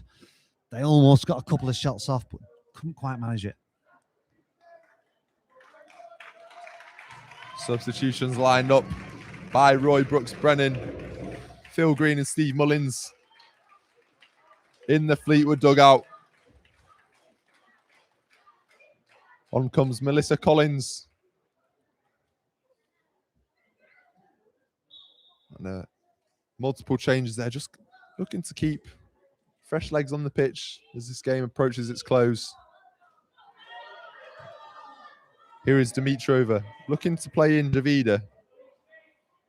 Carter will gather though, and now here come Lostock. Strong challenge in there by Heslop.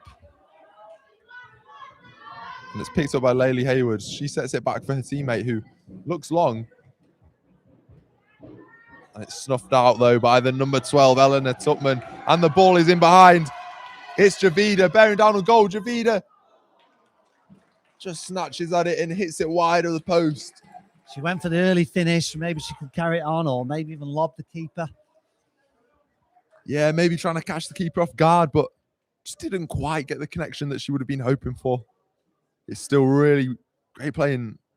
She's not got her goal, but she's been an absolute nuisance all afternoon. Just the movement, the link-up play.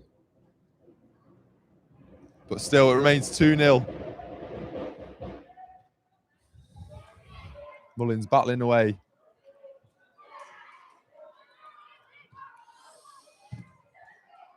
It's a long ball there. Isabel has upon it. Holgate's closing down.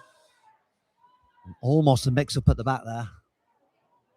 It's good pressure from Lostock, and the referee will bring it back for a foul.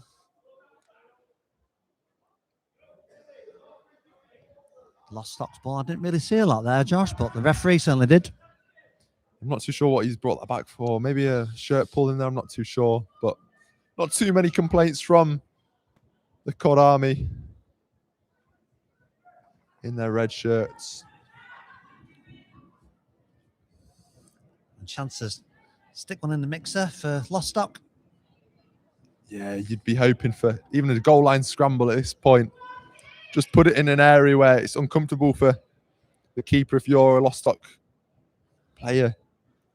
You want it right in between that back line and the keeper, right in that Can space in Yates between. do that? It's Ball a good comes one. in.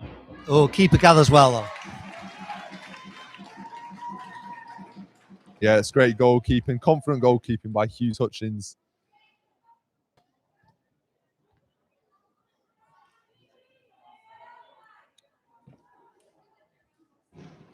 Fleetwood win the throw in. Well, they'll take these. It just runs down the clock even more as they approach the cup final win here.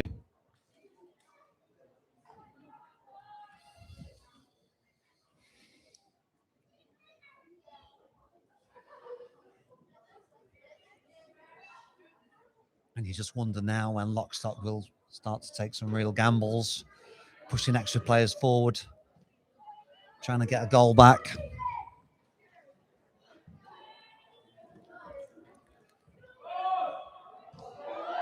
Here is Hayward. Nice little turn in the middle of the park. Plays it out wide.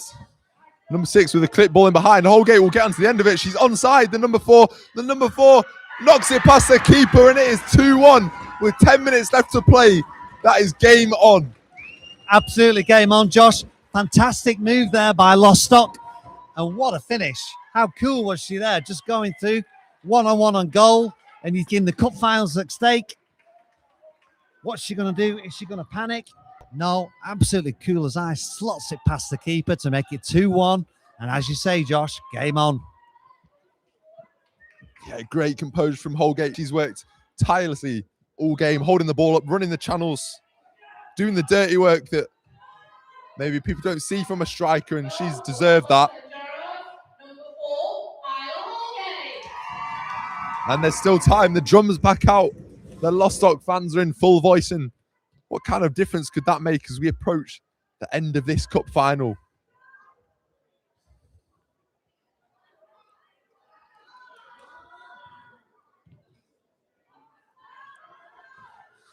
And suddenly it looks like Fleetwood have lost their composure after being composed pretty much the whole game.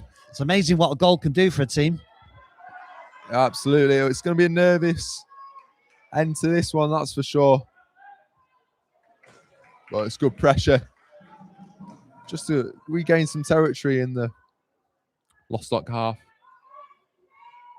Well, their defence has been so good all day as Fleetwood. But they've just undone by a moment of real brilliance, really. The ball in behind and then just finish, as you say, Nick. Great composure. And Lostock will have a chance here to get back into this final.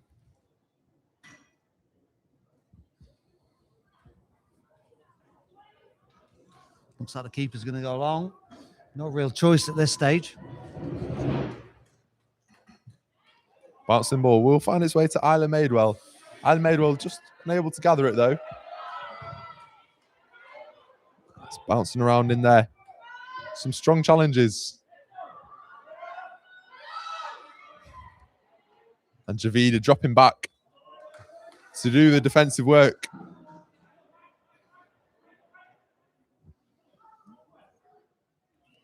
Carter now will look long. Bouncing ball, tough one to deal with. It is dealt with, though, by Tupman.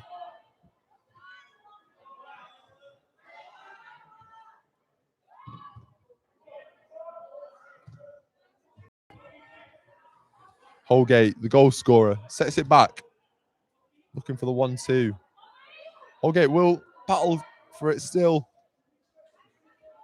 It's met by Lexi Tillotson. Here is Tillotson again. Finds a player in space. It's great play. Emily O'Leary looking to drive. Gets it wide. Ella Fisher. Lostock just trying to keep hold of the ball, but it's intercepted by the Fleetwood's forward.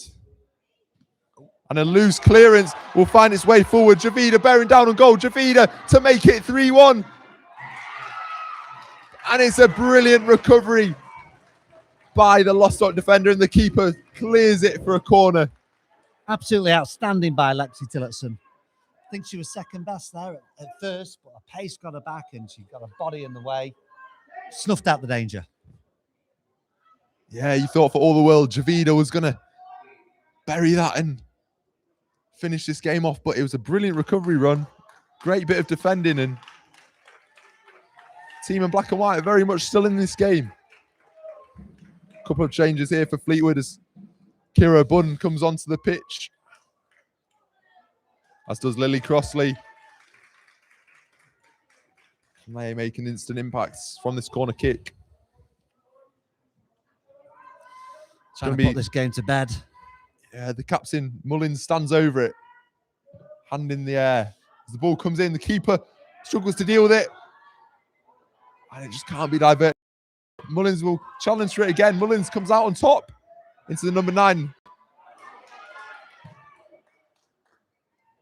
And it's a good idea by the captain, but it will go out for a goal kick.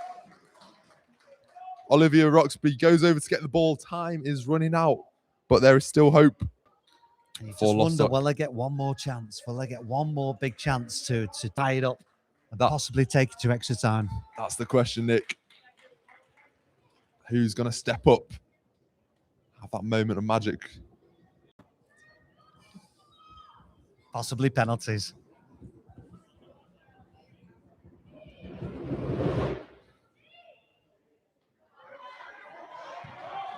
And it's ball in behind. The number 9 is onside. Takes onto a right foot, cuts inside onto the left, and looks to the near post, but Hits the side netting. I think Carter might have had that anyway.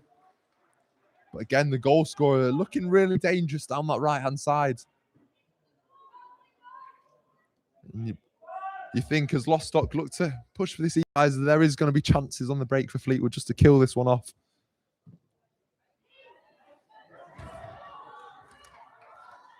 Here they come again. The Reds.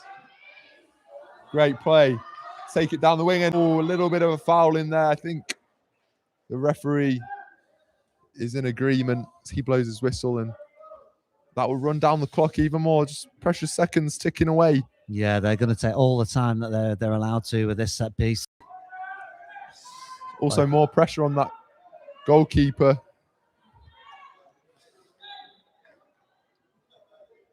Ball comes in at the near post. Oh, shot. Trying to catch Carter off guard, but Carter is alert to it. Knocks it behind for a corner, but it's, again, more set pieces and just more time spent in the wrong half for Lostock St Gerrard's.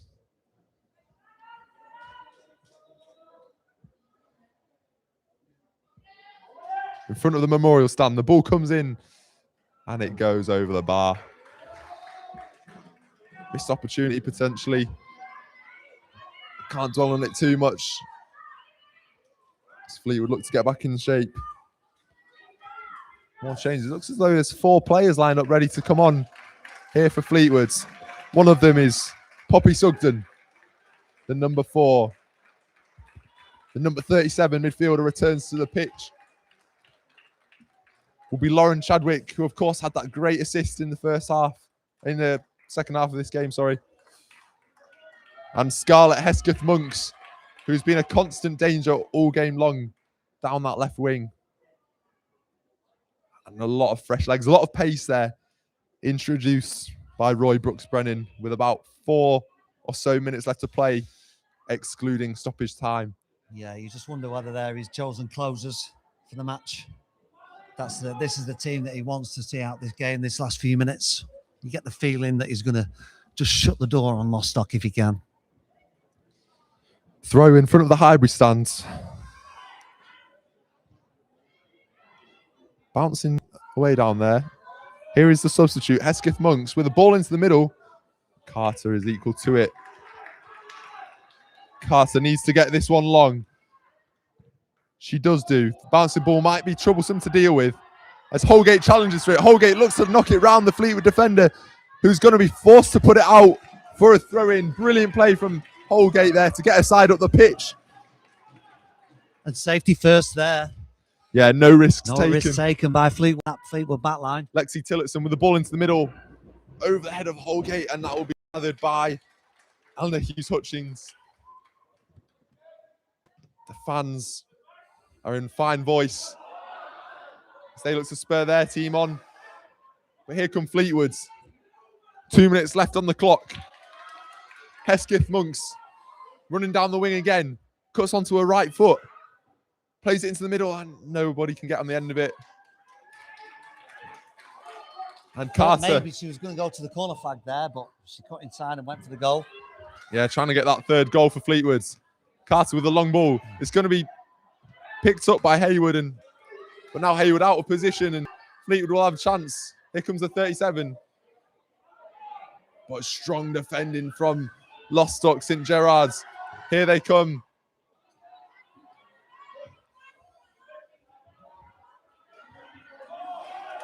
Tries a little skill, does the number 9. Just gets away with it. Isabel Hessler recovers. Here is Hessler. Poppy Sugden, sorry. The number 37 plays it through.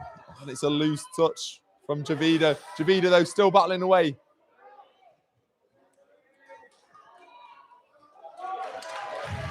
And it will be a Lostock St Gerrard's throw right near that drum.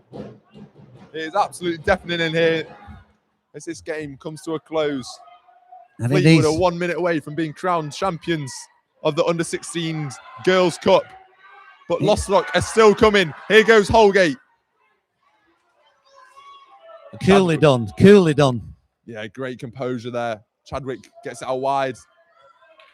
And they've won the throw thanks to work by Hesketh Monks. Yeah, immensely impressive play at defence there. Really kept it cool in a very, very stressful situation. Last minute of a cup final, running back to your own goal. Just put a foot on it, head up, pass it off to the side. Absolutely fantastic. Spot on. Another change here. Eleanor Tupman comes onto the pitch for stoppage time. Just wonder how much the referee will add on. Not been too many major injuries to take note of. But there's certainly been a lot of substitutions which the referee will have to take into account. The Fleetwood fans are screaming for that final whistle. Yeah, you can it's feel not the come yet. tension. You can feel the tension, can't you, Nick? It's pretty quiet in here as fans await that final whistle. Now is this Lockstock's last chance to get it forward. Oh, and another substitution being made by Fleetwood. Fleetwood just icing the game here. It's smart in game management by Roy Brooks Brennan. And off comes Jerica Javida. Well, she's been working tirelessly all game. She's not got her goal, but it's a centre forward's performance to be proud of. She was up and down. She was running the channels. She had plenty of chances. She hit the woodwork, of course, with a fine effort. But no goal to show for it. However, she might have a winner's medal to show for it in a couple of minutes. Yeah, she's putting a great shift, that's for sure. Here come Lostock. Probably one of their last chances of this game. They need to get it forwards. Nice little chop inside. Are they going to gamble and push some players up? Long ball forwards. Holgate will chase. Hughes Hutchins will clear, though. It's a bit of a short one. Picks up by Ella Fisher. Ella Fisher still got it. No foul. Fisher into the middle. And Holgate battling away down there as well. The linesman gives it the way of Lostock St Gerard's.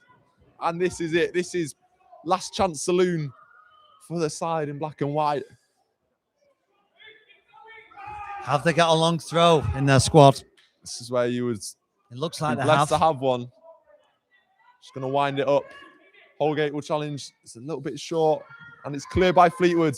Picked up by Laylee Haywards. They've still got the ball. And it's a great block in there by Mullins, the captain. Hayward with the ball now. Turns. And she's just snuffed out by two Fleetwood players. Still battling away, though. Looks to get it in behind. But Chadwick will gather that. And Chadwick will put it out for a throw-in. Referee still waves play on. We're into 82 and a bit minutes. Oh, and that looks as though it's a foul throw. And that might just be that for this game. We'll see if the ref has any more time to add on. Bunn looks long. Can Fleetwood finish this one off? It's a great sliding challenge in there by Ruby Draper, who comes across and sweeps that one out for a throw-in. That's just where Fleetwood want to be, though. Advancing into Lostock half with a set piece. Surely now they can throw this down to the corner flag and hope to keep it there. You'd think so, as Chadwick jogs over to take it. What a game she's had out there. Looks as though she's going to look for the one into the box. Keeping the pressure on. It's a long shot. It just goes wide of the goal, and the referee blows a full-time whistle. Well, Fleetwood Town Juniors under 16s are your champions of the cup. They fought hard out there. Lostock gave a good fight, but it is the Cod Army who come away with the trophy and the medals from today. Nick, what do you make of that? Absolute worthy winners. From the start of that second half, I thought they were head and shoulders above Lockstock. First half was quite even. Second half, absolutely Fleetwood all day long. And it shows by the chances that they converted. Their good, nice, clever play. They got on the ball, they kept the ball down, and they got the heads up. And I thought it was a thoroughly first-class performance for a cup final, which you don't always get in a cup final. But these girls, to a player, absolutely gave their all and deserved their title as champions. Every player left their all out there on that pitch and rightly receive a round of applause from friends and family in the crowds. All credit to Stock. They gave it their all. Some upset faces down there. They're trying to console each other. It's very, very disappointing to lose the cup final, but they will come back stronger, I'm sure, for it. Yeah, Fleetwood there in the centre, gathered around by their coaches. What a moment it is for them to win at their home ground at Highbury. And with a fantastic performance. Well, the first half was 0-0. It was a stalemate. Both sides defended well, kept each other to minimal chances, and we wondered how this game was going to go at half time. It was tough to call, and well, Fleetwood came flying out of the blocks. It was a quick start, and they really just continued in the same vein as the game went on. Yeah, as I said, I'd love to know what was said at half time from to come out like that, because they were absolutely first class from start to finish in that second half. And Blue lost Stock away, really. Absolutely. Players going over to their family and friends in the crowd as we await the trophy and medal presentation. And we await the player of the match as well, Nick. Is there anyone you could pinpoint for that? Unfortunately, I don't know her name, but the number 9 for Fleetwood, her name's not on the list. Yeah, but she was brilliant out there. Absolutely outstanding. Quite a few nominees, really. It was impressive. Lauren Chadwick with the assists. Yeah. Left back. Okay, then, moving on to our last presentation of the day. First of all, for your referee team, your referee Neil Whiteman, your liners Ryan Scott and James Davenport, and your fourth official Ian Darby. Referees receive the applause for their efforts out there today. It's a lot of ground for them to cover on this pitch. They did brilliant. Which goes to Lostock Gerard, number 4, Isla Holgate. And the player of the match given to Isla Holgate from the opposition team. Well, she was brilliant out there as well. She really was. And that finish, Nick, was unbelievable. Yeah. Showed a cool head in a stressful situation. Well, that will be some consolation for her amidst the disappointment. And here they come to receive their medals. It was a great battling performance out there.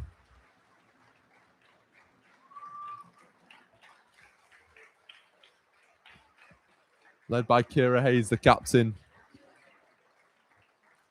They take their medals.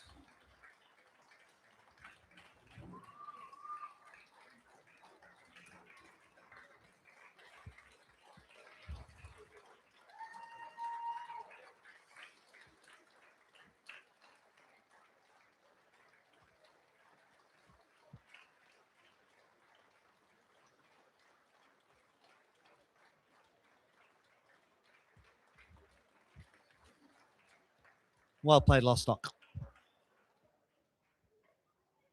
And your winners of the 2026 Under-16 Girls Coulton Cup. Here it is, the moment they've waited for. Fleetwood receive that acclamation of the crowds.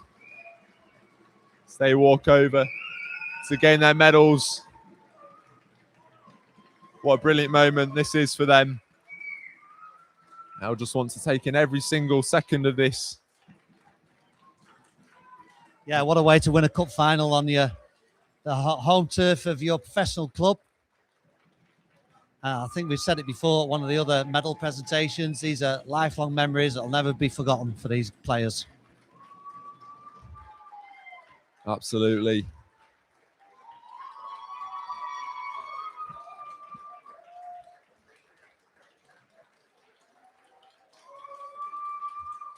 The crowd showing their appreciation for Fleetwood.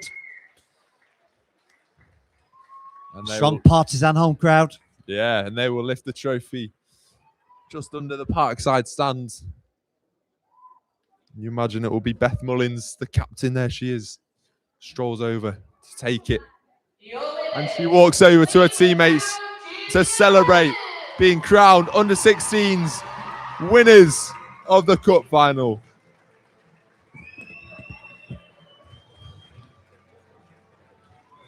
where it's finished here. Fleetwood 2, Lostock St Gerrard's 1. Fleetwood are the champions here on home turf at Highbury.